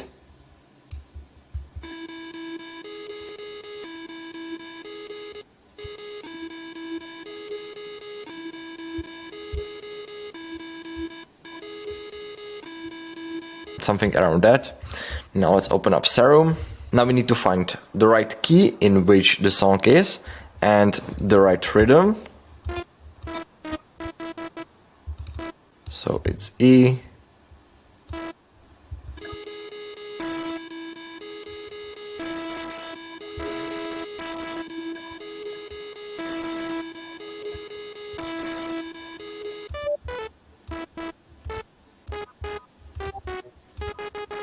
So it's G sharp.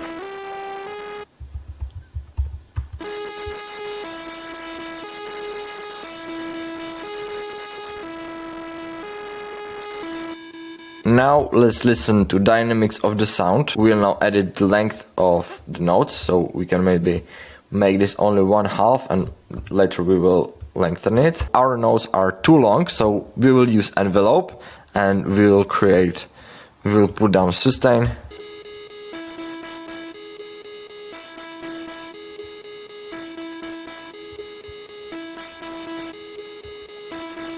Maybe let's adjust the decay as well.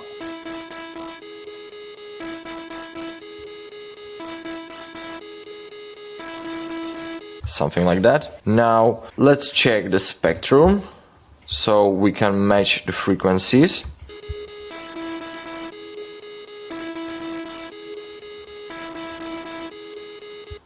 We can see that there isn't much high frequencies and there isn't much low frequencies. So now let's find appropriate wavetable or waveform, and then we can filter it out so that it fits the spectrum. So let's start with some basic shapes or basic waveforms. It sounds a little bit like square wave. Let's try filter out the highs.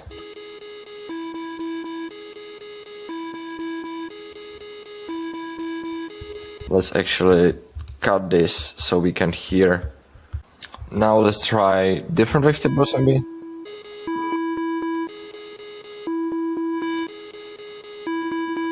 So let's now try distortion, because the sound isn't that clean and it's a little bit distorted, so let's try distortion.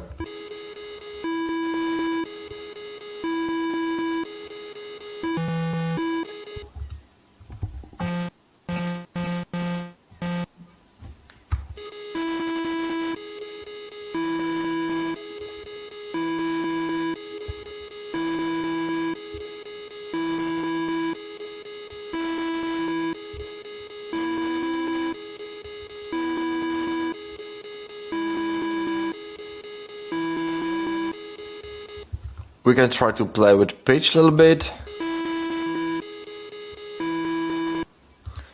It seems like there are two oscillators, so we can try to enable oscillator B, and we can play with the pitch a little bit. So let's try different octaves.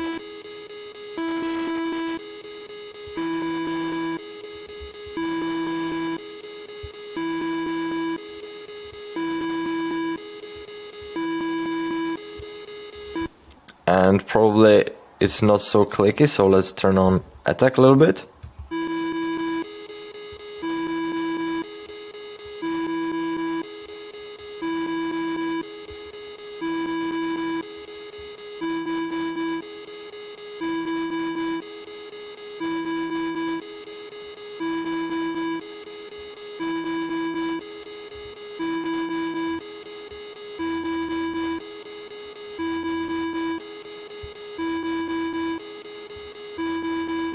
Let's use 2 octaves down.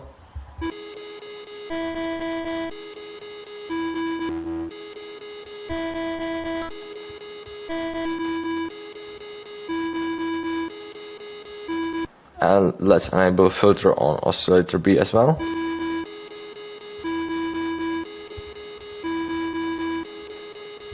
And let's decrease the volume a little bit.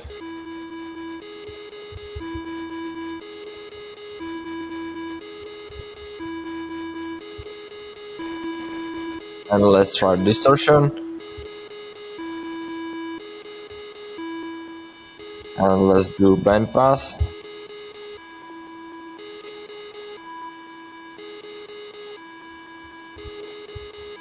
Let's try to increase unison.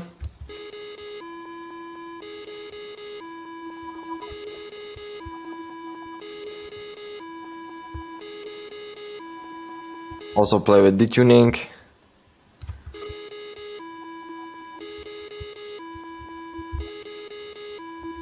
Let's turn up the volume.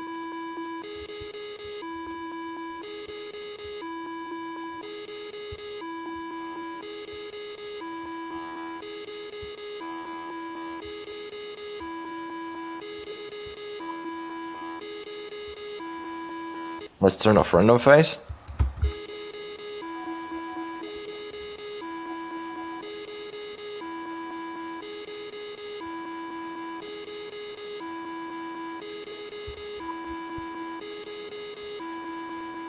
Let's try compressor.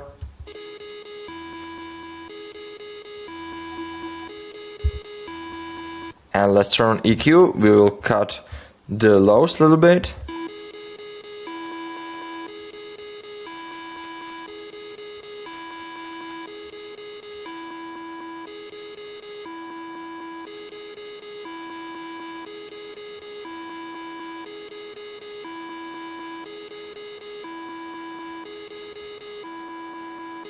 It sounds like the distortion is like, it sounds like some guitar distortion, so, or some guitar amp, so maybe we can try a different distortion mode.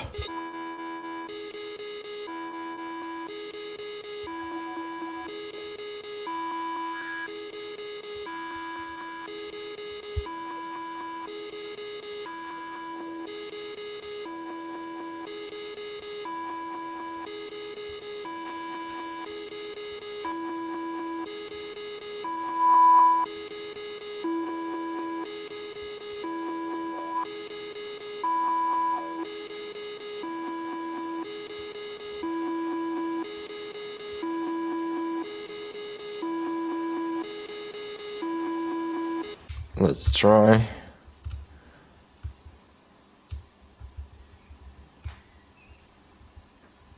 Yeah, like this. We'll listen to whole section, so we have more control and we know how it sounds in different pitch as well.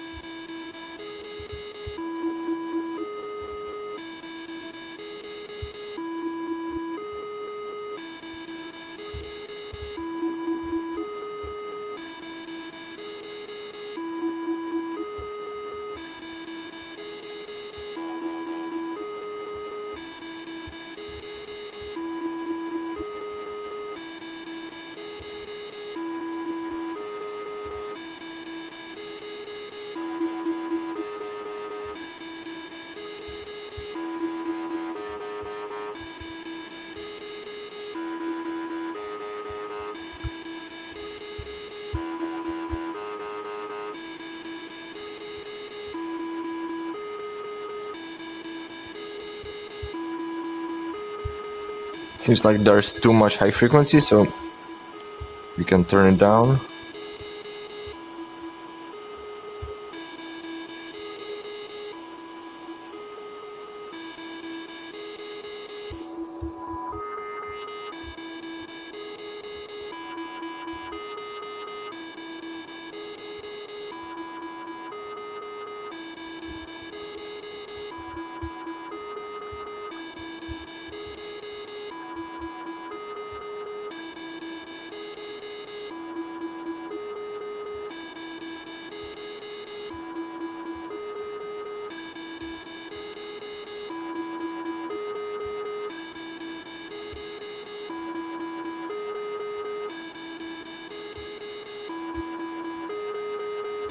We can try different wavetables, so let's try some spectral.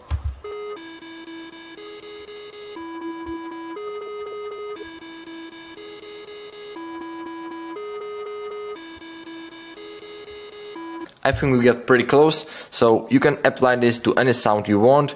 You can just take some of your favorite songs and you can put it inside the project, and you can just listen to certain sound and just try different wavetables, filtering, watch the dynamics, if it's fast, if it's just short note or long note, then watch for FX, watch for pitch bend, if there is some pitch modulation which creates like a sweep effect, and if there are some stereo effects like reverb or something like that. So hope you like it and see you in the next one. Welcome in this video. So in this homework I want you to focus on preset deconstruction. So first thing is that you're gonna take some presets that you like, let's say this one, and you're gonna take the preset deconstruction document which was below the preset deconstruction video, and you're gonna write down every modulation and every wavetable and octaves and everything like FX that is here. And then you're gonna take the document, you're gonna close the Serum, you're gonna open new one, and you're gonna recreate the bass from your notes.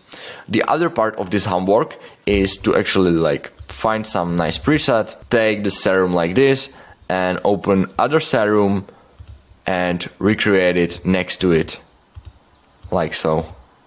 I can't open two Serums right now, but take two Serums next to each other and recreate the preset from each other. See you in the next one.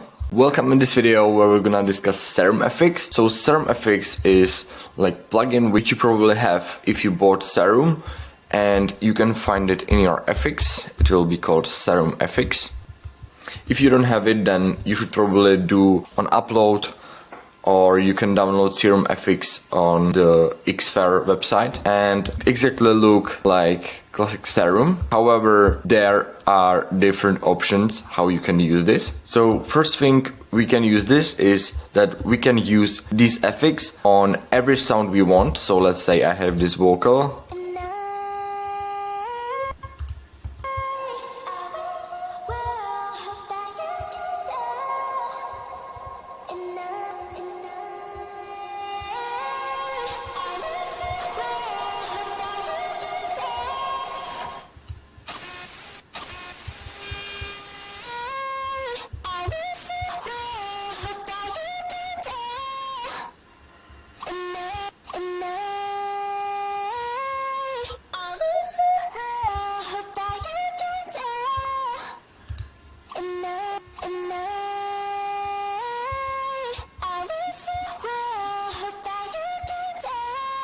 You can apply any effect you want.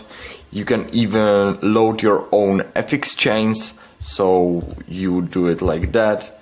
You do just load FX chain, and you can try different chains. So let's try this one without.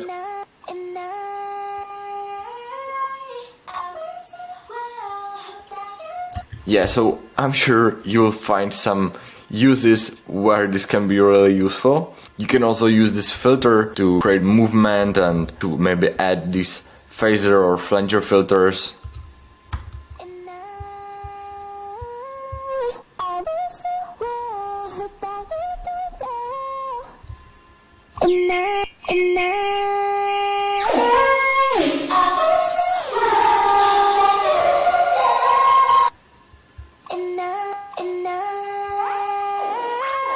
If you want to create some kind of movement, you will see that now it will not work.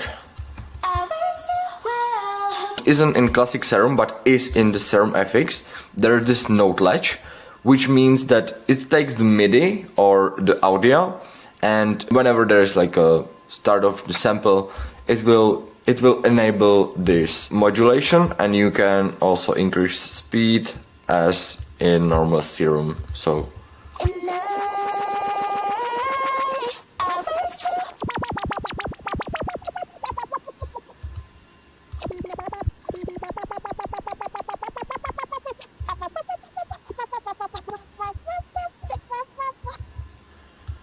you can create very sick effects.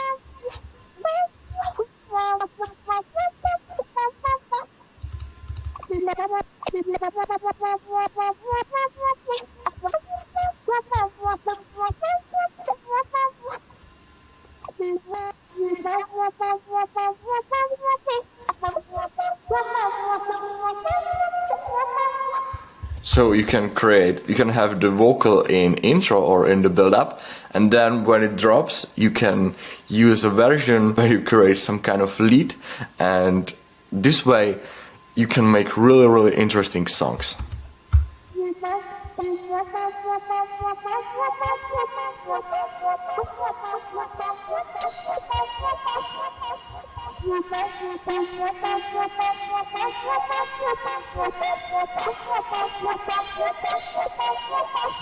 Tell me if you'd recognize that this is a vocal.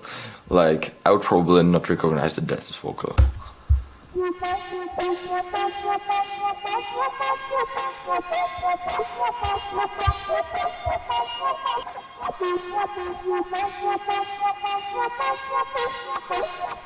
Another thing you can do here, if you want to use this filter, then here, when you enable noise, there's something that also isn't in classic Serum. So you can enable this audio in, and here on the filter you can enable noise.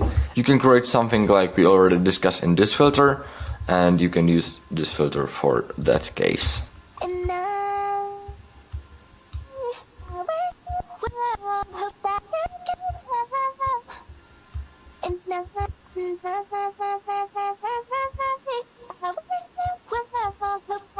You can also use this as if you click on this, you can switch it to level, so it will control like a level of the audio.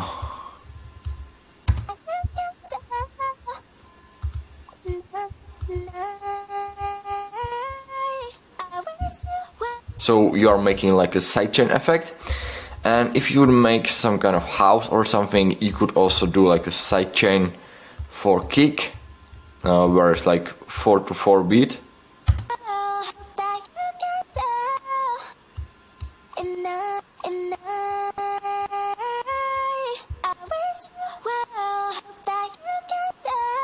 You know, this would be like a space for the kick.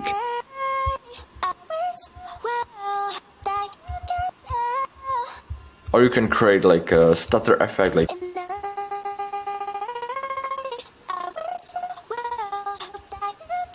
you can turn off BPM to make it smoother.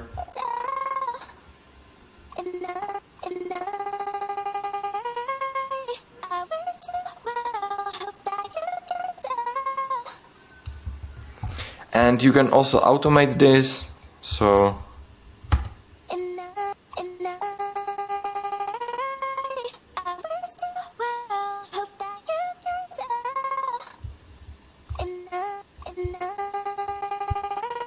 you see, here I create the automation.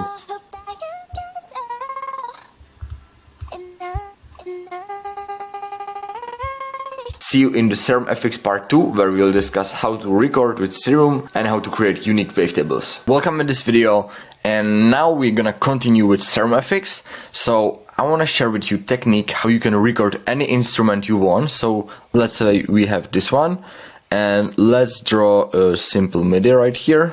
And now let's put on the Serum FX. We're gonna enable oscillator A, we're gonna enable note latch, and now we are going to type number 2048. If you want to import sample right here, it's the highest resolution possible. So now let's hit capture. Let's go on the start of the MIDI. Let's hit capture and press enter.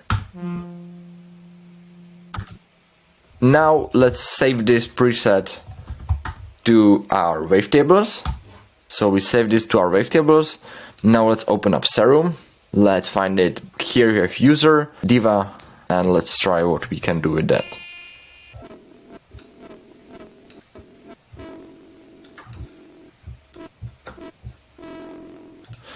Let's remove this empty space. And let's see what we have here. Alright, let's listen up.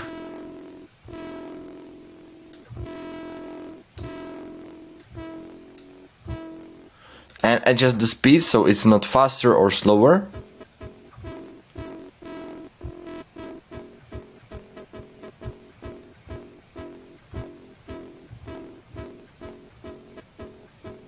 And let's remove DC offset.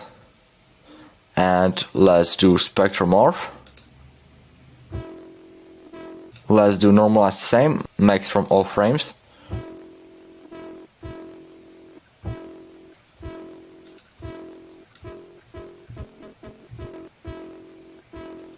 Let's listen to the original.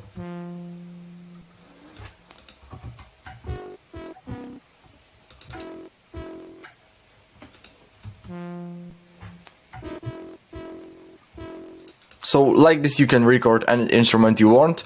Also try to maybe write the key of the note, or you can try to write this number and you will see what's better quality, and it shouldn't be much long. And keep in mind that if the note would be static, then it would be much better quality, so we can maybe try to find some. So this is like a static note, there is no pitch bend. Let's see what quality will be here. So let's open up this, let's enter 2048 and hit capture. Let's turn it off. Let's see what we have. Alright, let's remove beginning to selected. So we remove the empty space. Now press save.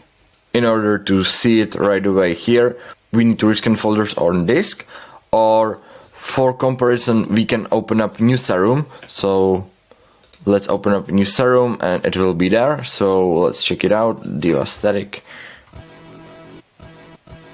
We will need to change the pitch a little bit.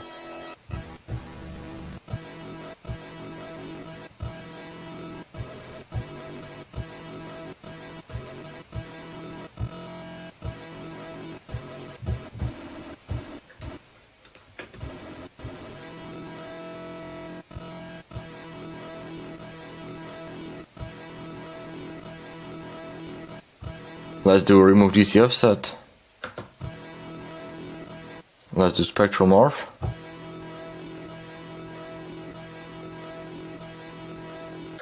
Let's remove first frame. Remove current index. And let's do fade edges.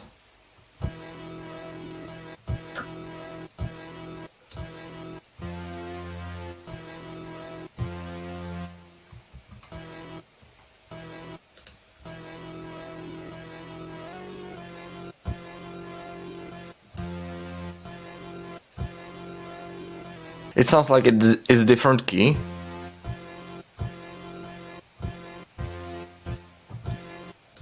Maybe we can also try to record this sound in F0. And let's try it now. Right. Let's remove beginning to selected. Let's try now. Alright, don't mind the numbers. However, let's open up new Serum and let's see what is the result now.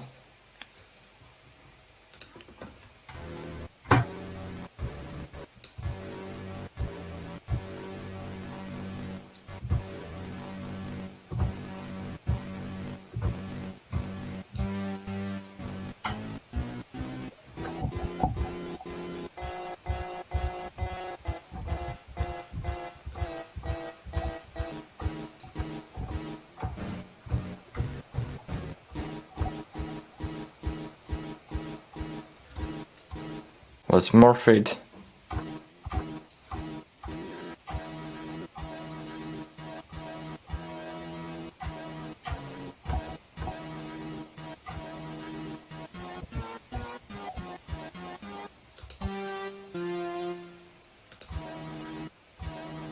I think the quality is now better.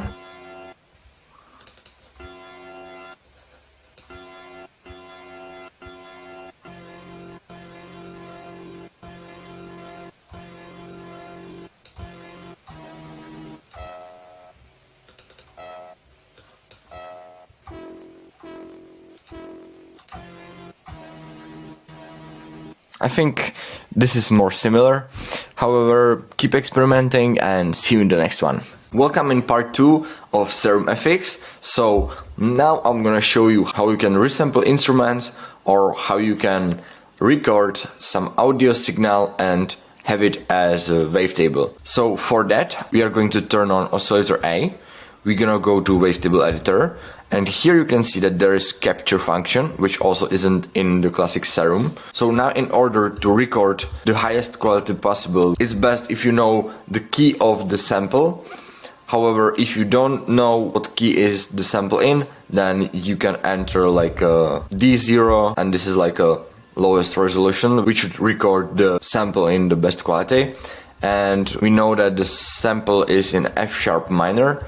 So let's do F sharp 0. We wrote F sharp 0. And now keep in mind that you can only have 256 frames. So the sample can't be long like this. We'll see how much we can record with that. So let's hit capture and play.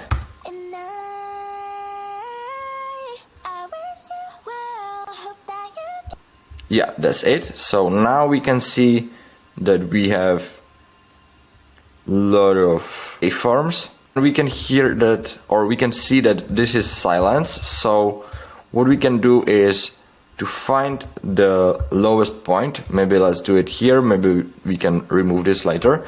And you will go to remove, and then you will do beginning to select it. So what it will do, it will take the first frame and it will go to this selected frame and it will remove the whole selection. Now it starts like this. And we will listen to this. In order to hear it, you need to enable note latch. And now you can switch.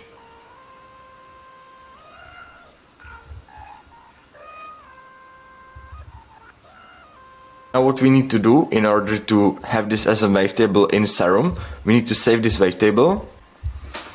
Let's save this. So now when I open up the Serum,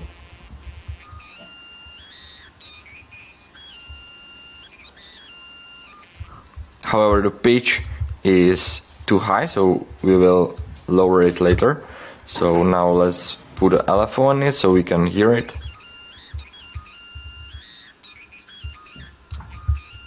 And let's pitch it down. And there you have it. And now we can try to remove this first cycle.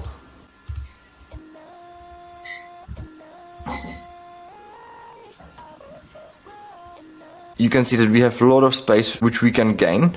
And let's do remove DC offset. The waveform starts in the middle. You will go to process. We want to have this remove DC offset on all waveforms. And once we do that, we can now do normalize each, gain separately.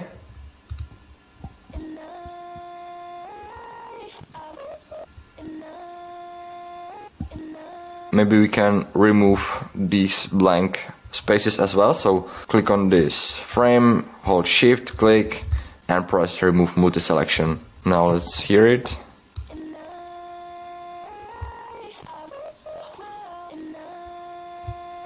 And now let's do spectral morph. So we have 256 frames and it's a little bit faded.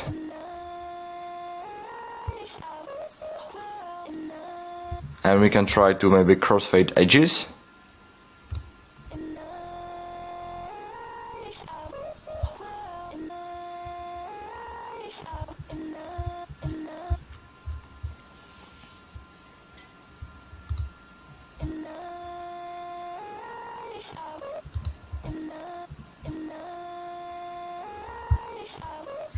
Yeah, so we can hear some cracks, but I don't think we can clean it better. So you can totally play with this. So let's see.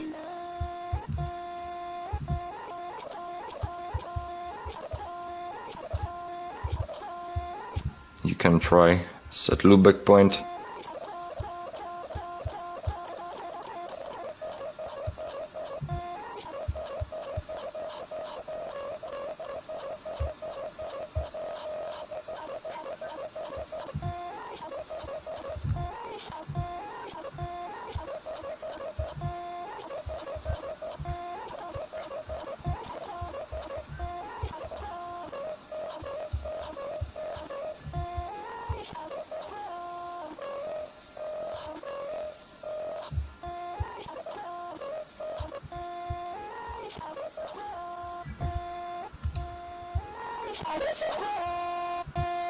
And you can try different effects to maybe mask a little bit the low quality of the vocal. Of course, it's really important to find high quality vocal and try to record the highest quality vocal possible, and maybe it will be better and there will be not so many cracks. Maybe you can find the spots where you can hear the cracks and you can maybe remove it, or maybe try to crossfade edges and it can help.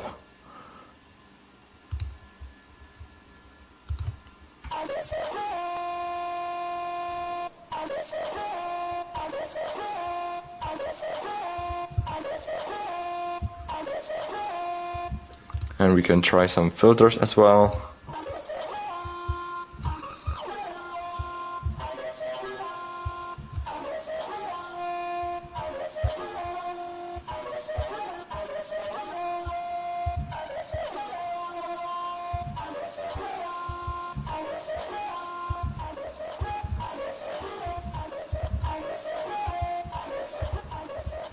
Maybe let's try a reverb filter.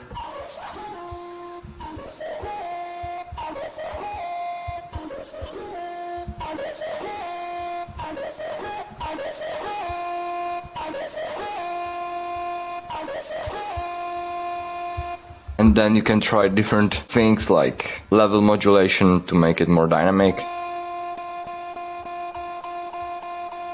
And maybe you can also apply sub.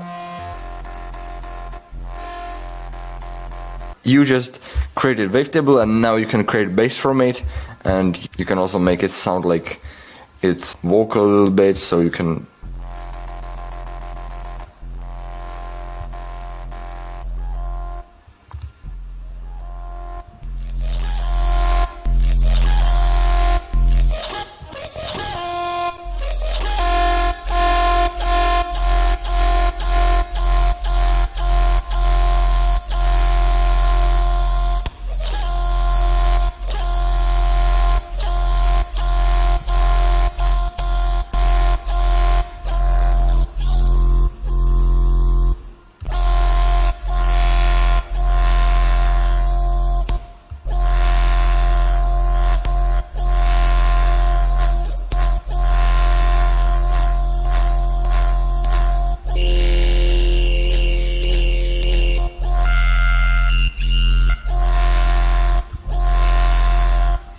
or you can clean up the vocal with high pass filter.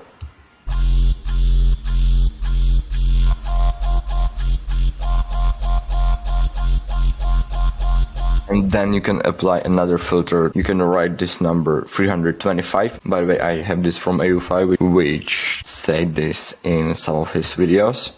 So you can do this like 325 and put their note on 100%, Alt, Shift, click, or Option if you have Mac, and now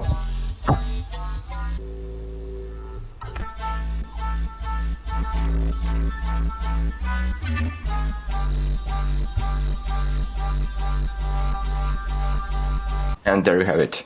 See you in the next one.